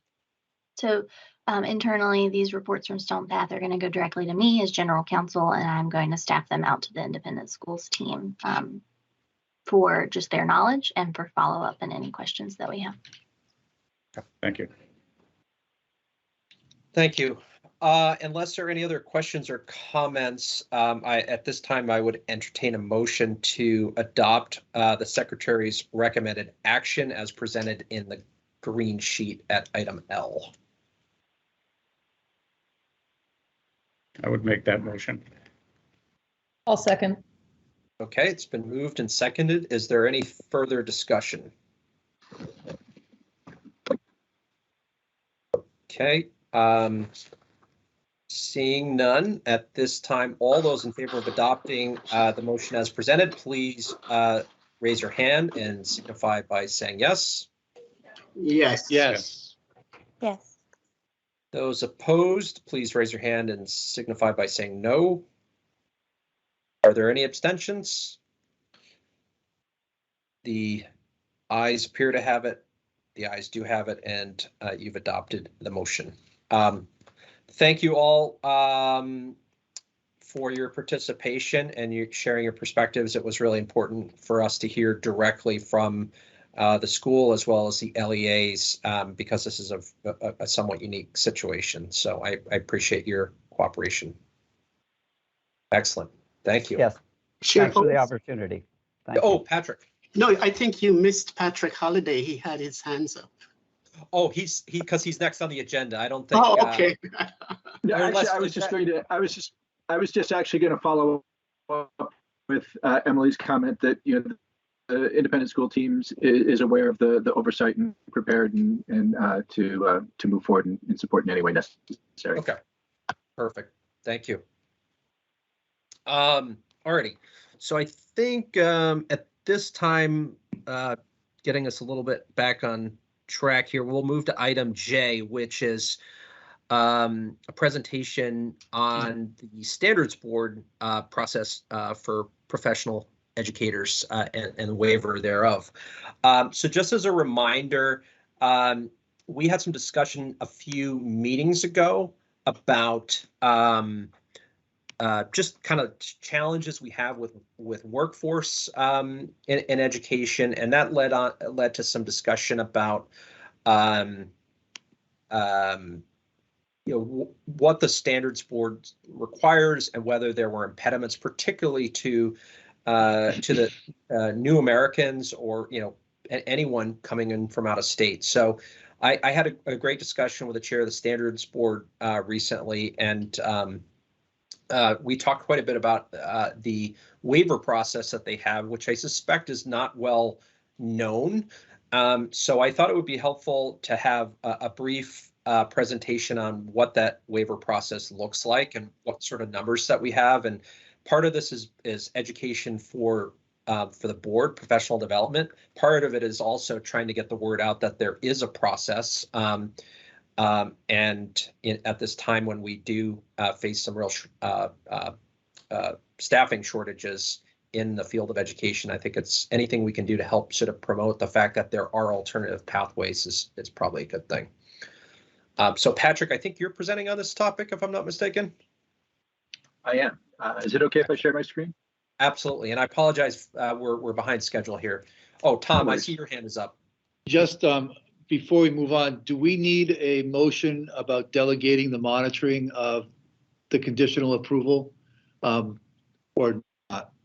It was on the action item on the green sheet. Oh, yes, thank you for pointing that out. Was that, well, that was part of, oh, I see, yeah, there were two. Yeah, let's just to be clear on this, because it wasn't part of, yeah, okay, let's, I would entertain a motion that the state board delegate monitoring of this, of the conditional approval of Stone Path Academy to the State Board of Education Committee on Independent School Approval. So moved. Second. Patrick. It's been moved by Mr. Lovett, seconded by Mr. Brown. Is there any discussion? Could you explain the role that that committee will play, so we're all clear? Tom or Emily, do either one of you want to take that? I'll let Emily take it. I have an opinion, but it's probably not as informed as hers. Tom's always flattering me, so I'll answer questions for him. So Tom and I did have occasion to talk about this in his role as chair of that committee. The reports every 30 days or as needed from StonePath will come to me in the agency. If we have any cause for concern relative to the school's continued satisfaction of these conditions, those concerns will be referred to the committee for their consideration for presentation from the agency, which could lead to the committee recommending that the conditional approval be withdrawn. And if there needed to be a special meeting, how quickly can that happen? 24 hours. Thank you. Yep. Probably easier to convene than the full board, so. Alrighty, unless there are any other questions, bring this to a vote. All those in favor of adopting the motion as presented, please signify by saying yes and raising your hand. Yes. Yes. Yes. Okay. Those opposed, please raise your hand and signify by saying no. Are there any abstentions? Hearing none, it appears that the motion has carried unanimously, and the motion has carried unanimously. Thank you, Tom, for keeping us on track. Patrick, I'll turn it back over to you. Great. Thank you. I'm going to go ahead and share my screen here. I think people can see that. And at any point while I'm talking, just feel free to interrupt me, ask any questions, and just give you an overview, though, of the waiver process. Starting by just the authority. The authority lives within the rules, largely in case there'd be an unintended consequence or an undue hardship on that there's the opportunity for a waiver to be requested from the standards board for the licensing rules. There's one specific one I would like to draw out, though, too. We have some conditions for the particularly for the waiving of the praxis core, which have been just revisited in our the January meeting of the standards board, which I'm happy to go into more detail and explain the thinking of the standards board on that one. But the authority exists in rules. It depends on the time of year, but a typical board meeting probably sees 5 waiver requests coming through usually for some sort of licensing question. We'll get into the specifics of what some of those look like, or the categories of what those look like coming through. But the process, a waiver request comes, the board decides whether or not to hear the request. There's a presentation made from the person receiving the request, or sometimes the AOE staff will make that presentation on behalf. There's a consideration and a determination by the board. You can see a few things just to draw some attention to, some numbers, just kind of looking under this numbers category here, the second from the left. Going back to 2014, you can see a steady uptick in the number of waiver requests that were taking place. And then in the 2017-18, this was before I came into this position, although I was at the agency, so I have a little bit of familiarity with this. There was a movement, actually, I guess, in the 18-19 school year. There was a decision made by the board for a number of the waiver requests, common categories for waiver requests, to be determined by the office and then reported to the board. And those were 2 particular ones. This is for the requirement of the praxis core, which all educators need to have a passing score on the praxis core. But there were occasional waiver requests for educators who struggled to pass that. And as opposed to those being heard by the entire board, the board set out some conditions for what would require would meet that request, and then the office reports back. Similarly, we saw a large number, particularly starting in March, April, May, of requests to extend the 30 days that a substitute teacher could be in a single placement. It gets into May. You don't want to have another substitute come in for just the last 2 weeks of the year, and to extend that 30 days for another 15 days or something like that. And that one also had some issues with timeliness too, that schools wanted to be able to, didn't want to have to wait until the next standards board meeting. So that reduced the number of waiver requests that we saw, and then the pandemic hit. And when the pandemic hit, we saw tons and tons and tons of waiver requests starting to go back up.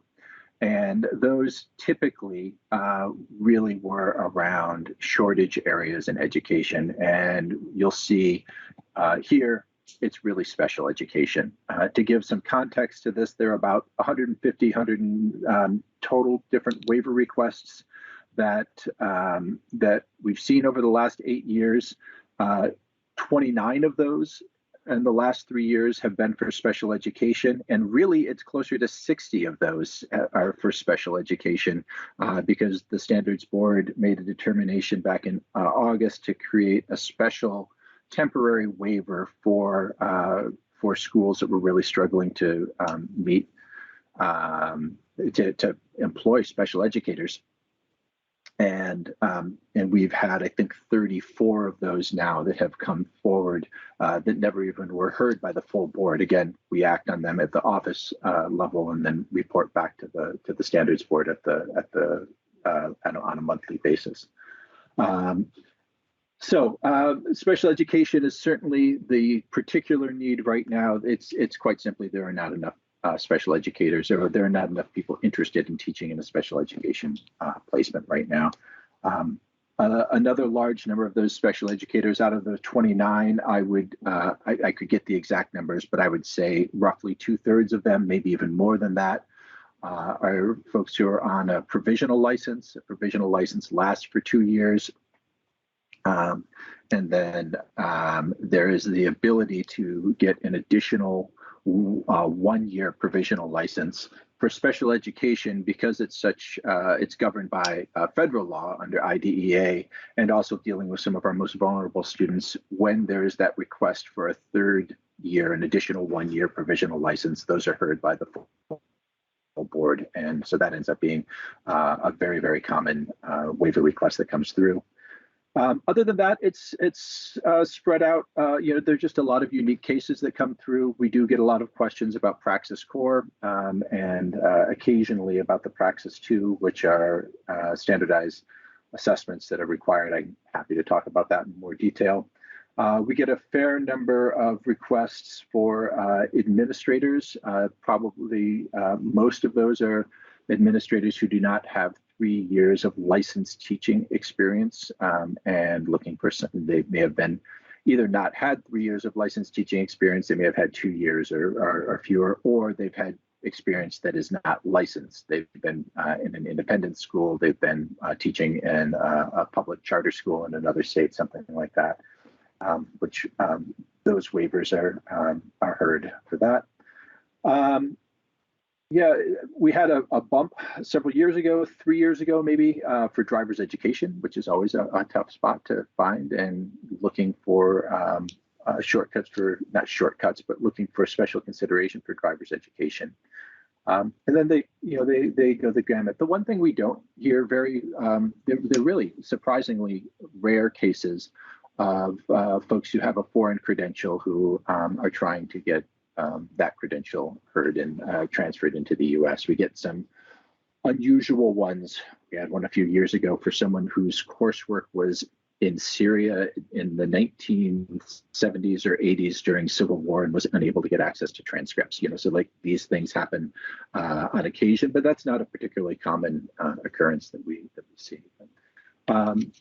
So I'm happy to entertain any questions. That's a high-level overview of what the process and what the categories that they fall into. But if you have specific questions, I'll do my best to answer them. So, Mr. Halliday, this is Patrick Brown. This is very important information that you are giving here today. How do you get this out to the public? How do you get this out to prospective applicants to the program? So the Standards Board doesn't advertise, in a concerted way that there's the opportunity for waivers. But it's when we get unusual questions that come into the agency where we get a little bit stymied by the particular question, we always will share with educators that that's a possibility to request a waiver. I think that most superintendents, I don't want to speak on behalf of superintendents and principals, but I think most superintendents and principals are aware that a waiver request is a possibility. It's certainly not unusual for a superintendent to call up and say, is this something that, that's worth putting in a waiver request for? Secretary French, you may have some thoughts of that from your previous hat as a superintendent to see if those are something that you requested regularly. But because it is waiving their existing rules, it's not something that we want to say, hey, please reach out to the Standards Board and have them waive their rules. But we always let educators, when they do get in a tricky spot or have an unusual case, know that a waiver request is certainly within their right to ask for. Jenna. Thanks. Patrick, I think under the temporary licenses, you're looking at the emergencies and provisionals, right? That's correct. So I guess my question is around any thought around technical assistance from the agency around a path to licensure for folks who are in those under those temporary licenses? Because I think either you enter under an emergency, then it gets extended to a provisional, or vice versa. But potentially at the end of those 3 years, you may have a person no closer to licensure than you did 3 years before.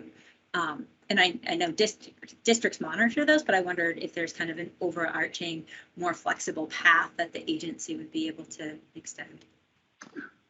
So I'd have to think about what we, other paths that we might be able to pursue. I will say that, when there's a provisional license that's granted, one of the things that educators need to do is usually in conjunction with the superintendent is to create a provisional plan. So this is how this plan is going to be, how you're going to act on this plan, how are you going to move from provisional to a full license. And that is something that's monitored. I think the one that we run into, pre-pandemic, the thing that we would run into the most would be for folks who are going through peer review. And so we have a peer review coordinator who works very closely with individual educators to help them understand what the steps are needed in order to get through peer review, what sort of questions, what sort of issue, what sort of experience can be used in building the portfolio. And I think really does a pretty good job of supporting on individual educators. During the pandemic, there was quite a bit of flexibility in extending the life of those, both of the provisional licenses, but then also extending the length that someone can stay in the peer review process, so applications weren't canceled because someone was unable to get professional learning that they were that they were trying to go for. We have looked into previously requiring kind of an annual update in those provisional plans. I don't have formal data for this, but what we've heard from educators, but also from administrators, is that the requirement to update those plans is just a burden on teachers who don't want to be, to give that up, that don't want to spend the time to revise their plans at the course of a year. That would be one potential support that we could work with, to have a check-in to see, how are you coming? The reason we haven't done that is just pushback from the field. But happy to listen to other ideas for support for those temporary licenses. Thank you. Lyle. Thanks, Patrick. This question will surprise you, but has there been any further discussion on differentiation and licensing process for CTE instructors? I don't think since you were a regular visitor that's been something that's come in. Did you have a particular idea? Maybe I could ask you to say a little bit more and give a little bit better answer. Just thinking about praxis particularly. Oh yeah, sure. Yeah, praxis, great. So we have in rule, in the standards board rule, there's a requirement for praxis, and the praxis core I'm speaking of here, and this is a test of basic skills.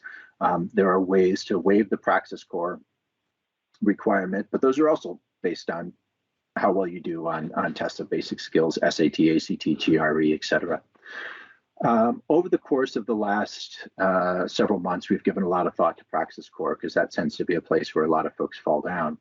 And we realized the requirement, the intent of the requirement was not praxis core. The intent of the requirement was to make sure that teachers coming in demonstrate basic skills, with praxis core being one way that those basic skills can be demonstrated. And so just at the I believe it was the January meeting of the Standards Board. The Standards Board voted to really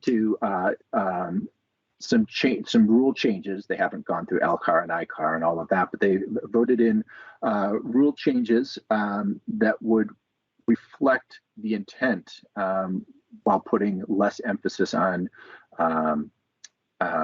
standardized tests as being the only way to demonstrate that. So what does that look like? I don't have the exact language in front of me, although I could pull it up. But there would be the ability, if you have college courses that meet the standards defined by praxis core, that you received a B or better in those courses. So this might be a writing course that you took, or a couple of different math courses that you took as an undergrad, and you got a B for those. That you would be able to use that transcript to demonstrate proficiency, as opposed to simply having to go and take a test to do that. Additionally, historically, we've only accepted the praxis core. The board also chose to open that up to any other test that another state is accepting as a demonstration of basic skills, or a pathway that another state is accepting as a demonstration of basic skills. For example, if I am coming from Massachusetts, I would take the MTEL in Massachusetts in order to get my license. A passing score through Massachusetts on the MTEL would then be able to be counted in lieu of a praxis core exam. And the logic behind that is effectively through reciprocity, we already accept the MTEL. If I'm a licensed Massachusetts educator and I have a passing score on the MTEL, and I come into Vermont, I can transfer my license, straightforward. So I've accepted the MTEL as a demonstration of basic skills. Similarly, without having to go through that route to first get a Massachusetts license and then whatever, that we will accept those routes from all of the states with whom we have reciprocity, which as of January is all of the states. So there's full reciprocity with, well, more or less full reciprocity with every state. Good. Great, thank you. Here. Do you have a lot of new Americans taking advantage of this program? Seeking waivers, I mean, some. That has been certainly a common subset of those seeking praxis core waivers are folks for whom English is not a primary language, and so struggle with standardized tests, which was honestly the motivator to move away from the standardized test, was that there are lots of ways you can demonstrate competency, and particularly for historically marginalized populations, a standardized test may not be the most effective way to do that. But outside of that, that we don't have a whole lot of a particular number of new Americans who are using waivers as a way into the classroom. There are other steps that we're in the process of working on. For example, we're investigating the possibility at the direction of the Standards Board, investigating the possibility of creating paraeducator standards, which would be both increase the preparation for paraeducators, and these, by the way, these would be as defined as voluntary standards, not required standards for a school. But it would also create a pathway to full licensure. So if I'm a new American or first generation college student or whatever, that there would be a way to both demonstrate my competency with a set of standards for paraeducator, possibly get hired by a district at a higher rate of pay, but then also have either through dual enrollment or just demonstration with this credential certificate, be able to waive a number of classes that you would need in order as you're matriculating through a full teacher education program. Thank you. Excellent. Jennifer. Thank you. And Patrick, thank you very much for this presentation. I like or can appreciate, I mean, particularly right now when we have a teacher shortage, sort of the creative flexibility that you're bringing to the process so that there's still a framework for credentials, but sort of recognizing that there are other ways to sort of achieve the underlying goals that you're trying to insist on before, allowing a person into a classroom. And I've been sitting here thinking, and I'm trying to remember, maybe someone else on the board can remember, back in the fall, and maybe it was the Winooski school presentation, I thought I remembered some discussion about, people, new Americans coming in who were teachers that were feeling like they were not able to teach because they were not credentialed in this country or in the state. And I can't, I've been looking back at my notes and I can't find it, but I seem to remember that was Mohammed from Winooski. Yeah. So I'm wondering if we can build a bridge here, because there might be more people out there that would be, good candidates that, might get funneled your way. Yeah, absolutely. And we view it as two. One, there's a teacher workforce issue, but also we want to have a teaching population that more accurately reflects the students who are in the classes. Funny that you ask. I'm actually having a conversation with Nicole Mace, who at Winooski tomorrow afternoon. She reached out to me just yesterday to see if there is to talk about some of the initiatives that Winooski is interested in.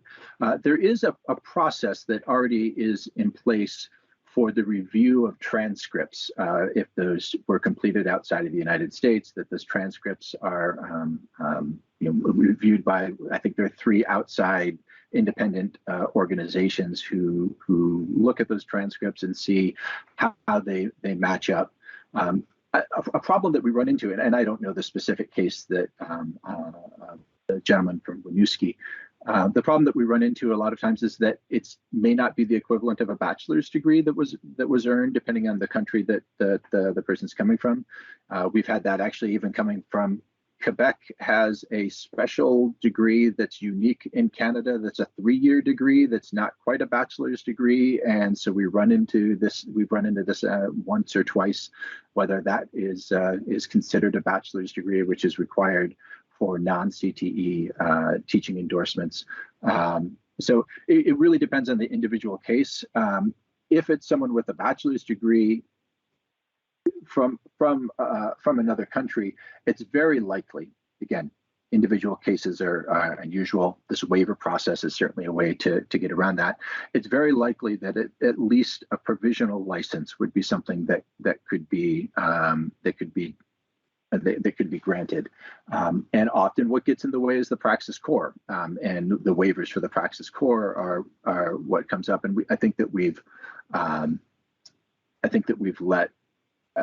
created additional pathways Not that these are all of the pathways that need to be created, but we've created additional pathways to try to make it easier for non-traditional entrants to find ways into the classroom. But I'm very interested to hear what Nicole has. We've also had a lot of conversations with UVM and the TAP program, which is based in Champlain, around the development of Grow Your Own programs, which also would also target non-traditional entrants into education. Thank you. Excellent. Thank you. Patrick, did you have another question, or did you just not let the hand down? Oop. So it wasn't a question, but it was just a comment on what Patrick just stated about folks coming in from other countries and getting their credentials, because a lot of folks, especially the new Americans, they're coming from countries that are in civil war. They're coming from war-torn countries, and accessing those transcripts and other credentials are almost impossible. Some of those institutions don't even exist anymore, and coupled with a lot of these folks are coming out of refugee camps where they've been held up for months, for years and years and years. So there has to be an alternative to these transcripts and other credentials. Excellent, thank you. I'd be happy to, I'm very interested to hear what Nicole has to say with that tomorrow. It's not a question that really comes up to us, except for this one example that I mentioned with someone coming from Syria.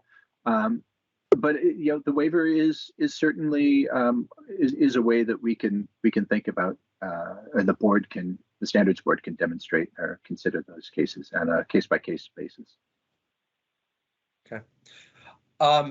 So Tammy, I understand there's somebody on the line that wishes to speak. I'd prefer to not take up any comments or questions from outside the board right now, just because we are running short on time. But if you think it's important, I have a quick question. I have a quick question, if I may. Yep. Oh, it's you. Yeah. Patrick, I just want to make sure I understand. I think I heard you say that as a part of this process that you're accepting other state tests in lieu of the Praxis core. Am I understanding that? Because I think you also then said that MTEL is an equivalent, but MTEL is not an equivalent for Praxis core, correct? And I just want to get a sense of this, because I think especially under some of the other kinds of recruitment initiatives the state is engaged in right now about bringing people here from other states, that really thinking through sort of this process of sort of transference of credentials across states is really important. Yeah, so I'll try to be really careful with my language here. The board voted a rule change and put into effect that, but they voted for a rule change at the January meeting to accept any other state's demonstration of basic skills as a demonstration of basic skills in Vermont. I use the MTEL as an example. The MTEL and Praxis core are not the same, but they serve a similar purpose as a demonstration of basic skills. And just as a way, and as I mentioned, de facto, we already are accepting the MTEL for someone who is a licensed educator from Massachusetts coming in. They don't need to take they don't, under current rule, don't need to take the Praxis core. And we're just making that more of a de jure and extending it to folks who are seeking initial licensure as well. What that means is, I think maybe what you're hinting at, let's say that Maryland, pick out a state, let's say that Maryland will accept a certain cut level scores for the LSAT as a demonstration of basic skill. I think we could argue that that may not be the best demonstration of basic skill because there's no math component to the LSAT. Mm-hmm. If Maryland is doing that, we are going to accept that just because de facto we're already accepting that, and those cases of really outlier tests, I think we're confident are going to be few and far between. Okay, thank you, Patrick. Yeah. That's really helpful. I want to be clear in my own head about core and sort of the transactional nature of teachers who want to move across the state, because I do think that that's going to be a really important consideration going forward. Right. So Patrick, I want to thank you for this. Was a great presentation, great discussion, and I almost feel like there could be a part 2 of this discussion. Going back to what triggered this this request, which is really, what can we do as a state to create some new pathways for educators to come into the workforce, because we definitely have a real need. And as we heard earlier in the meeting, and as we saw in the data, special education is clearly an area where we've got some challenges. So I'm happy to come back at any point to listen or to share steps that have been taken as well. Excellent, thank you. Alrighty, so running a little behind schedule, but I think hopefully we can. Are folks okay to go a few minutes over 1 o'clock, past 1 o'clock? Okay. I don't want to go terribly long past 1 o'clock, but we do have a couple of remaining items.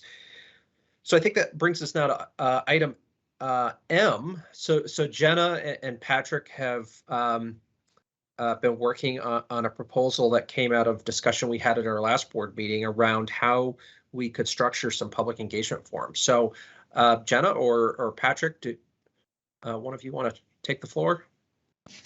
Okay, Jenna, let's see here. We discussed a couple of things based on our this conversation that we had last month at the full board around public engagement. We kind of broke down, and you have this in your packets, around the structure and then the content. So there's a proposal around what the listening sessions would look like regionally by county, and kind of distributing the facilitation amongst board members. There's suggested dates. There's some time. There's an hour time. There was talk about having it be 2 hours. And these are all things that can discuss as a board. What does that look like for 2 hours? And then Patrick and I drafted 3 potential questions that have responses. One focuses on, you can see I don't know if I'm just reading this out loud to you at this point, and you have it, but the first one was on your experience as educators, parents, and students in regard to academic achievement through the pandemic. What concerns you have? What recommendations you have to offer? The second was around impact on students' mental health, and the third was lessons learned, more of a positive, lessons, I guess, positive effect on educators and students, and what would you integrate moving forward? So I think we're open to what does the board think around this format or the questions? Where would you like to see this, and the times and dates? So if I could suggest, maybe if we start the conversation around the questions and see if we have consensus that these are the right prompts, and then we can sort of figure out how to work through logistics. Patrick, do you want to add on to? Yes. So as we ponder this public engagement forum, I have been reflecting and thinking, especially in Chittenden County, I have to ensure that there is a diverse group of participants, diversity of age, socioeconomic class, socioeconomic status, gender, all of the above needs to be included because of the diversity of our population. And then also the question of access for those who are not English language, those who are English language learners, but also if folks are hearing impaired or whatever else, they need to have access to these forums. So all the logistical stuff needs to be taken into consideration.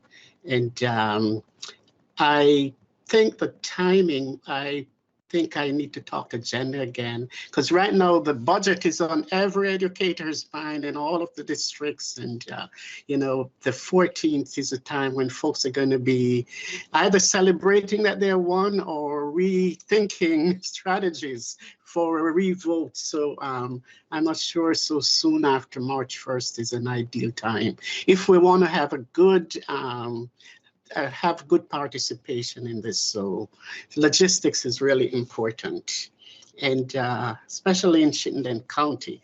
And this is putting the State Board of Education out there to the public, and we need to be well organized and have different voices at the table. So that's my take on that. Good.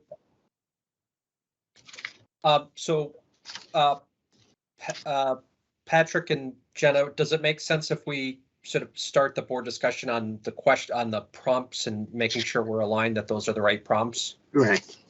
Okay. Perfect. Kim. Thank you. I guess I love the idea of us being able to convene important conversations. I wonder what happens with what we receive and to what end, meaning I'm not sure that we have any particular authority, so nor would it be a scientific process of discovery to have the feedback of whomever attends on these particular questions. I don't disagree that these are excellent conversations to be having. I am just sensitive to our limitations and wanting to, if we're asking people to come out, to be able to let them know what we are able to do with their feedback. Well, Kim, I see this as a listening session. This is a session where the board would be informed about what people are thinking in their different schools and communities, and not necessarily a dialogue, but folks want to know that they're being heard. So how do we do that? And then I guess I would want to set clear expectations of what happens with what we're hearing, because I would agree. I think there's an art and an important piece to sort of a train the trainer on how we as facilitators would do the work to not steer the conversation, but receive it and sort of facilitate dialogue that may be happening among those who attend. I simply caution that if we're not, if we have been party to all of that, where does it go from there? And if we're inviting people to come, we want them to understand. If we, in any one of these places, hear a tremendous outcry on any matter, what do we do about it? Or the best idea ever, what happens next with it? And I'm just trying to be sensitive to establishing expectations for their participation and our role in it. I think, Kim, that's a really good, really important point, because and I think we need to be really clear about that up front to set those expectations, because otherwise it just leaves, it's a lingering question out there.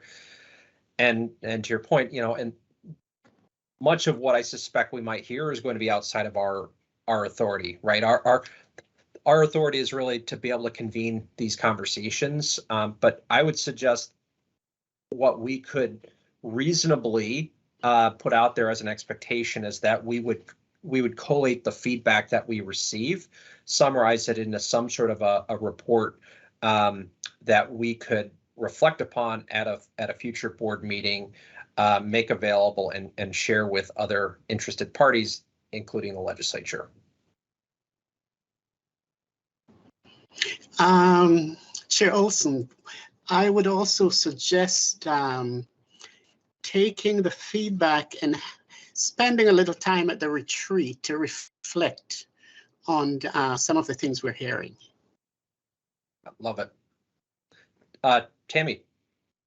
I was just going to, let me echo what Patrick just said. I was going to say the same thing. You know, with our retreat coming up, hopefully late spring, early summer, And also thinking about the exercise we just went through and talking about roles and responsibilities. And one of the places where there's an opportunity for the board to really step into some spaces, developing a strategic vision for the state, taking this information, having a discussion or a facilitated discussion around that on the part of the board at its retreat with an eye toward that visioning exercise could be really useful. Yep, oh, that's excellent. Is that everybody? I'm seeing heads nod. It sounds like that sounds like a good direction. Back to the prompts. Does everybody feel good about the prompts that we have?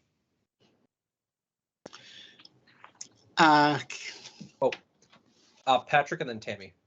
So yes, these are, I think they are good prompts, but we'll need really strong facilitation at each session, because I know, especially in Chittenden County, community members are just itching to talk about critical race theory. And so, I think we need good facilitation to stay on task with the designated prompts. Tammy and then Jennifer. I think the prompts are good. I agree with Patrick about needing some facilitation, particularly with respect to some of the feedback that we might get on topics that'll be difficult to discuss or could be. But the other thing I was going to say is, I'd be really interested in learning more about where the public thinks the priorities are right now, right? Like, certainly understanding the COVID moment is important, but I'd like to also start to look forward and say, where do you think the priorities are?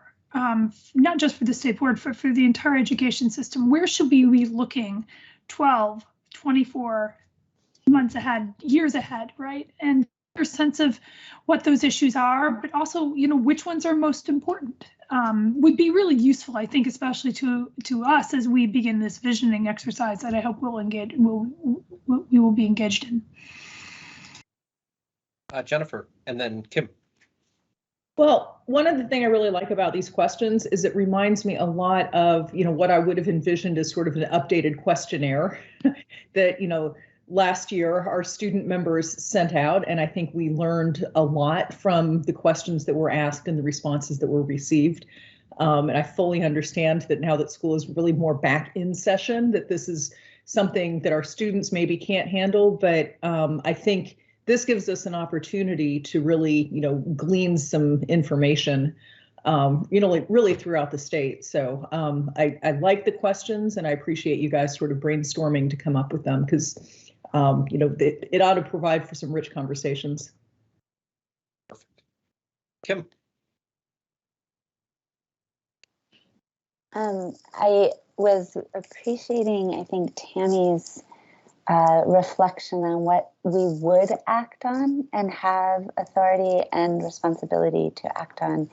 And so that question regarding priorities for the future of education seems really important to me. And I guess I might ask Dan if it's okay. These are questions that I think might have emerged from surveys sent to students or educators or otherwise about a very specific experience. And when we think of visioning forward, it seems less specific to pandemic implications of our work currently. And so I'm wondering, Dan, are these type of questions going to be sought otherwise on a broad basis, and thinking that the agency would be better poised to act on what is learned? I'm just trying to figure out our roles and responsibilities here. Yeah, it's unclear to me at this point, to what extent we'll be surveying the broader public. I think with our recovery work, we're going to really be focused on educational support teams and looking inside the schools, inside of school districts, as to what the needs are. My immediate reaction to this, I think it's a great idea. I am increasingly interested in seeing more people involved in sort of the visioning exercise. And I think there's a lot of opportunity for educators, as we've heard today. I mean, most of the people speaking in public comment and so forth are educators or inside the system. And I'm going to testify in 2 different committees this afternoon. Most of the people testifying are people within the system. What we're not connecting with, I think, and is the broader public, and when my experience as a superintendent leading those or facilitating those conversations in communities is everyone has an interest in education, whether they have a kid in school or did at some point. Vermonters care deeply about education. And when we start thinking about the future trends, I think it's an imperative that we connect with all Vermonters, not just those that are immediately impacted by the system. But anyway, some thoughts. I also want to apologize. I do have to leave the meeting now, so I'll hang out for a few more minutes, but then I've got to move. Yep. Thank you. No, understood. Thanks, Dan. So just to so it sounds like we have the right questions, and then I think some further direction on setting expectations and framing that, what we're going to do with the outputs and how we move some of that forward. So Jenna and Patrick, what I'd like to suggest is that we move forward with this approach, and that I think the only thing I would suggest is, as I walk through this, I was a little concerned that 1 hour might not be enough time. I think 2 hours would be provide a better window of time, particularly if you're looking to allocate only a certain number of minutes per question. If you had a number of participants, very quickly you'd run out of time, and there'd be less meaningful input. So that would be my only. But I don't think we. I think if everybody's good with the structure, we don't need to work out the logistics on this meeting. And I would suggest that if you can work with sort of filling the slots with times that work for the proposed facilitators and times within this basic structure, I think, does that give you enough direction? Sure. Yes. Okay. Kim. Just to clarify, I think that I heard Patrick say he was concerned that March was too early to have the board sort of adequately prepared for the conversations. And I'm noticing, not to put our students on the spot, but they didn't get slots. And I've in my time had really great opportunities to co-facilitate with students, and I find them to be amazing partners that are so intuitive in getting people to engage. Yeah, great suggestion. So I think directionally, we don't need to iron out the dates, but directionally, it sounds like we want to push the dates out. Right. Which gives everybody more time to prepare, which is always good. But to Kim's question, Angelita and Gabrielle, are the two of you willing to help co-facilitate some of these sessions?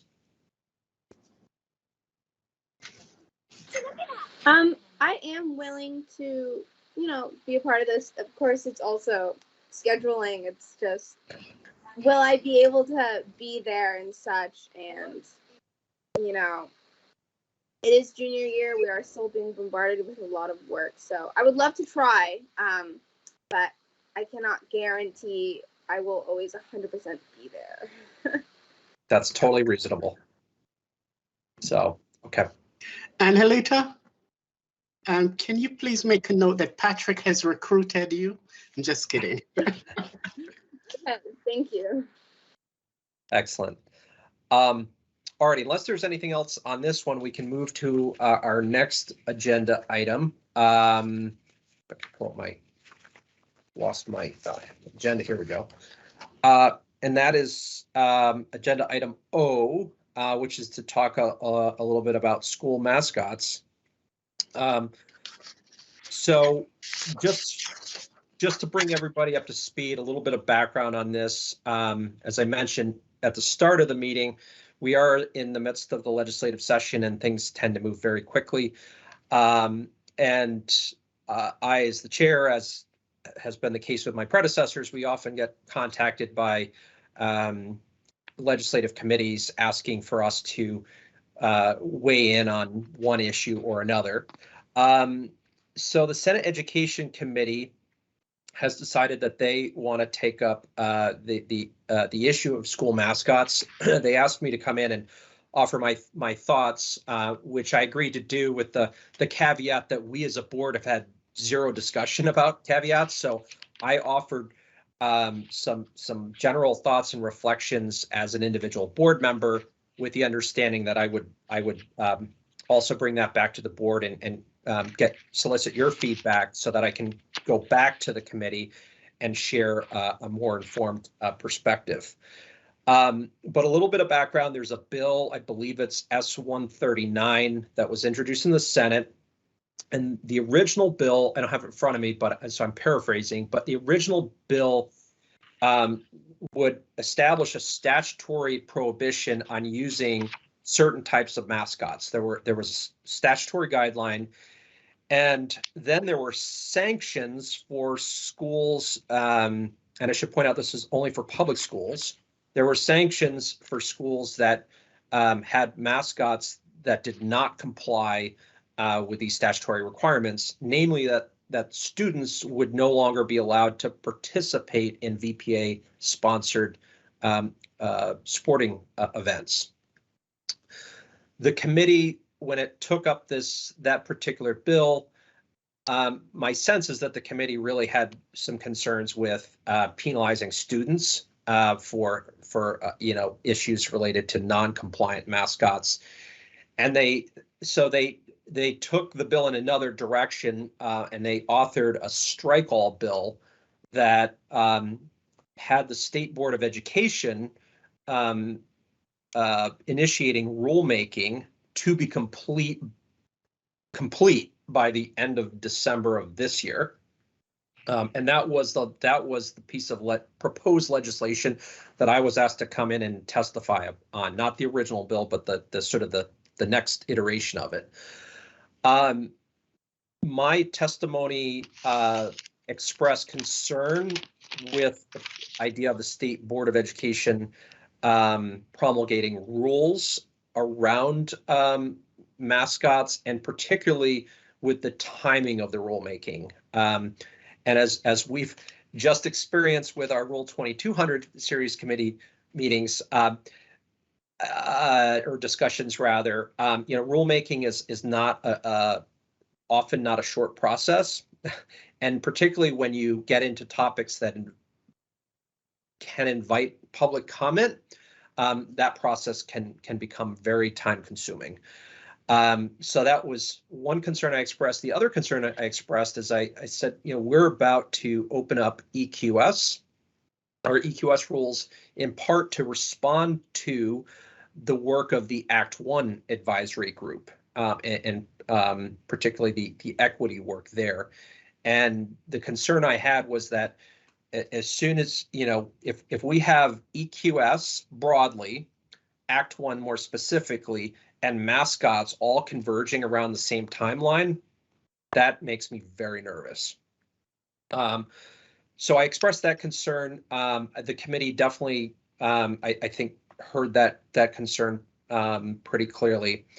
And I offered tentatively another approach. And I think my sense from conversations with the chair of the committee and individual legislators, the overriding concern is that the minute we try to define something in statute or in rules, especially when we start getting into issues of mascots, context matters, right? History matters. And there are a lot of subtleties that are very difficult to articulate in statute or in rule.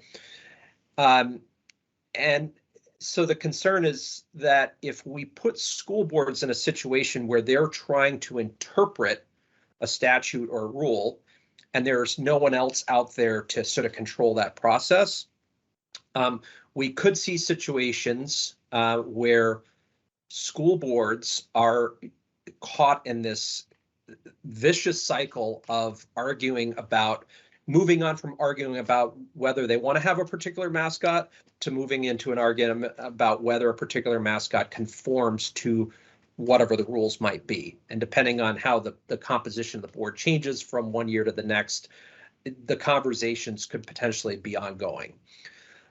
So with that context, I offered a proposal that said, let's establish some reasonable statutory guidelines for what's acceptable branding. And I suggested moving away from the mascot issue specifically and moving more generically to branding, because it encompasses things like, slogans and, it's not specific to a mascot.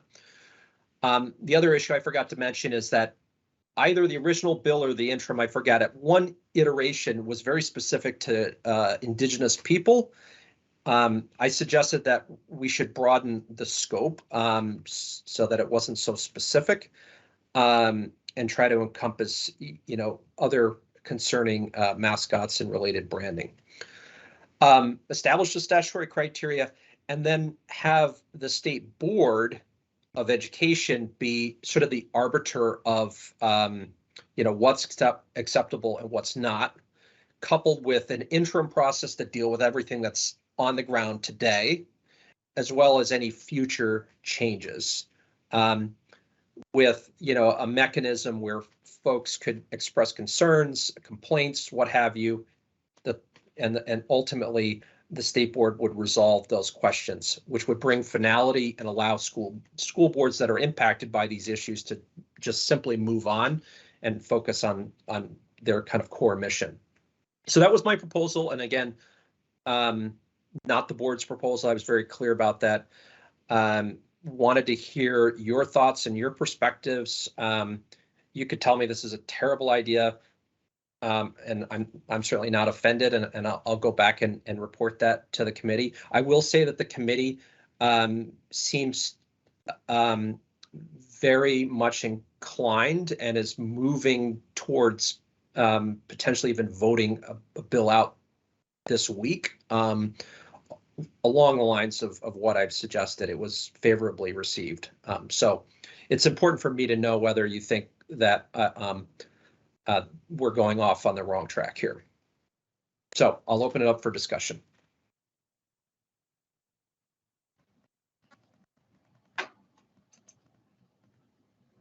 Patrick.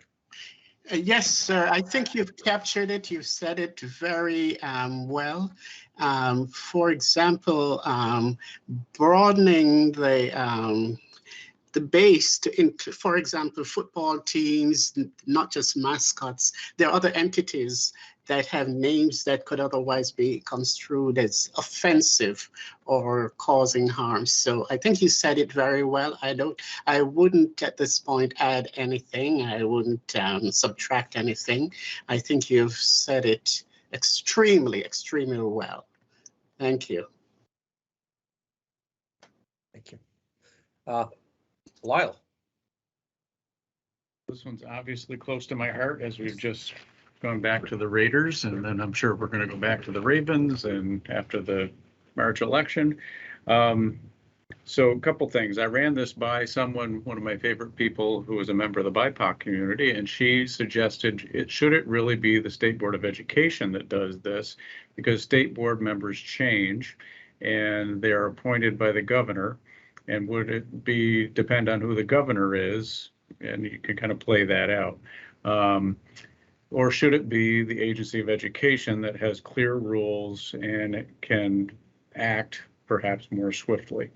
I don't know the answer to that. I'm not looking for an answer, just throwing that out there as a rhetorical question. She also talked about cost, and I think you may have spoken to that. It was one point, Oliver, about how to support schools in changing their mascots. And then I guess we would need to have a further discussion about the criteria. What are the rules, and what would the criteria be for what you can have? And I would need more clarity about that. So, so three things. Is it the state board's purview? Should it be our purview? What's the criteria and cost? Just and we don't need to discuss any of those. These are just parking lot issues that I think would need to address. They're great questions, and if I could, I briefly respond to a couple of those. So the first was, is the state board the right party, and conceivably it could be any.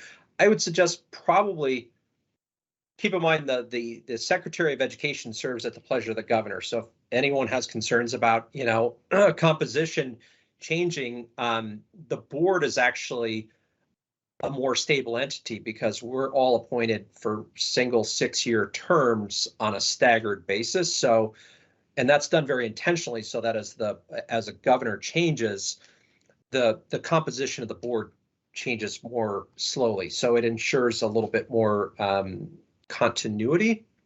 The other issue is that when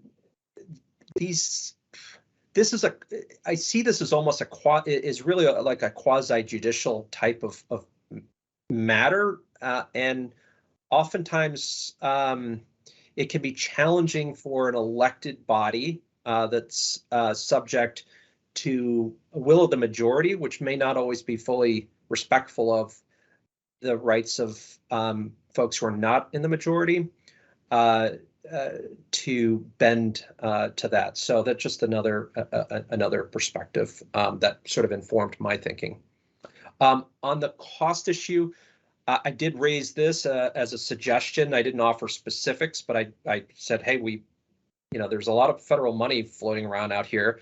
There's sort of this unique opportunity perhaps to consider approaching this. And again, I was thinking rather than approaching this with sticks, such as penalizing students, what if we offered some carrots? So the suggestion I threw out there, and it's in the current draft that the committee's considering, is that for those school boards that sort of voluntarily acknowledge that they have problematic branding, there could be some funding available to help defray the costs of those transitions. So hopefully that answers some of your questions, Lyle.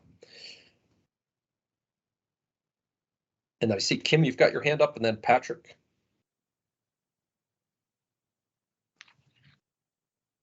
Thank you. I like in your presentation, Oliver, to the committee, I was with you on the high level comments all the way through number 3.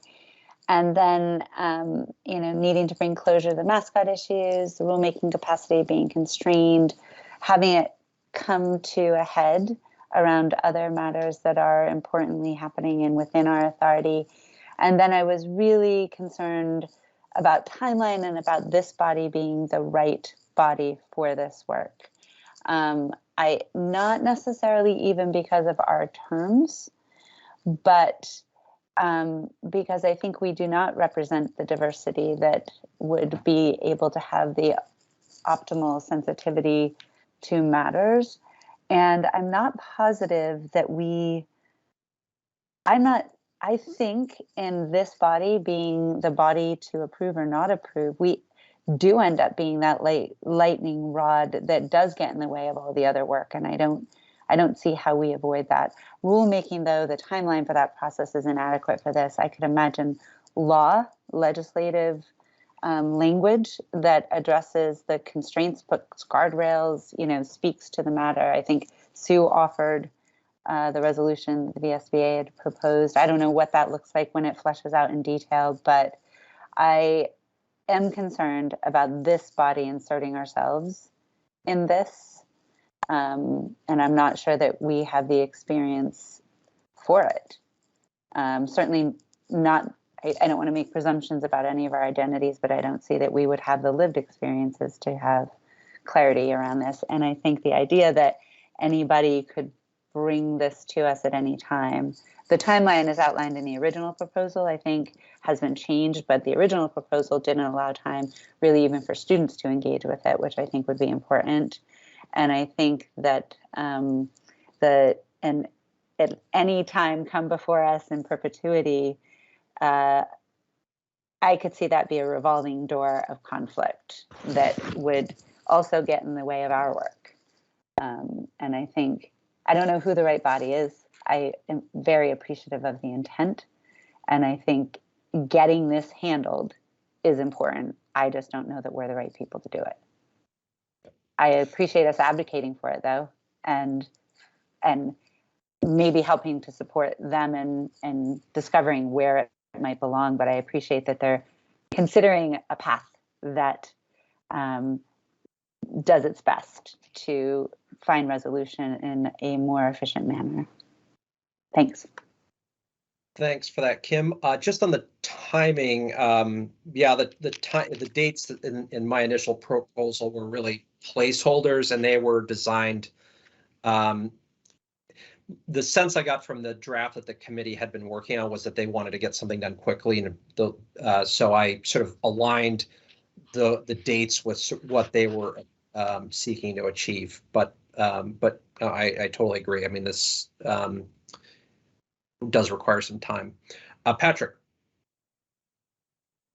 I think Kim asked the question I was going to ask, so thank you. Jennifer. Well, I'm sort of feeling like this is not a long-term issue. I mean, I feel like there are a certain number of schools who, may have problematic branding that I think will come up and they will be resolved. And I think once those are resolved, we're not going to see this issue come up on a periodic basis. I would agree. And, on that point, and back to Kim's, point as well about the role of the board, my thinking on this was also shaped by my experience in the board when we went through the Act 46 process, and I can assure you, the board was definitely a lightning rod, but the legislature made a very conscious decision to put the board in the position of having to make those difficult decisions, because it recognized that at the end of that process, there were going to be holdouts, and there needed to be a process to bring closure to that. And ultimately, that's why they settled on the state board. And we, as a board, went through that process. It was a really good process. We certainly endured some challenges with litigation, et cetera, in which the board prevailed in. So the board has experience dealing with, I would argue, far more challenging and complex issues that we've had to adjudicate. Anything else, Jennifer? Otherwise, I'll go to Kim. No, I mean, I will say, though, that, we do sort of have this role as conveners and, quasi adjudicators. So I could see the argument that we would be the appropriate body to get this work done. Kim.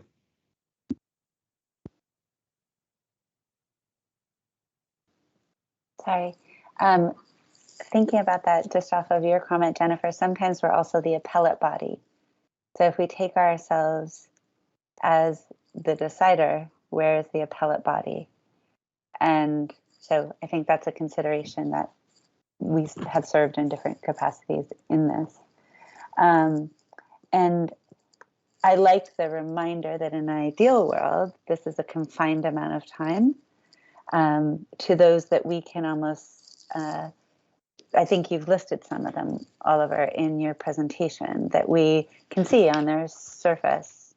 And, that is within the public school arena and not necessarily considering independent schools, which was just added as a concept to the independent school rules. So I would imagine, in fact, if when it's done, we're done, that's fine. But I think some of the language, and I haven't read the most recent or conversation, and I haven't listened to the most recent, went from a tight timeline to anybody can come at, it seemed like any time, but again, I might be wrong. I haven't read it closely most recently. And then we end up with an ongoing process because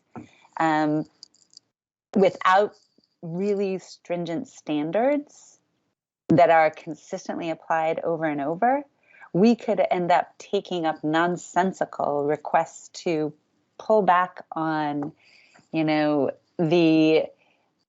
the Ravens, for instance. Like, we could have moved the argument to our table ad nauseum and where's the end on it. And I don't know how they're resolving these things, but legitimate branding could find a way through a very different set of eyes to a complaint to us that takes up time that we've got to figure out how to resist. So minimally, there should be very serious standards if we've got to deal with this. So to just answer that, because there are a couple of different questions in there, Kim, I can respond to that because that's been a very, very much part of the discussion. So first of all, the concept of frequent flyers, that has been that's recognized by the committee, and they're thinking through how to address that. The other thing is that the need for something that's going to be ongoing is important, because if, let's say, we resolve everything that's out there now, and then 5 years from now somebody decides that they want to change the branding, there needs to be some way to ensure that any changes go through a process and are approved. So that's the second point. And the third point is, I just lost my third point. The question was about, I think it was about our, like, we've sat in an appellate role as well. Yeah. So what happens? Yeah, I think that the idea is that it's a final, it's a final decision that we would make. But there was a third thing, but I'll come back to it. If it comes to it all, I'm just thinking about parallels where we're offering pretty specific guidance to what the standards are in law under Chapter 11 for what withdrawal could look like. And so I'm wondering if we want to at least ensure that the law is articulating standards clearly. So if we're the body making decisions on it, yes, it is not arbitrary, and we are well guided, and yes, people should know what to expect. So the idea is that these would be standards in statute. It would not be done in rules. And the committee's pretty clear that they agree that it needs to be in statute. And then it's our job to look at the facts and apply the facts to those standards outlined in statute. And that's where there are a lot of subtleties with some of these things. And you have to look at the history. You have to, there are a number of factors, and anyway. So Lyle, I saw your hand is up, but before I go there, I'd love to hear some input from our student members on this topic. So Gabrielle or Angelita? Personally, I don't really have any input. I feel like some of the content of a lot of this stuff is, I'm not an expert really. So I think as of right now, I'm just gonna, I don't really have too much input. I think you guys are doing, you kind of said it all. I can't really add any more to it. Good. Gabrielle, anything from you? Okay. I agree with past comments about how we need to consider who would be the best for the job when it comes to mascots. And I don't know, I'm definitely thinking that a committee that would decide the guidelines of how mascots should be decided and what's acceptable and what could be potentially offensive or hurtful would have to definitely be a diverse community of people to represent the needs of all these different communities to determine what could be offensive and what couldn't be offensive. So that's all I really feel strongly about, but I think you guys summarized pretty much everything. So yeah. Good. Lyle, you had your hand up before. And just quickly, when I was a school administrator, when I made a decision, I would always think, what's the worst thing that could happen if I make this decision? What if we made a decision and the school said, we're doing it anyway? What happens then? Rhetorical question, sorry. Yep. Are we taking away funding? Are we, I don't know what the answer is. Where's the teeth? Yeah. Like EQS. Yeah, it's like other things. So I just want to go around because I'm trying to get a sense of the full board here. Jenna, I'd love to hear your thoughts. Tammy and Tom, you guys have been remarkably quiet.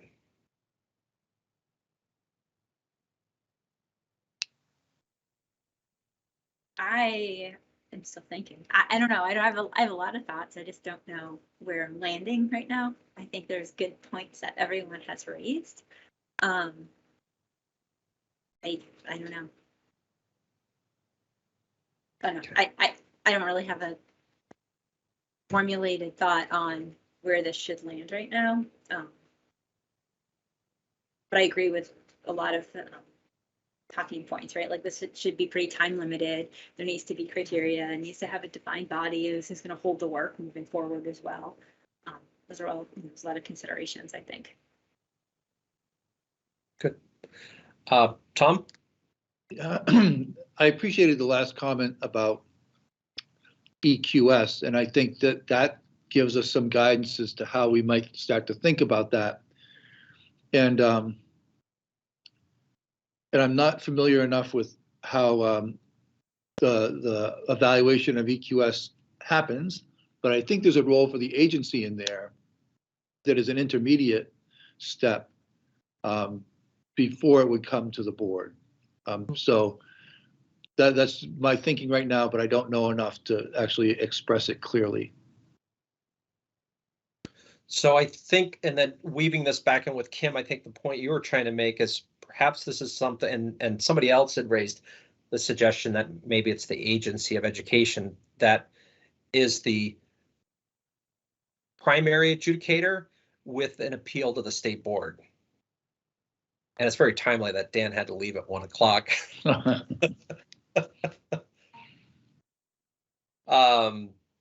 that process, Oliver, make it consistent with other procedures and processes we follow?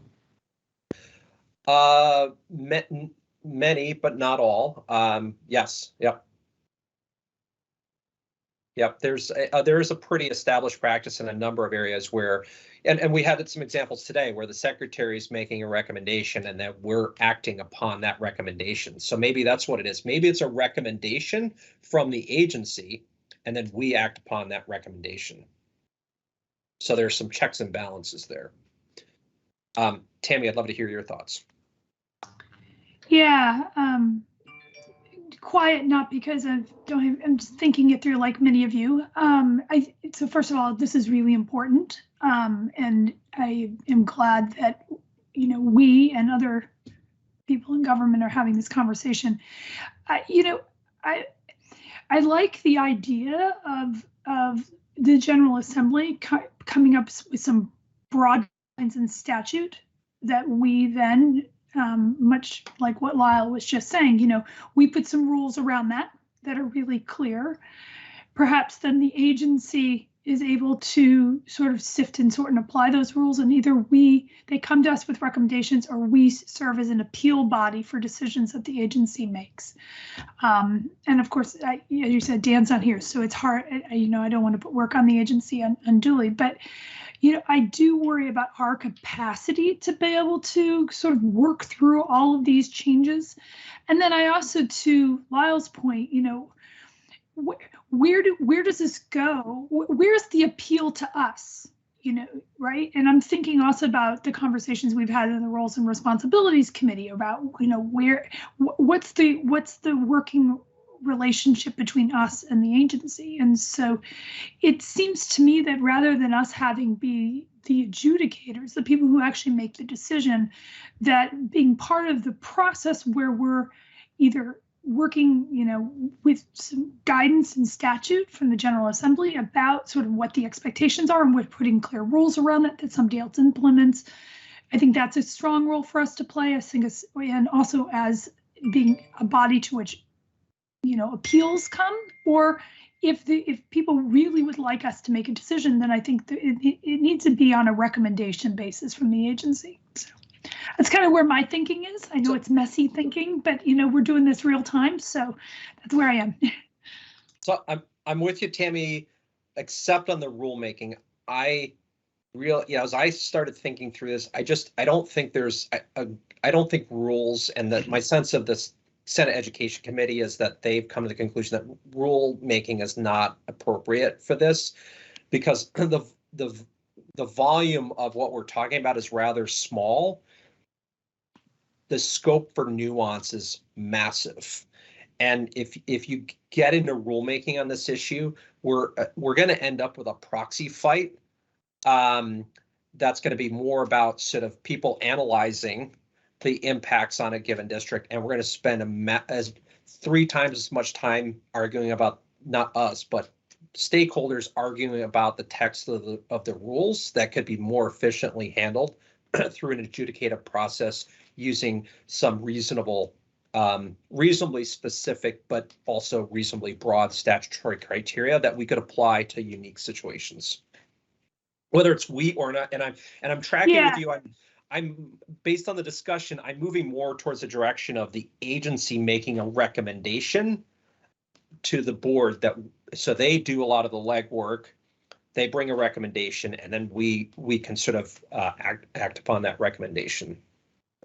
Tom, and then with the bigger picture, with the idea that the General Assembly is going to set some rules of the road here, and if they do delegate to the agency, there need to be resources that go to the agency, even on a short-term basis, to deal with this, right? Because I think we have a short-term situation and with a long tail, in terms of, I think we got to think about that timing issue.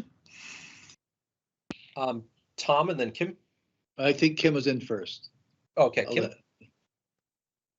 No, Tom, you hadn't been put on the spot for your thoughts yet.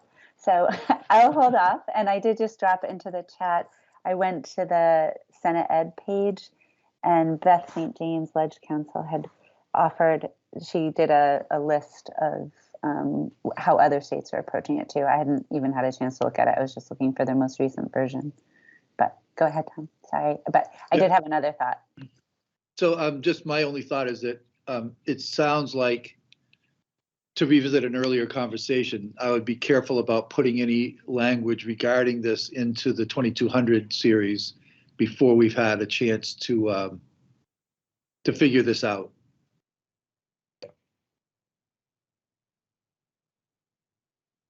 Okay. Kim, you've got your hand up. Yeah, I actually hadn't thought about that, Tom, so I don't want to, can't digest or respond to that, but I appreciate the thought. I was just going to suggest, if it were the agency making a recommendation to our body, they could also have sort of a standing committee of diverse stakeholders, not dissimilar to probably the Act One group, charged with that vetting that offers a more diverse representation that I think we're all echoing is really important, and not something that we have in this body without convening it separately. So if there's a body already that exists to support the recommendation to the agency or to us, making sure that charge happens. And I think my understanding is they are adding in language that requires that we, or whomever is making this decision, solicits input.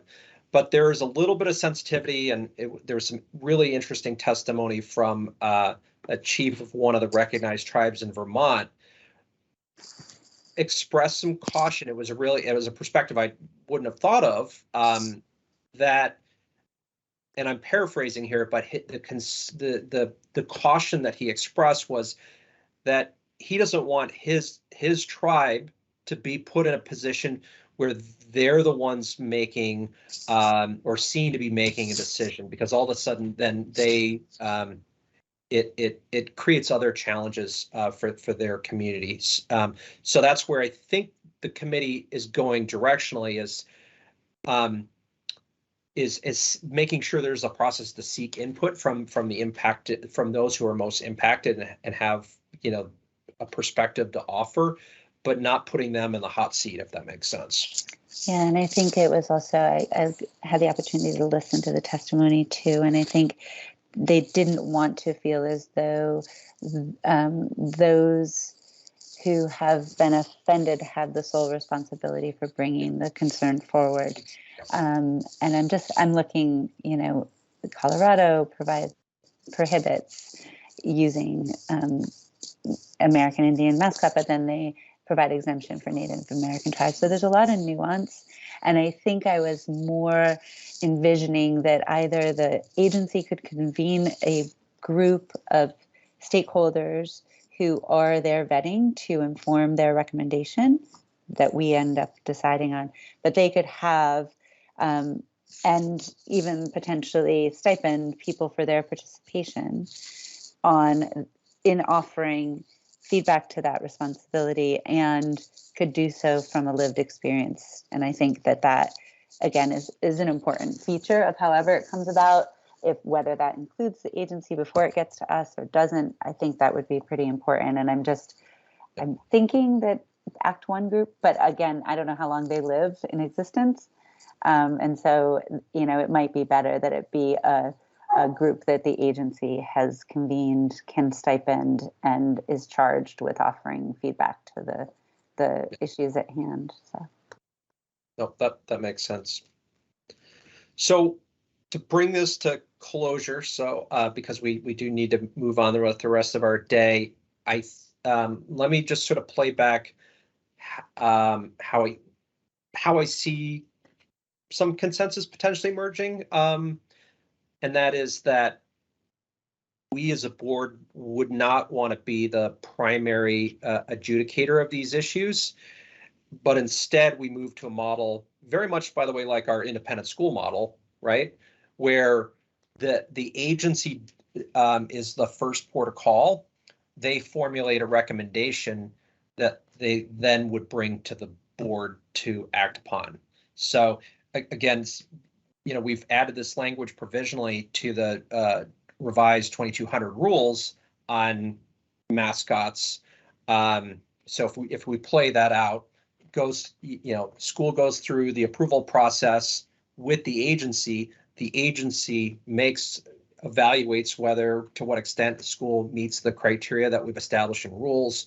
They bring that to the board, and we as a board have the opportunity to probe, ask questions, and ultimately approve or adopt that recommendation. So a very similar model with this. So that's the first element. The second element is as part of that initial review and recommendation process, that it would that the agency would have the power and obligation to convene a representative, sort of diverse group of stakeholders who could help inform and provide guidance to the agency as they were formulating that recommendation within that statutory criteria.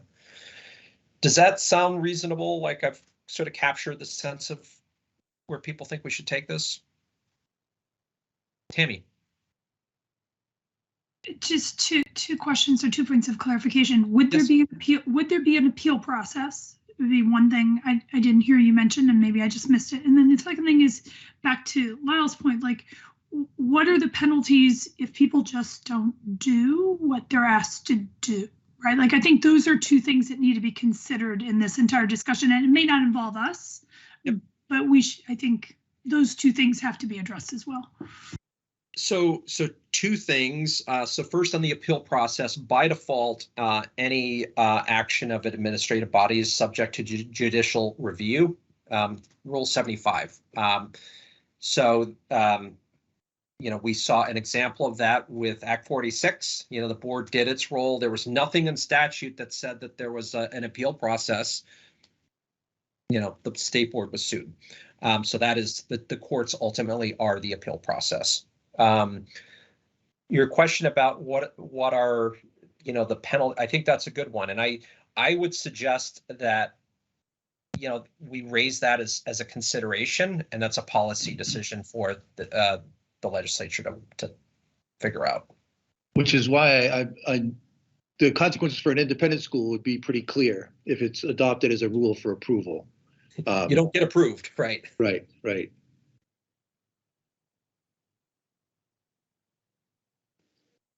Don't know that there's like unique funding or like thinking similarly that it's about approved to receive public funds. I don't think there's, you know, a direct line necessarily to public schools with like their Mascot-y version of stuff.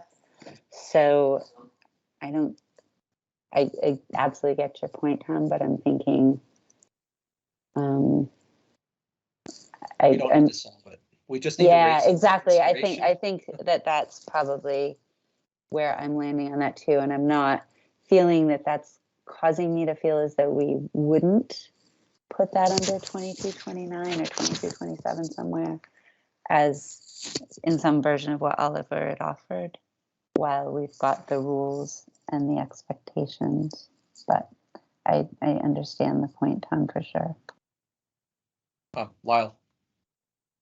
I sense the urgency in this, and I don't think that we need to reinvent the wheel. What, Kim, I think you sent along a whole bunch of states here.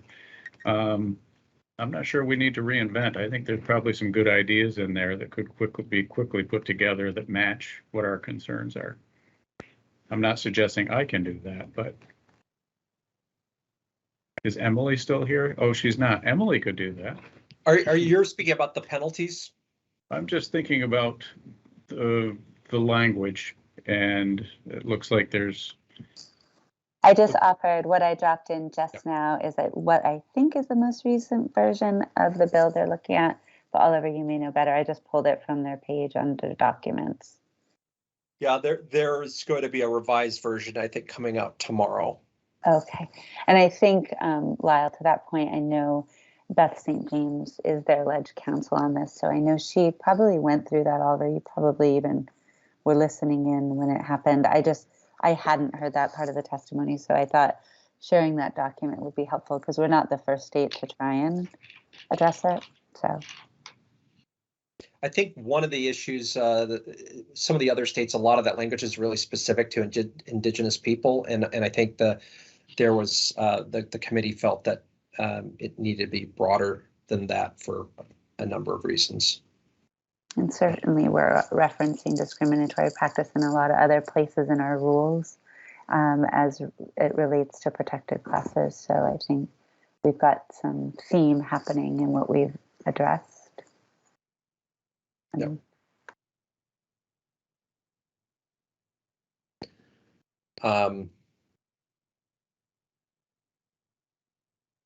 So mindful of that I believe they're trying to vote something out this week. So and they're very much on this path. So I think, I don't think there'd be a lot of appetite in completely changing what the direction that they're going, but the suggestion that we sort of insert the agency in, as a step before it comes to us. I just want to, before I leave, I want to make sure I've got a good sense of the committee. Does that feel about right? Okay. Patrick? Yes. Perfect. Definitely. Okay. Alrighty. I feel pretty comfortable. I've got a good sense of where to take this, and this was great discussion, great input. Very much appreciate it. Sue Siglowski, I see you're still with us. I know you. I'm briefly. I'd be curious your thoughts on kind of where this is going. Well, thank you very much for asking, and I was, very grateful for your level of discussion here at the State Board. I think it was, a similar level of discussion at the VSBA board, and it's definitely a complicated topic. So I took some notes of where you are, and I'll be letting the VSBA Executive Committee know tomorrow morning. They meet on Thursday mornings, so I'll certainly have a little bit more of a reaction after running it by them, but I think you did address some of the concerns that they had. So thank you. Great. Excellent. Wonderful. Alrighty, anything else on this topic? Alrighty.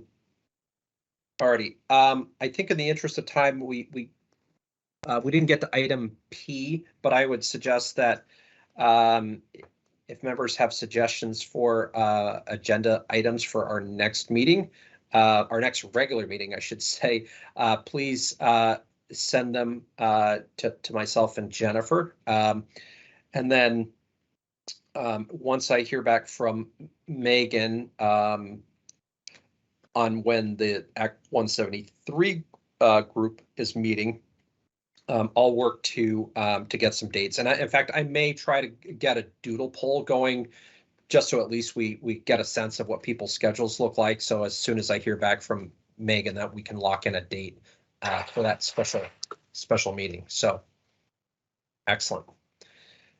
Anything else before we adjourn? This was I appreciate that we went over time, but I thought we had a really robust and productive discussion on some really important issues. And I just want to thank everyone on the board for your contributions and your input. It was definitely a good discussion. So with that, I would entertain a motion to adjourn. It's moved by Kim. Is there a second? Second. Seconded by Jenna already. All those in favor of adjourning, please signify by saying yes and raising your hand. Yes. Yes. Yes. Okay, and those who are opposed can leave now. We stand in adjournment. Thanks so much. Enjoy the rest of your day. Bye-bye. Thanks, everybody. Bye-bye.